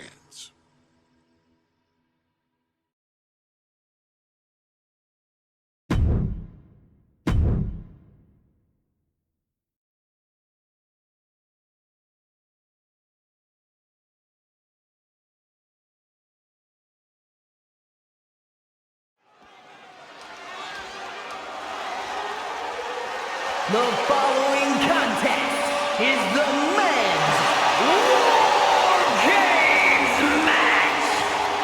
The rules of the match are as follows. 2 teams will be contained in separate cages, with 1 member of each team starting the match. At regular intervals, alternating members from each team will be released to enter the match. The first member to enter will come from the advantaged team. Once all competitors have entered, War Games officially begins! The match can be won by pinfall or submission. Exiting the cage will result in a forfeit. And now, let the War Games begin!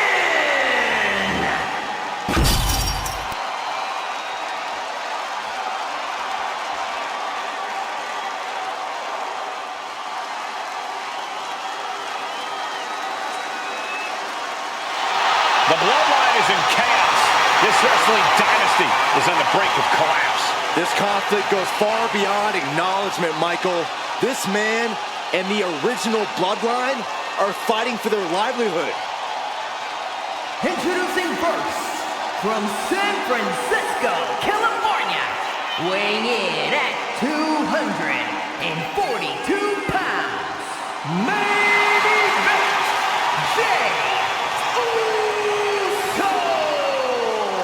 This man and the rest of the original Bloodline is under attack. The new Bloodline will do whatever it takes to wipe out the old guard. But this man and the rest of his crew will not go down without a fight. This is a power struggle that could not be contained by a traditional 20-by-20 ring. He's ready to bring the heavy fire to the new Bloodline.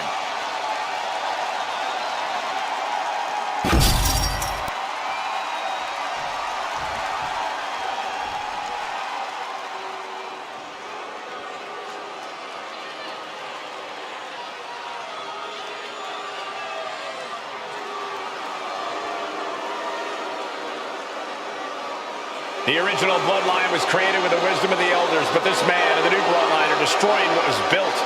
Well, this conflict was unfathomable until now. The new Bloodline is ready to hunt.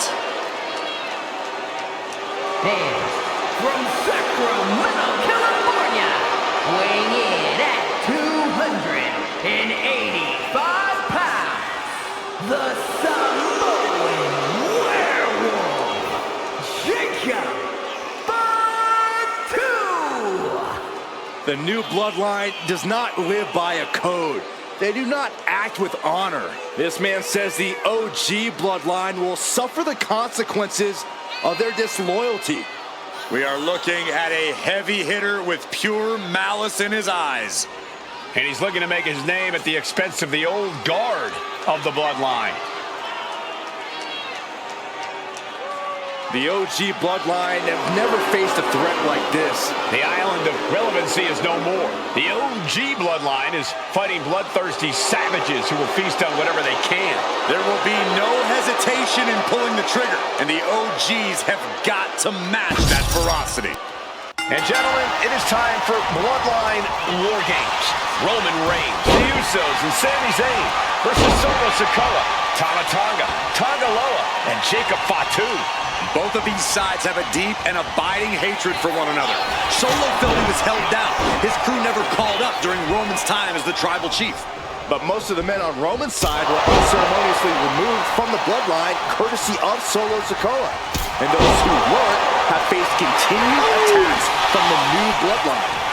And the winners tonight are very likely to be considered the true Bloodline by the WWE Universe. Let's see who comes out on top tonight.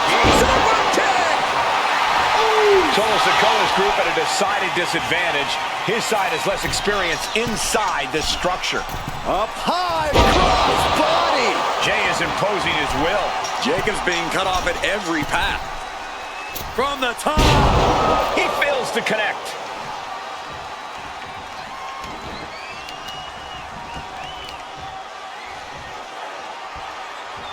Some serious wear and tear on that leg. The legs are a base that you do not want to lose. Chopping down the tree at the base here. And the balance of power is about to shift with this upcoming entrant. Before War Games officially starts, what do you guys think is the key to the old school Bloodline coming out on top? Every one of these men is a proven main eventer, Michael, but that won't be enough if they can't stay on the same page. Yeah, and given how united Solo's team is, I don't think even the Mount Rushmore of WWE can handle the new Bloodline. Roman and his crew need to remember what bonded them, what made their team Uzi, and work as a real team. Just one last time. If there's one man here with the most to prove, it's got to be Tonga Loa. We've often seen that the man with the most to prove ends up being the difference maker in War Games. Many folks think Tonga Loa is just a foot soldier for Solo. But let's not forget, this man is the son of Haku. Just like his father, Tonga Loa truly excels in a brawl. And there is no bigger brawl than War Games. To the German! Being able to pull that off, no one is going to question if you skip going to the gym today. An overbearing assault on Jacob now. Uso is determined right now. Caught with the elbow. Jacob Fatu's able to dodge that. Forearm smash. No escape from these punches. OG Bloodline leader Roman Reigns has so much on the line in this one, guys. Oh, absolutely, Michael. Solo Sikoa took his spot at the head of the table. He says he's the new tribal chief. And that is Roman's legacy. Those names, this group, they mean something. But the Bloodline represents all that Roman has built in his career. And he needs to take it back tonight.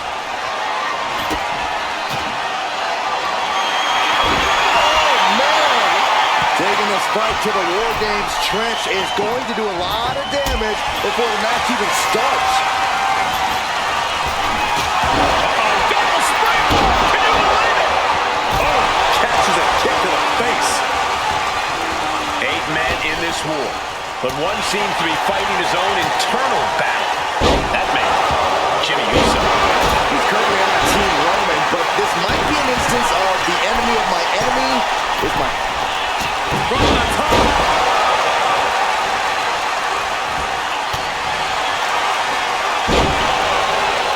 You saw that one coming. Thunderous powerbomb. Hurricane Rana.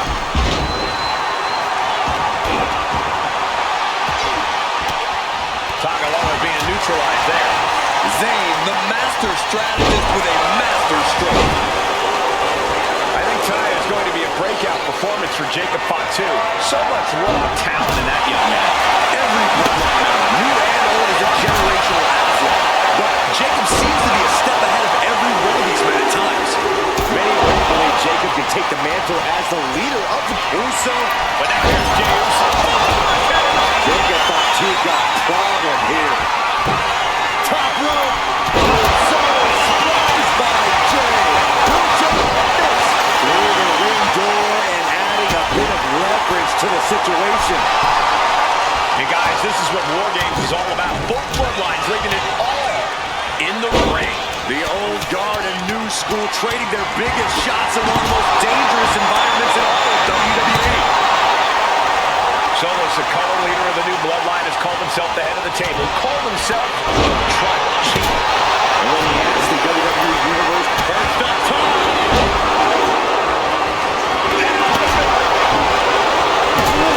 Sledgehammer to the body. This is not for the fan of heart. That's a well-targeted attack to the body. And his body is still the focus of the attack. There's not a single person sitting in this arena. It's pandemonium, Cole.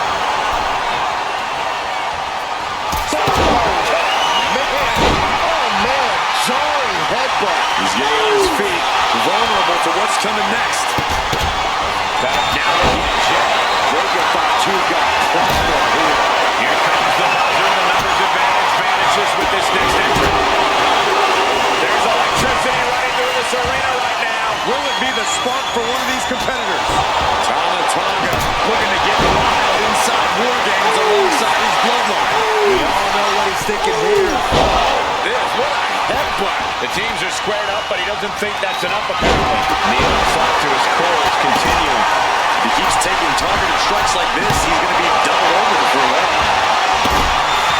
He wants to level the playing field, and who can blame him after the last few minutes? Incoming! Axe handle from the middle rope. Sami Zayn, who so much as a member of the Did Jacob Fatu get enough of it? now scaling the steel. This is either madness or growth. Look at him! That's it. What a splash! Kick by Zayn! Crucial moment for Tonga Loa. Let's take the Fatu's intentions here. Super kick! Behind nasty.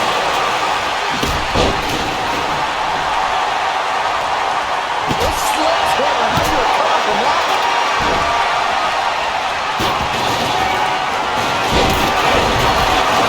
Jimmy on his way to the top rope. Uso. And now here's Uso.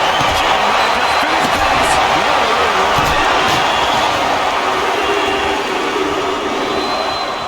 And the Tribal Chief is now entering Bloodline War Games. What a headbutt. Vicious. Oh, man. Jacob Fatu just got busted up. Things could get ugly now as they head inside the cage.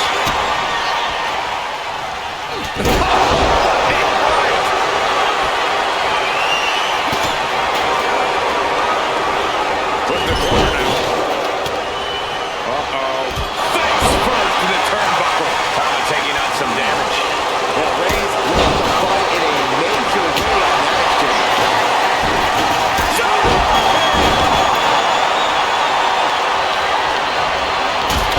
Good defense there. Thunderous power. Jimmy does. Look at this. And looking at Jacob Fatu. Did Jacob Fatu get enough of it? He's headed up. Might be going toward the top of this War Game structure. Uso splash. Will Jimmy seal this up? Mounting their downed opponent and firing off a series of blows. Oh, a nasty stop to finish it off. The next entrant coming to even up the odds.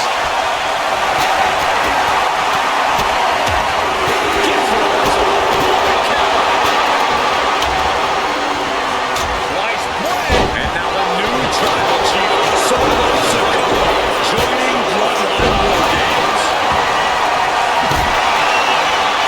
And I'm concerned about the damage that's been done here. There's only so much your body can take before it gives out. Sami Zayn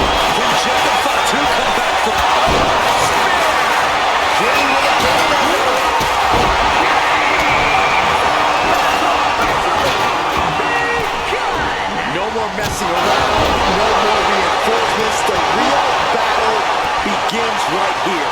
War Games has officially begun. Chop block.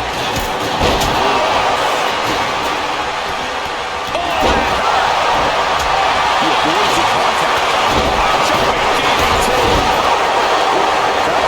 Is looking to wrap this one up. Caught the leg. Saw it coming and took him down. It's intercepted. Suplex into the neck breaker. One step ahead there. Barrage of elbows raining down.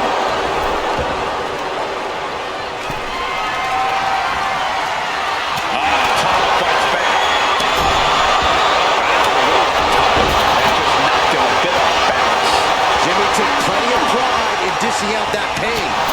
Tossed clear across that gap and crashing down into the opposite ring. He's in a very bad spot, totally out of it.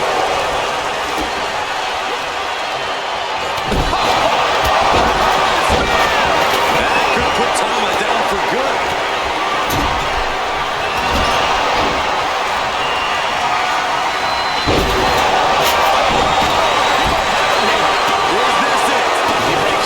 Keeping his team in this one.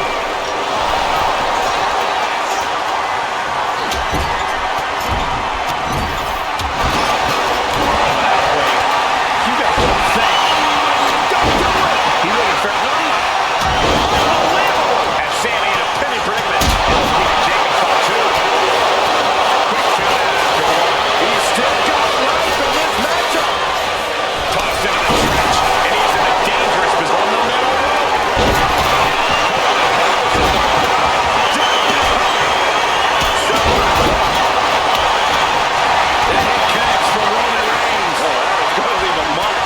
See that offense was aimed directly at his skull. Lands! And a rude awakening for Zayn there. No doubt about it. He is do or die for Sammy at this point. And planted with a neck breaker.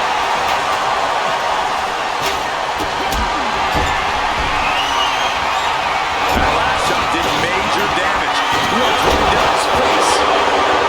You can see all the brutality the original Bloodline team has dished out. Everyone on Solo's team were filling the War Games cage with their own blood.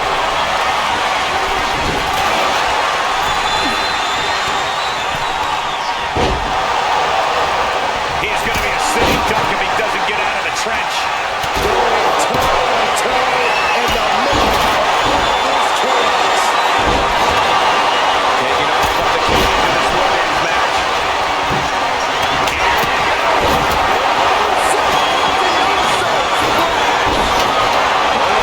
What good reason does he have to be climbing up the cage now? Climbing the cage? Honestly, not a great move. Good put the crouch here, boys. I'm not sure the top of the cage can handle all of this chaos. They're advised to be up there. Your feet hitting the outside means your team forfeits the match. Yes, the trash can connects. Talk about taking out the trash.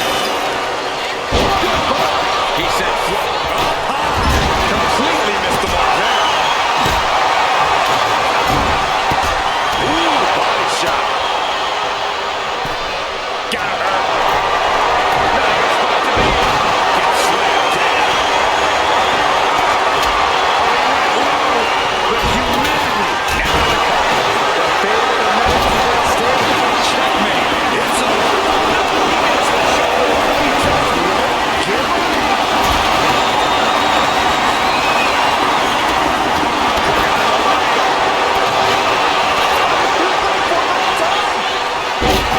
Breaking up the pin.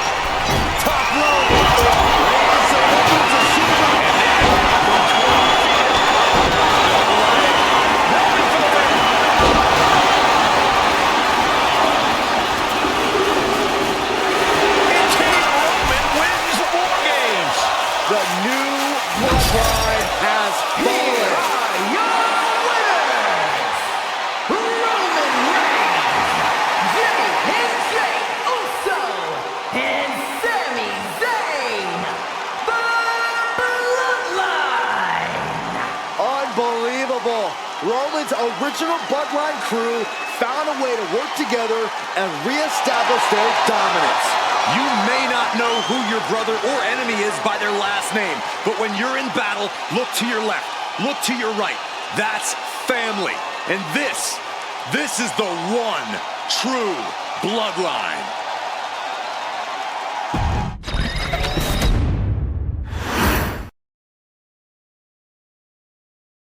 Okay, a little bit out of character for your wise man, but that was a little bit difficult for me to watch. Seeing this family splinter into two groups, fighting against each other, it breaks my dark heart. But they're all grown men, and you settled the issue. Now let's give Solo credit. Forming Team Solo was, of course, his usual backup of Tama Tonga and Tongaloa, the sons of Haku, feared as one of the baddest men to ever walk planet Earth. Along with them, the Samoan werewolf, Jacob Fatu, son of Tama, also known as TK All Day, the Tonga Kid, another fearsome competitor from WWE's golden era. But did you know that Haku and Tama once comprised one of WWE's most impressive tag teams? Haku had been considered family by the Dynasty for years on end, and his teaming with Tama, brother of Rikishi, solidified this for eternity. The Islanders were a formidable test for any tag team in WWE in the late 1980s, competing against teams like the Hart Foundation and the British Bulldogs. Initially fan favorites, the two would embrace a more hard-nosed approach and even teamed up with WWE Hall of Famer Bobby the Brain Heenan, finding even more success. The team flawlessly merged aerial excellence, martial arts mastery, and some good old-fashioned Islander grit. Perhaps their most infamous moment saw them actually dog-nap Matilda, mascot of the British Bulldogs, showing that they were willing to do literally anything to throw opponents off their game. Both men are still revered today as two of the real legit tough guys in the industry, names that instill fear simply upon mention, and they absolutely taught their children well. Tama Tonga and Tongaloa both love to slowly brutalize an opponent in the traditional Haku style, while Jacob Fatu hurls his body at opponents from all angles with reckless abandon, much like Islander Tama in his TK All Day heyday. For their inclusion in the 2K25 showcase, we find the Islanders in a dream match, taking on another team that has mastered the air, ground fighting, and has their own brand of swag that keeps opponents guessing at all times. Ladies and gentlemen, I'm talking about the Street Profits. Montez Ford and Angelo Dawkins have put together one hell of a run in WWE, and the perennial tag team champions are going to find themselves in an unfamiliar setting, taking on Haku and Tama in a best 2 out of 3 falls match. Anyone can sneak a win out, but Haku and Tama often competed in this type of match to fully demonstrate the superiority to their opponents. And you can bet that they're out to do the same thing to Angelo and Tez. So get out there and showcase the tag team mastery that the Islanders used to terrorize their opponents. Lift your party cups and take one last sip for the Street Profits. And don't worry, no one will hold you responsible for the damage you and the Islanders caused them, because I assure you, the Islanders can handle the smoke.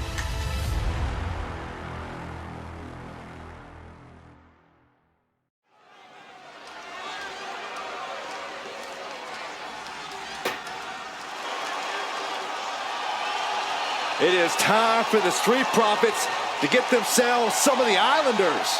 Well, with all due respect to the smoke and the party cups, but AD and Tez need to up their game. This could be the Prophet's night, but it's not going to be easy. The Prophets possess tremendous athleticism, but so do the Islanders. And let's not forget, the Islanders have Bobby Heenan in their corner. The following contest is a 2 out of 3 falls match. Making their way to the ring at a combined weight of 492 pounds, Montez Ford and Angelo Dawkins, the Street Profits. The Islanders are known for innovative double-team offense, but they're looking to do more than just beat the Profits. Well, under the Brains' incomparable tutelage, the Islanders have become smarter and more brutal. Tez and Dawkins better have their third eye open and their heads on a swivel.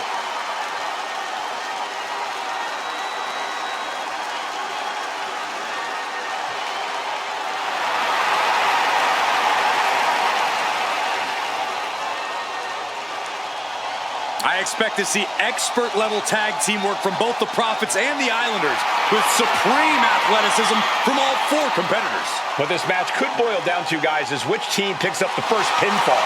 It's not going to take long for chaos to rule. The Profits and the Islanders are ready to see who is the best tag team on Earth.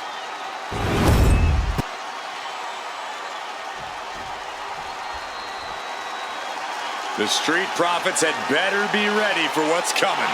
Tez and Dawkins have to be ready to deal with any shortcut the Islanders can find. And their opponents, accompanied by Bobby Heenan at a combined weight of 499 pounds, Tama and Haku, the Islanders. We know the Islanders are as vicious as they come, but the Street Profits excel in all forms of chaos. Yeah, Corey, but the Islanders have a plan and will stop at nothing to carry that out. The Profits will have to truly compete as a team to overcome the odds in this 2 out of 3 falls match. The truth is, I don't know if Ford and Dawkins have faced a team as dangerous as Haku and Tama. And the Street Profits are going to have to execute a next-level plan to take down the Islanders and Heenan.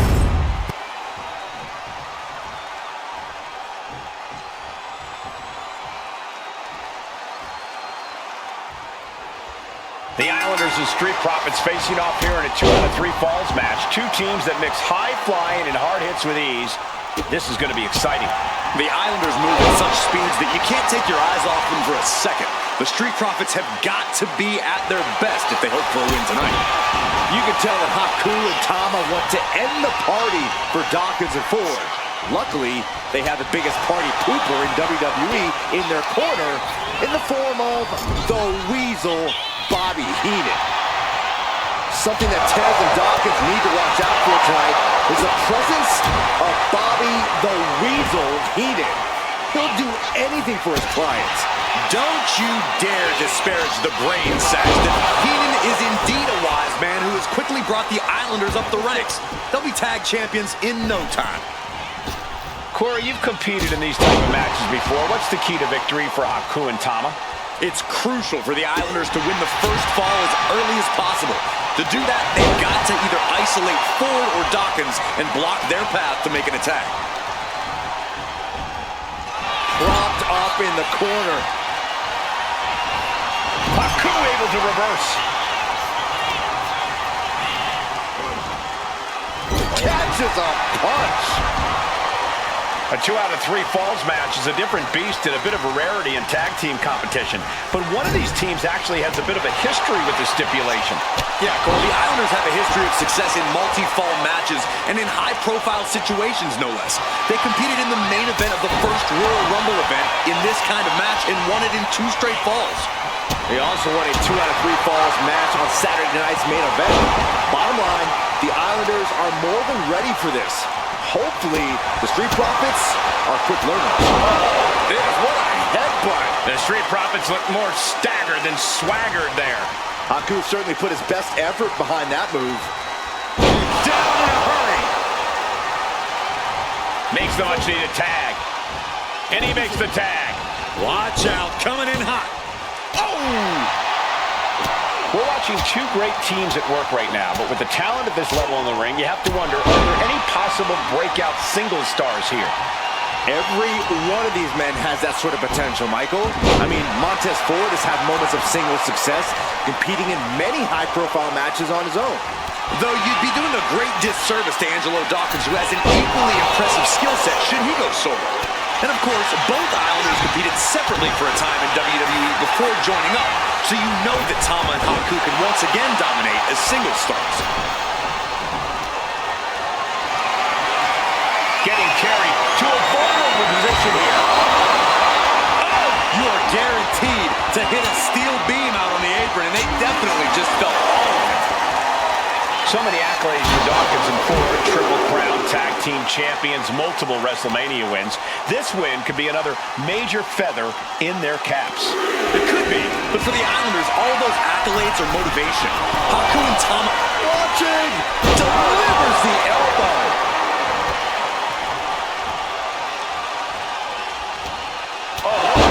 What a headbutt. He's been dealt a good deal of damage. Headbutt.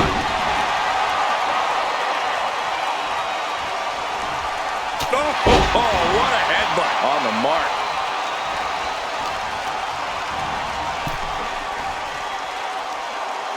Just hot shot it to the outside. Look, I get that flying. All the way to the outside. From all the way up. Wasted no time flying out to the floor. And he throws the opposition back into the ring.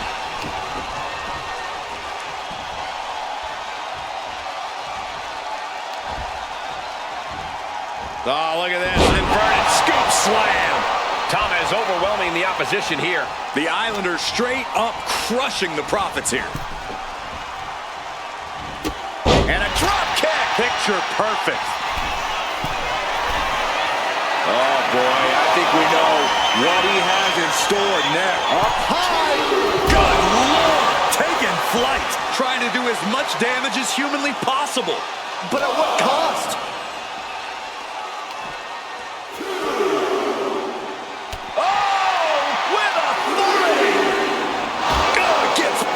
Barricade. Whip down the barricade. Goes right through it. Ford seems unable to turn the momentum here. The Islanders putting a beating on the Street Profits. Less and less time remaining on the count. Turned it around with a reversal. I'm glad the Islanders are able to compete tonight. I was worried they'd have to serve another suspension. Oh, what a phony charge that was. Heenan and the Islanders did an amazing job as dog sitters, and they got punished for it. Then again, the corrupt president who handed out that suspension also vacated the WWE Championship for no good reason. Yeah, Corey, there's just too many things to correct you on there.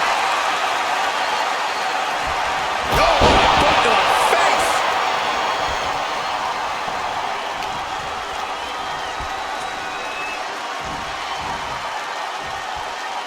Vertical suplex. Nice.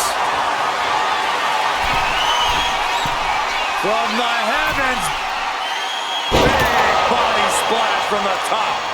And he's going to the top. Soaring. And does not get it. This is a big night for the Street Profits. Their party cups are filled to the brim tonight. I took a sniff of it, and it nearly knocked me out. I've seen tap water knock you loopy, Saxton, but I know for a fact that the Profits have the strong stuff in hand tonight.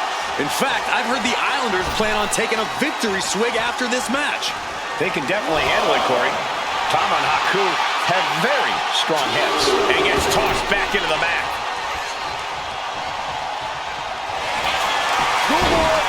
Into the pin. And there's the cover. This could do it.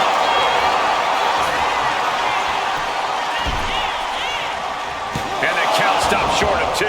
You expect these pins to last much longer at this stage in the match. Reversal. And that turn. Oh, there may be no escape from this. Haku with a top. able to free himself from the grip. Kick to the gut. Ooh, brutal forearm. Haku shows the wherewithal. As will set up in the corner of the ring. Double headbutt. His body has to be racked with pain. Flying! Oh, he paid for that high risk. My God, the Islanders continuing the assault. The Street Profits just don't know the word quit. This is not just about winning. This is about taking over. There is no quit. Steps through, double under, into the neck breaker. He may get the 3 count right here. I think And so. into the cover. Oh, my God. I'm absolutely stunned. A display of near superhuman resilience. After seeing that, will this be enough? He breaks the ref's count before 2. Kicking out now sends a very clear message. Dawkins' attack gets reversed. Sunset flip. Tama putting it all on the line. Up high. Right on point. Forget about it. Again? He's making the climb again? From the top. And coming down with incredible force. The Profits are down and the Islanders are about to reap the rewards. We thought it was going to be the Street Profits going to the air this often. The Islanders beating Angelo and Montez at their own game now. The Profits battling with every ounce of their souls. And the Islanders are unleashing a mauling. The Islanders make the tag. Haku and Tama planning something big here. Savant kick drops their opponent. And the Islanders just sent the Profits up in smoke. This crowd is thunderous right now. Who can blame them? Dawkins wobbling, looks vulnerable. Oh, there may be no escape from this. Haku with the tongue and death grip. Took so much for the submission hold. He just lets go. His grip strength might have run out. Dawkins with the reversal.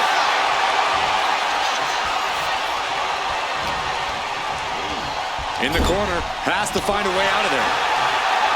Dropped him with a big shoulder tackle.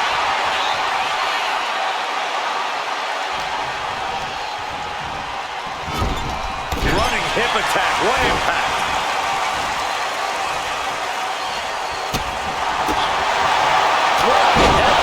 Vicious.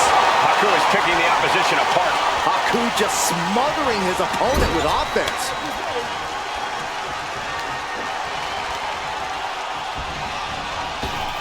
Here it comes. Big time. He's going for the pin. This could be it. And he scores a fall. Oh, shoulder. Shoulder's down here. Quick shoulder up. Hold on. Trying to steal one here. Second fall for the Islanders. And they beat the Profits. Here are your winners, Tama and Haku, the Islanders. What a matchup. The Islanders met the Street Profits at every turn in the air and the ground. This loss is going to hurt Dawkins and Ford for a long time. Look, we saw tremendous tag teams do what they do best, but only one could win. And the Islanders stepped up and got the job done. Tama and Haku just proved they are the best tag team of any era.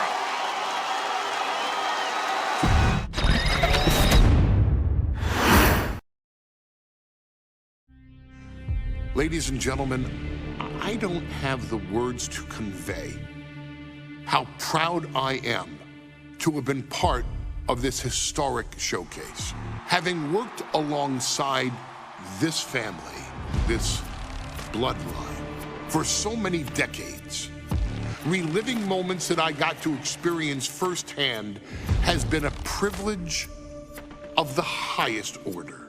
Introducing you to WWE legends that I hold in such high esteem, and also spotlighting the modern day greatness their descendants have provided you in recent years, all to pay tribute to the greatest wrestling family I have ever known has truly been my privilege. To be successful in this industry is a 1 in a billion chance. To see one bloodline continuously pump out superstar after superstar, champion after champion, generation after generation is a testament not only to the skills they possess, but also to the work they put in to become absolute masters of their craft. And it cannot be stated any other way. This dynasty, this family, this bloodline has mastered every single solitary aspect of professional wrestling. And by reliving their magnificent history, you've begun your path of mastery as well. You've conquered former champions, righted some very egregious historical wrongs, survived war games, and even settled the question as to who the true tribal chief really is.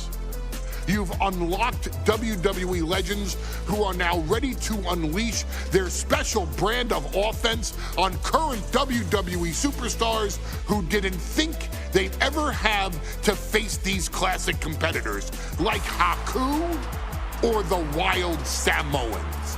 It wasn't easy, and you definitely had to get a little oozy along the way.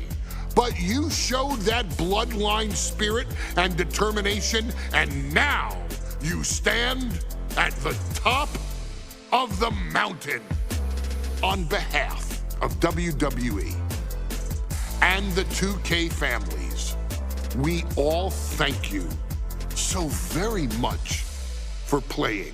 And on behalf of every fan of this beautiful performance art known as professional wrestling, we thank you, the Anoa'i, Fatu, and Maivia clans, for decades of entertainment and generations of pure brilliance, for creating greatness with your hard work and sharing it with all of us so freely. Before we go, we do have one last surprise for you at home. Now that you've showcased your skills and earned a spot as an honorary Us, it's time for you to choose who rules your WWE universe as the tribal chief.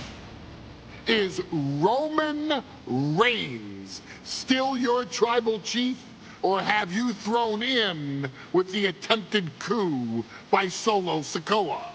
Do you want to see Tamina finally rule over everyone, or is it TK all day, every day, don't you say? Regardless of who you choose, you've earned the right to acknowledge your tribal chief.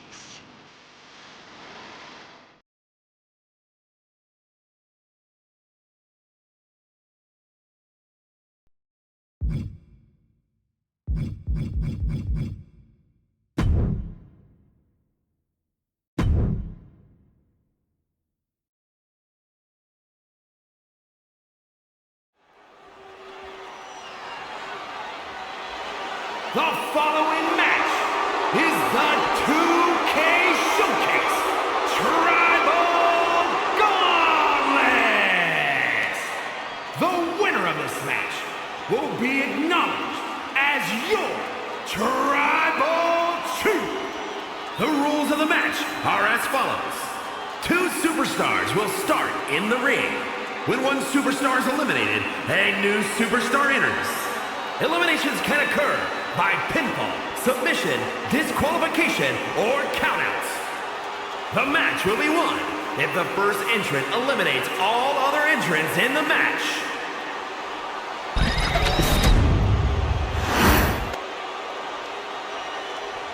The Bloodline Gauntlet match begins here, gentlemen, with our first entrant. A superstar with a daunting challenge ahead.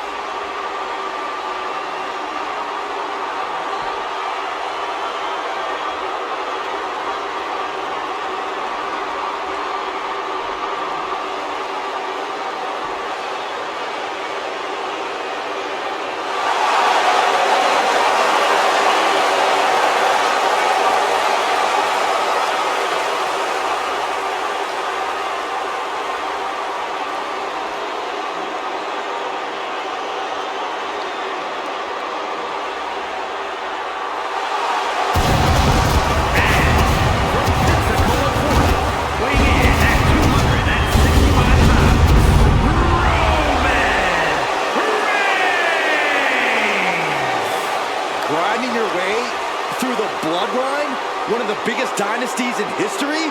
Is it even possible? Well, it's highly improbable, but nothing's impossible in WWE.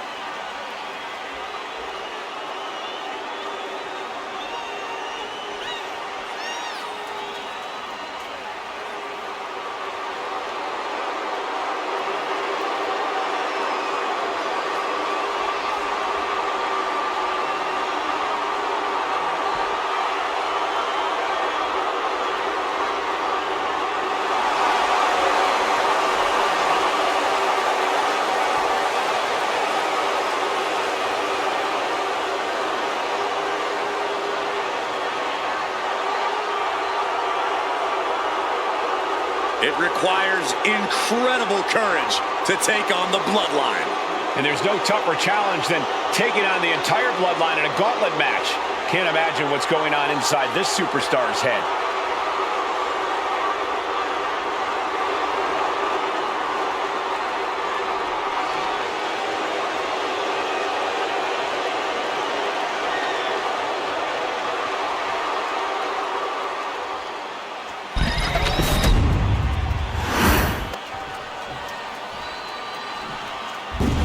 Wow. How's this for an opening opponent in a gauntlet match? Makes you want to throw in the towel before the bell even rings.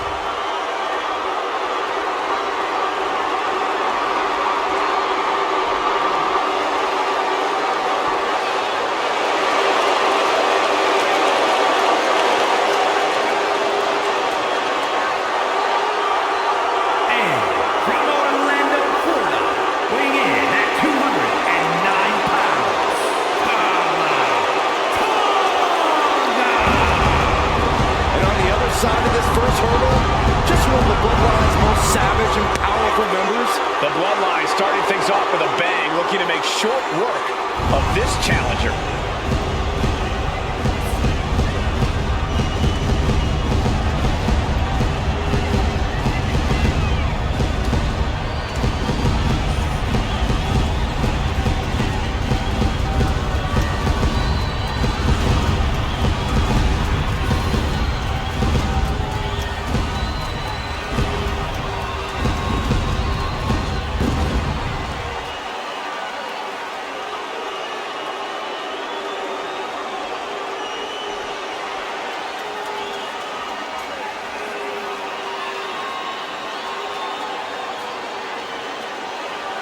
This is where it begins, the ultimate gauntlet challenge against the full might of the Bloodline. Win or loss, this is an historic undertaking.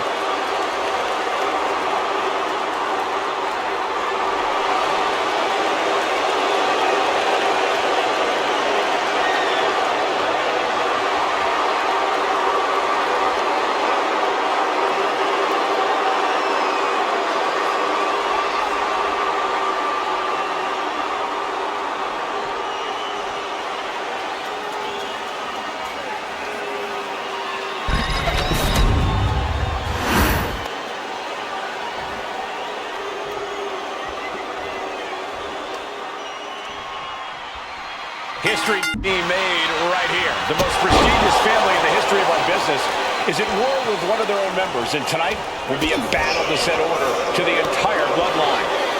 An uphill battle is what it will be. You have the toughest set of competitors trying to dash your dreams of being recognized as the head of the table. Jeez. Just pounding away. And we know there was turmoil in the family coming into this match, so much so they decided a gauntlet match was the only way to set the narrative straight. Let's call it what it is, Michael. The family wants to put this member in their place, wants to bring them down a peg. To me, tonight reads more like punishment for having ambition. Holy, meet the barricade. The old forearm smash combo.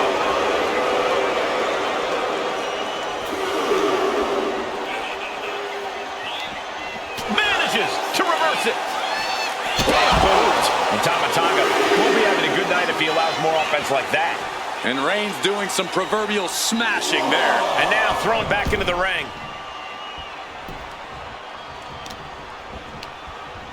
And Tama Tonga reverses. And we know the lineup we are seeing tonight is exceptionally talented. Each one is capable of taking anybody to their breaking point. Yeah, but I think our prime challenger has a chip on their shoulder. As dangerous as this lineup looks, I do believe the most dangerous individual is the one who's taking them all on. From the top! Nobody home! What an impact! Chess match of counters and reversals happening here. You saw that being telegraphed. And Tama pays for leaving an opening. Oh, the power! The amount of force behind that is enough to knock a normal person out. And now propped up in the corner. Doesn't want to be on the top rope like this. Counters to gain the advantage. All these counters, it's like they're in each other's minds. Moving him onto the top turnbuckle. You know what, guys? I was afraid it was going to get to this point. Top rope! And finally shoved off the top. Misses the target. Using the elbow as a weapon. Here we go. It's popping off. Getting up now is not an option. They have to finish this. Looks like we've got ourselves a brawl here. This is a war of attrition with neither superstar wanting to be the one who surrenders. WWE Universe appreciating these athletes going all out. Each exchange just sapping the energy from these two. What impressive determination from both competitors, keeping at each other no matter what. We're on the top rope, son. On the top rope. As is part of town for these two competitors. This could go south in a hurry. Here we go. Superplex. This is getting into dangerous waters here. Looks like the gas tank is running past E now. Cut off with a kick to the gut. Reigns with us. We got a cover. Digging deep for a kick out. Almost inhuman at this point. Honing in on the arm. Oh, bombardment of strikes. Reigns really having his way right here. This is a more daunting task than Tama Tonga taking flight. And Tama evades that.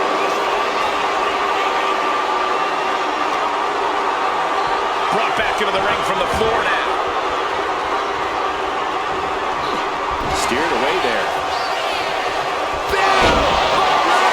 And that can vanquish Tama. Is it enough? The cover! Two! Oh, not yet. They just got the shoulder up. Oh, that was more than close. That was inches away from 3 millimeters.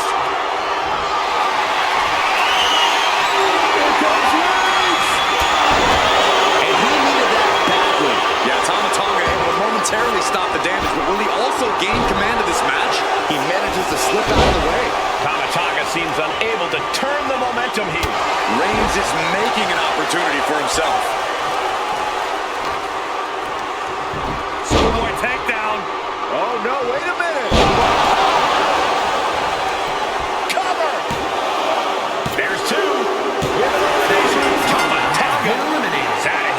Plenty of superstars waiting to take their turn. Lots of match left to go. And here he comes, Yokozuna entering the gauntlet.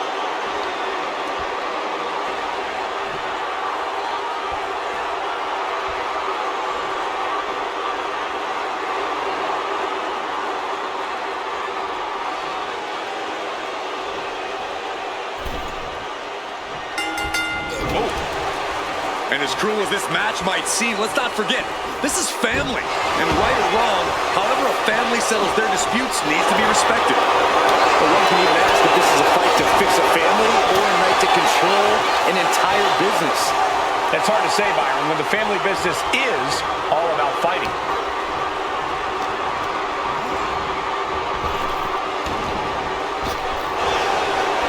Momentum has pivoted towards Roman. Yokozuna needs to reassert himself back in this match.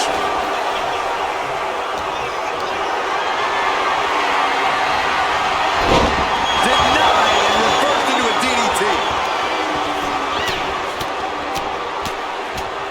Vicious, aggressive attacks. And let's not lose the reason for this match, the right, no, the honor to have sole possession of the seat. He's got the shoulders down. Not quite there yet. No harm in seeing if you can finish him off quick there.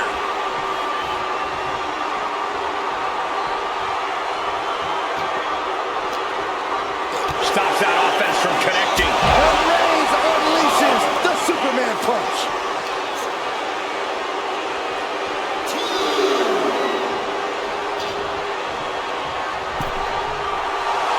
Roman has taken a moment to soak it all in. Reigns had that scalp. The head of the table cinches it in. Now the guillotine choke is taking out so many superstars. Gotta find a way out of the guillotine. They're not gonna last long while we're bridging out. Incredible. What a headbutt. Vicious.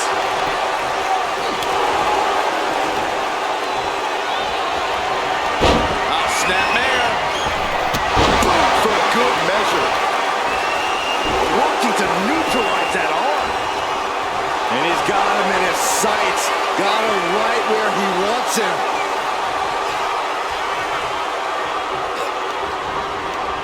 Saw it coming and went for the defensive headbutt. Hooked up. Driven down. Snapmare delivered by Reigns and a Boom right to the face. he may get the 3 count right here. This is it. Yeah, no, he doesn't get the 3. Now is not the time to wallow in disbelief. Pressure must be kept on. Yokozuna able to avoid that. Denied with an elbow. Snapmare takeover. Followed by.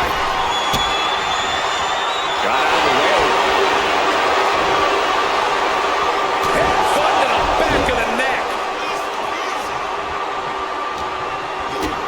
Kick to the gut. What a right. Reigns is setting up. Let go. Here it comes. Gets out of it with a well-placed knee to the face. And Reigns got turned around there. Rapid fire Samoa drop. His body is showing the effects of this match. Oh, goodness. Wasn't expecting a kick to the face. God. Yokozuna encountering some serious resistance that time.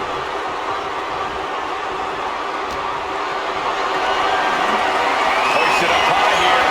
Down in a hurry. Yoko says this one's over. Yokozuna has him on a dream streak. Truly cannot believe that didn't even get a 1 count. I don't think anyone inside this building was expecting a kick out after that move from Yokozuna. Unbelievable. Kick out at 1. Unbelievable, more like inhuman.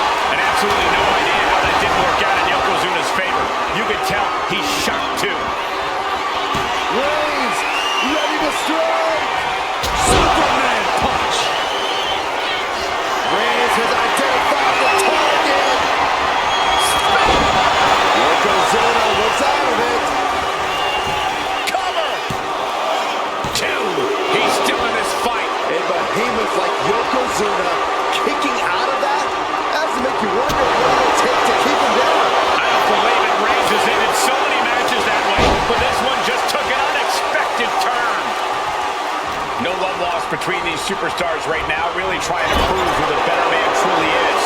Counters on top of counters, and these opponents are at an impasse. Oh, and the cover! And that'll do it for Yokozuna's tenure in this gauntlet match. I don't even know the entry pool at this point, but I know we got fights for days left in this one. And now it's Jimmy entering the gauntlet.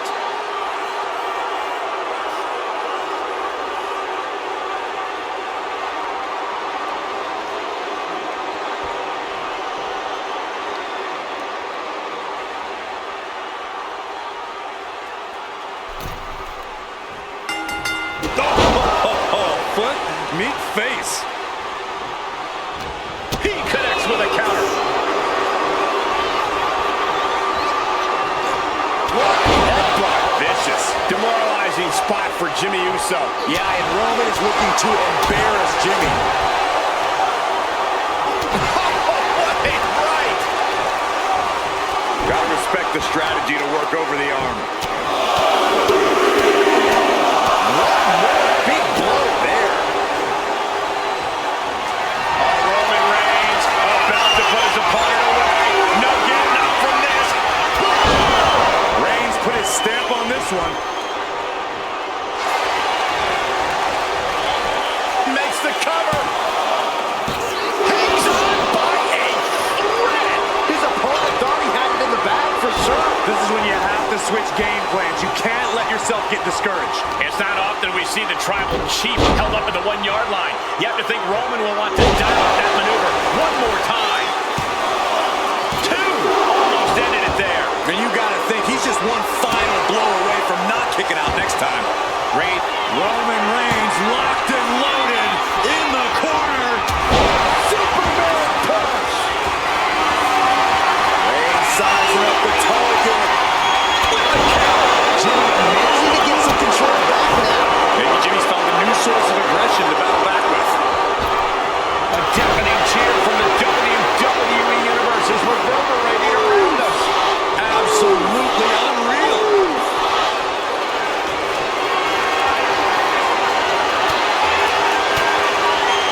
Caught with that sharp elbow. Oh my God. Able to evade the clothesline, looking for a pinning combination. Shoulders are down. Does he have it here? Not forgetting the trying, but Jimmy Uso's been eliminated in this gauntlet. One superstar down, many more to go. Throwing down the gauntlet. Gauntlet time for Rocky Maivia. Here we go.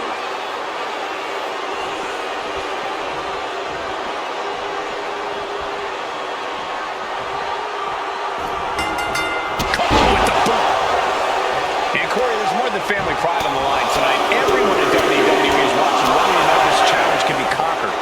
And think about the bragging rights. If you run through the gauntlet of one of the most prestigious families in all of wrestling, you will automatically be considered the toughest badass walking this earth. Fisherman suplex. Incredible. Cover. This could be it. Somehow breaks the count immediately. Look at the look on his opponent's face, Cole. He can't believe it. He's hurled out and crashes down to the floor. He's able to slip away from that.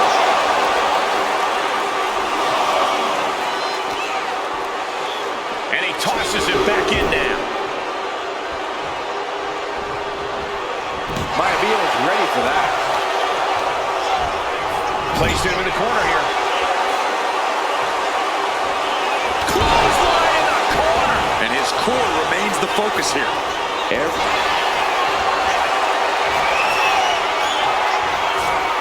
Vintage move here. The Cobra Clutch. The more he fights, the more pain he's in. But he can't. Elbows trying to free himself, and he escapes. Superman into the cover. Kicks out. He still has life. This is going to come down to who wants it more.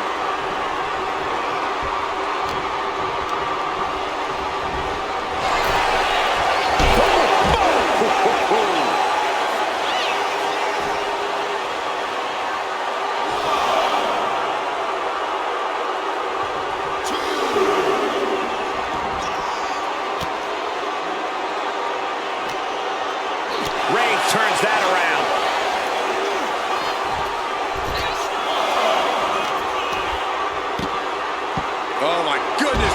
Ah, what a smash. That is just insulting. Miami against stonewalled. Whip back into the ring. Rocky's looking sluggish. Things could be winding down for him. Forearm gonna come off the rim, putting his opponent to sleep with the guillotine. The neck just being wrenched away at. The guillotine locked in. This is all. That was an incredible counter. Oh, God. Smart, attacking the arm. And he counters.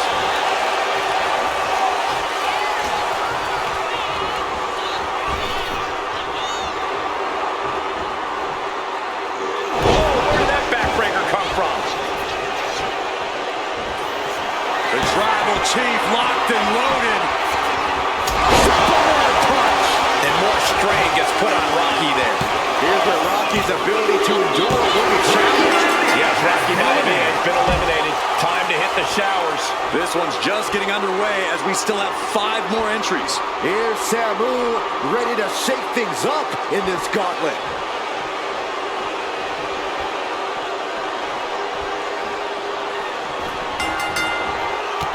Textbook jumping clothesline. Oof. What a match. What a match. Samu running into some trouble. Samu has to trust his instincts at this point.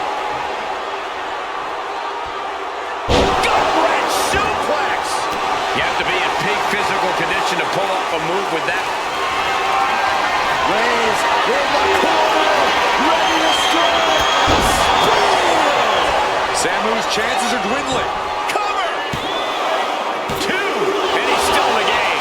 I truly thought it was all over there. Talk about resilience. Yeah, but did you see how the referee had to get into position? That was all the difference. And Reigns absolutely can't believe it, but he cannot let... Reigns! And Reigns nailed it. Is it enough? The cover! A kick out? I don't believe it. I don't know how he just kicked out, and I'll tell you what, I don't really think he knows either. Roman has been denied. This is not something we're used to seeing, and by the looks of things, neither is Reigns. Reigns just imposing his will right now. And bit by bit, Reigns chipping away at the competition. Cover! 2 count. And that ends Samu's time in this gauntlet match. And with 4 more entrants to go, this isn't over by a long shot. Next in to run the gauntlet, it's Jey Uso.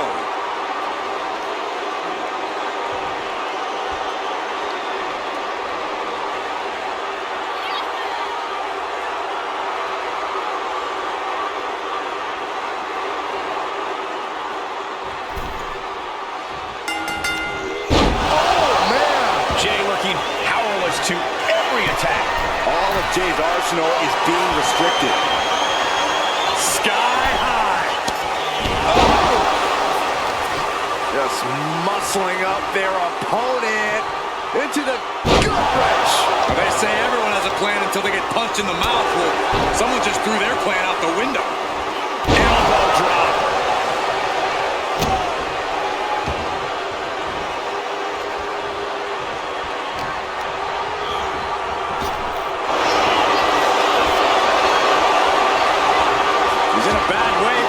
Something left in the tank. Oh, what a clubbing blow. Roman Reigns has just taken command. Roman seems tapped into his endless reserve of strength. The WWE faithful communicating in no uncertain terms. It is electric in here. Setting course to the top turnbuckle. From the top. Someone get the spatula. We have a human being to scrape up. 2 count, just kicks out. He's still in the fight, but for how much longer? Holds up the clothesline, turn around. Big combination here, what a move. He thinks he has it. Beautiful. Might sneak one. You have to think this match is starting to take its toll. Oh my God, a DDT! Spiked him. Escapes out of that attack. What a headbutt. Vicious. He's able to dodge out of the way. Just using their foot as a weapon. So ruthless. The Tribal Chief. Reigns in the corner. Ready to strike. Jay is out. That is it. Cover. 2. He manages to kick out. What strength. What a crucial kick out, and the blood is still pumping for Jey Uso. And after all that, Reigns still hasn't ended this battle. Vicious, downright savage club right now. And now Jay is getting beaten down. And Jay needs to find an opening fast.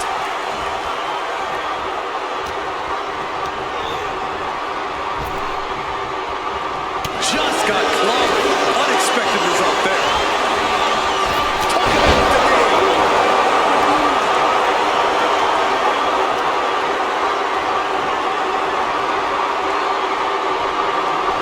Jay with the cover. This might do it. He kicked out. Oh my God, he kicked out. How is that not 3?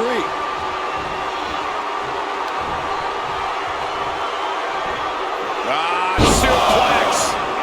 Reigns hangs on. Another one. A third? Grip by Roman.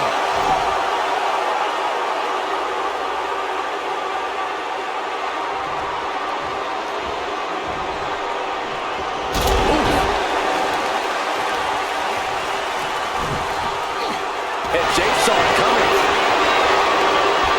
Just sent crashing to the arena floor.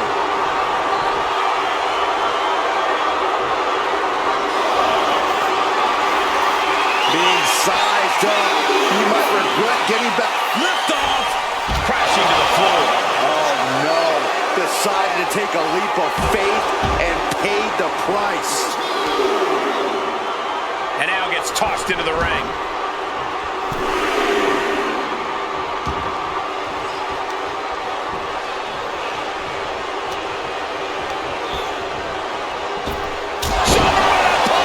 And deep into the match, Reigns lets fly another heavy attack there. I have to imagine Roman is looking to end this soon. That'll be the end of Jey Uso in this gauntlet match. But there's still 3 more challengers waiting their turn. Oh, this is interesting. Alpha getting in on this gauntlet action.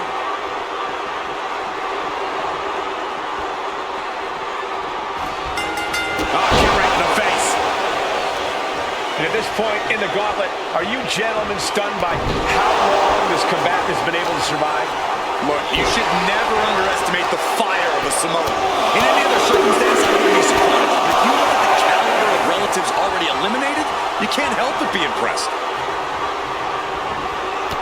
Textbook jumping clothesline. Oof. Reigns is wasting no motion. And Roman might just have more in store. So ruthless. Reigns has identified the target. Stand by. No coming back from Reigns after that.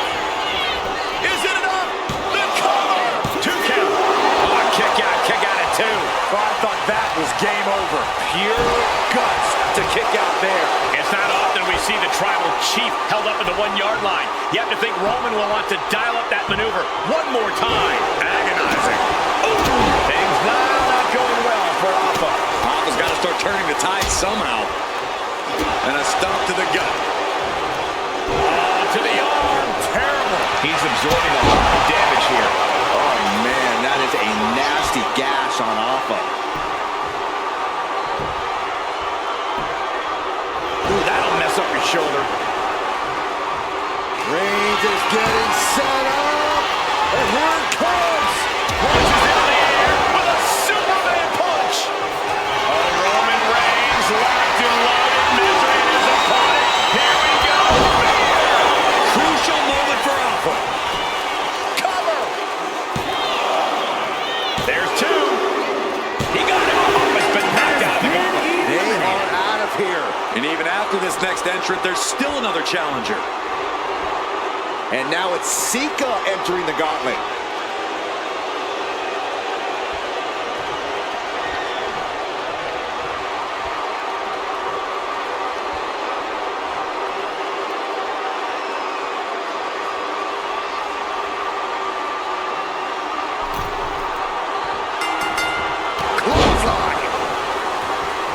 As we get deeper into this war for the head of the table, the WWE Universe has gained hope. They're starting to believe a miracle is possible tonight. The energy in the arena has shifted. Members of the Bloodline may have expected things to be over by now, but somehow one of their own has proven to be defiant in the face of all challengers. Manages to land a big headbutt. Both sides with an answer to every piece of offense. Dropped him with a big shoulder tackle. But I think those constant attacks to his torso are adding up. Yeah, Cole, this could have consequences for his future. Watch out! Misses big time. Boot.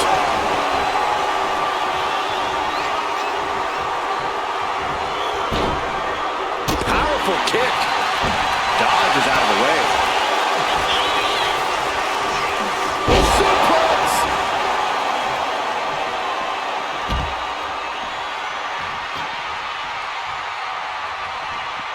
Great ring awareness saved him.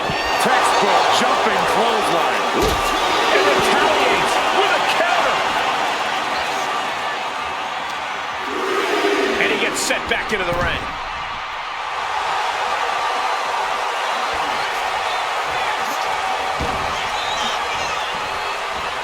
Reigns able to sidestep.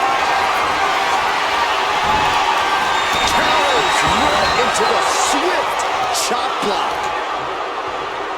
Oh, the knee just being torn apart now.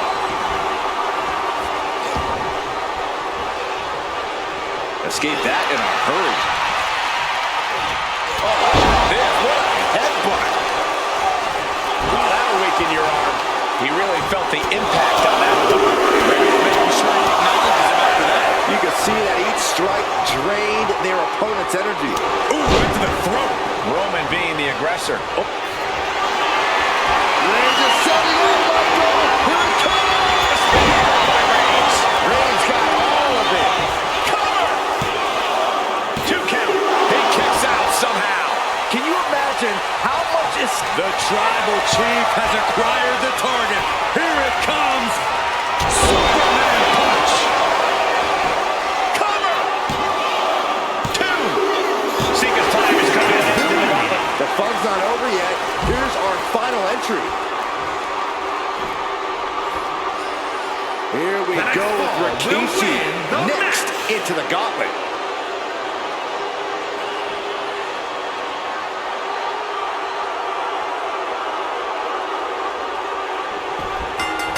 What a spear by Reigns. Can Rikishi come back from that? Transitions into the pin. Is this it? Kick out. I thought it was finished off for sure. Somehow, someway, escapes defeat. Still alive. I don't believe it. Reigns has ended so many matches that way, but this one just took an unexpected turn.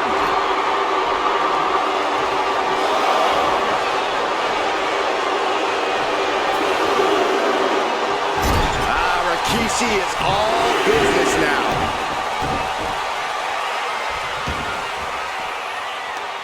Ooh, that hurt right to the kidney. Golly. One final adversary stands in the way. The road has been tumultuous, but the finish line is in sight. Finish the job on your fellow brethren, and there will be no question as to who sits at the head of the table. Big moves. Things now not going well for Rikishi. Yeah, Rikishi's on the wrong side of every exchange. Agonizing. And Reigns is really fired up. Watching, waiting, and we know exactly what he's thinking.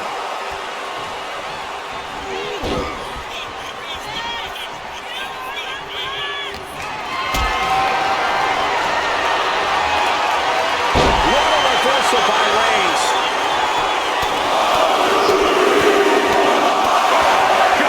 Roman cannot be stopped here. Reigns is making an opportunity for himself. Struggling to get back on his feet. Looking lost. Here we go.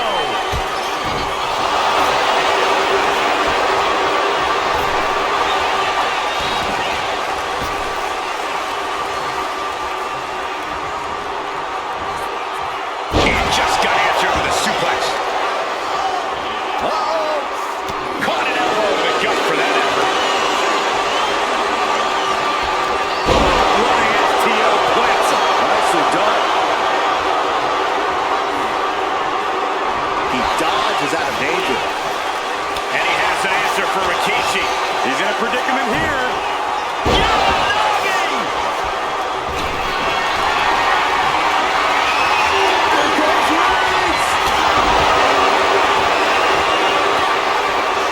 Rikishi got him right where he wants him. Oh, he flips that around. Rikishi's in a bind. Spiked with a Uranagi. Roman Reigns ready to go. Superman punch. And straight into the pin attempt. There's two. Kicking out in time. I cannot believe what I'm seeing right now. No one can. Oh, right on the arm. Bam, answer with a headbutt. Ooh, put the elbow counters that. Oh, what a clubbing blow. Oh, saw it coming and got an elbow for their trouble. That hit connects from Roman Reigns. Oh, that is going to leave a mark. The arm getting pummeled. Things now not going well for Rikishi. Yeah, Rikishi needs to reassess his strategy. What a right.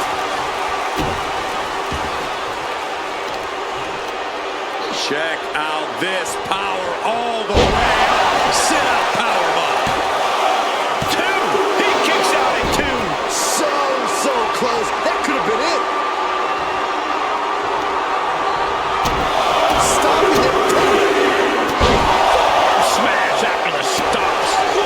And Rikishi is being pushed past the break now. Could be signs of trouble for Rikishi here. Unparalleled intensity for Roman Reigns. And bit by bit, Reigns chipping away at the competition.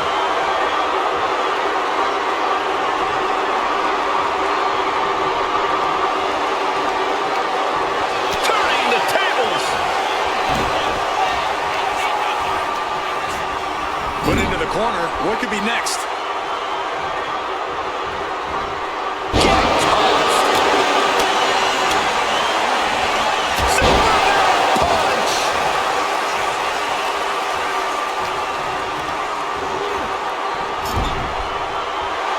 Roman Reigns saying this is not the WWE.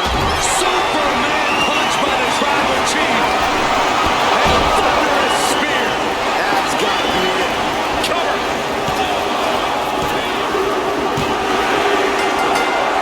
What a decisive victory for Roman Reigns. Just incredible. The winner of this match, and officially, your Tribal Chief, Roman Reigns! The battlefield was laid out. The gauntlet was fierce. Pain will live tomorrow.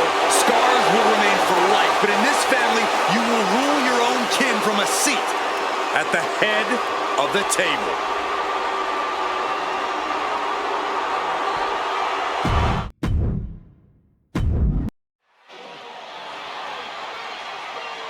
Solo Sikoa lifting Cody Rhodes up. Spear from Roman. Cover. Hook to the leg. Cody somehow survives. Are you kidding me? How? How did Rhodes survive? Desire is how, Corey. Grit is how, Corey. This is how bad Cody Rhodes wants to finish his story. What the? It can't be. It is! John Cena's here. Cena's in WrestleMania. A saving grace for Cody Rhodes. John Cena here to fight off Solo Sikoa. Solo sent crashing to the outside, courtesy of the franchise. And an attitude adjustment! The Tribal Chief has been dropped.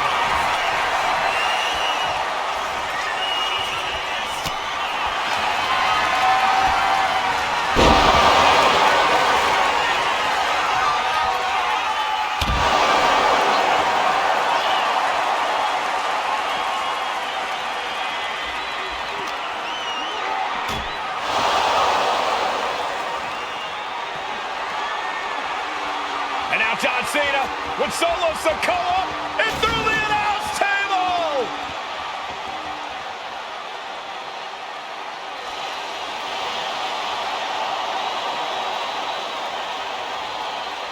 Oh, hold on, guys. Hold on. You gotta be kidding me! The final boss is at WrestleMania. What a moment this is. Brings back memories from WrestleMania over a decade ago.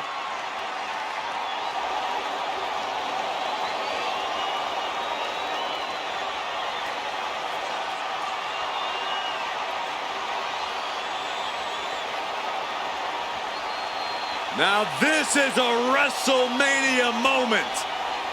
Rock and Cena face to face, feeding off the electricity of this crowd. This is absolutely surreal.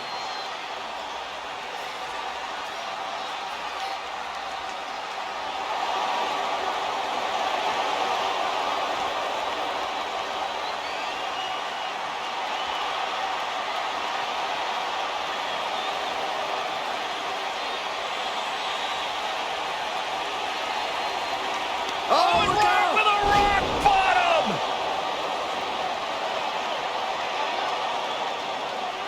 The final boss strikes, and Cena is down. And now The Rock taking off the Mama Rhodes weight belt, and he's going to use it against Cody. What? Oh. No way. No way. Guys, What is going on here?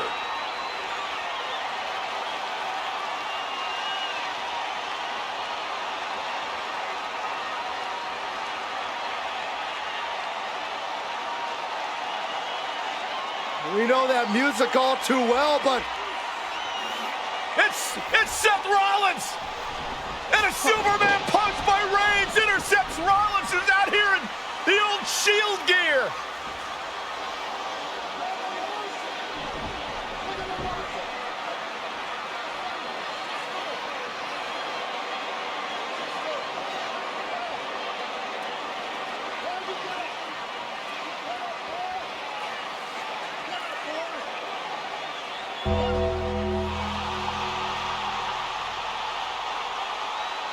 Now what?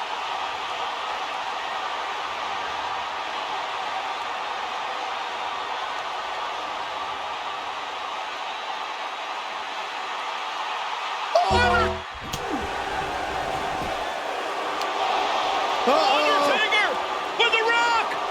Chop slam! The Undertaker's back in WrestleMania! unreal.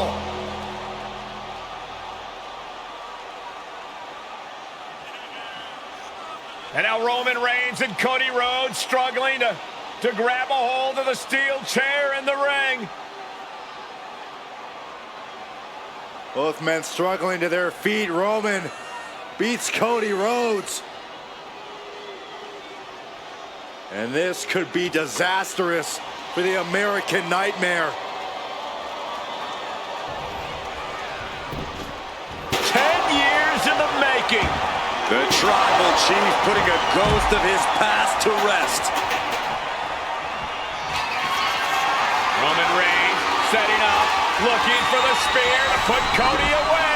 No! Cody catches Roman. Crossroads.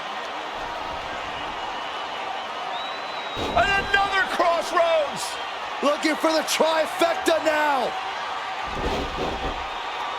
Finish the story. Everybody seems to think that WrestleMania 40 was the night the Bloodline ended.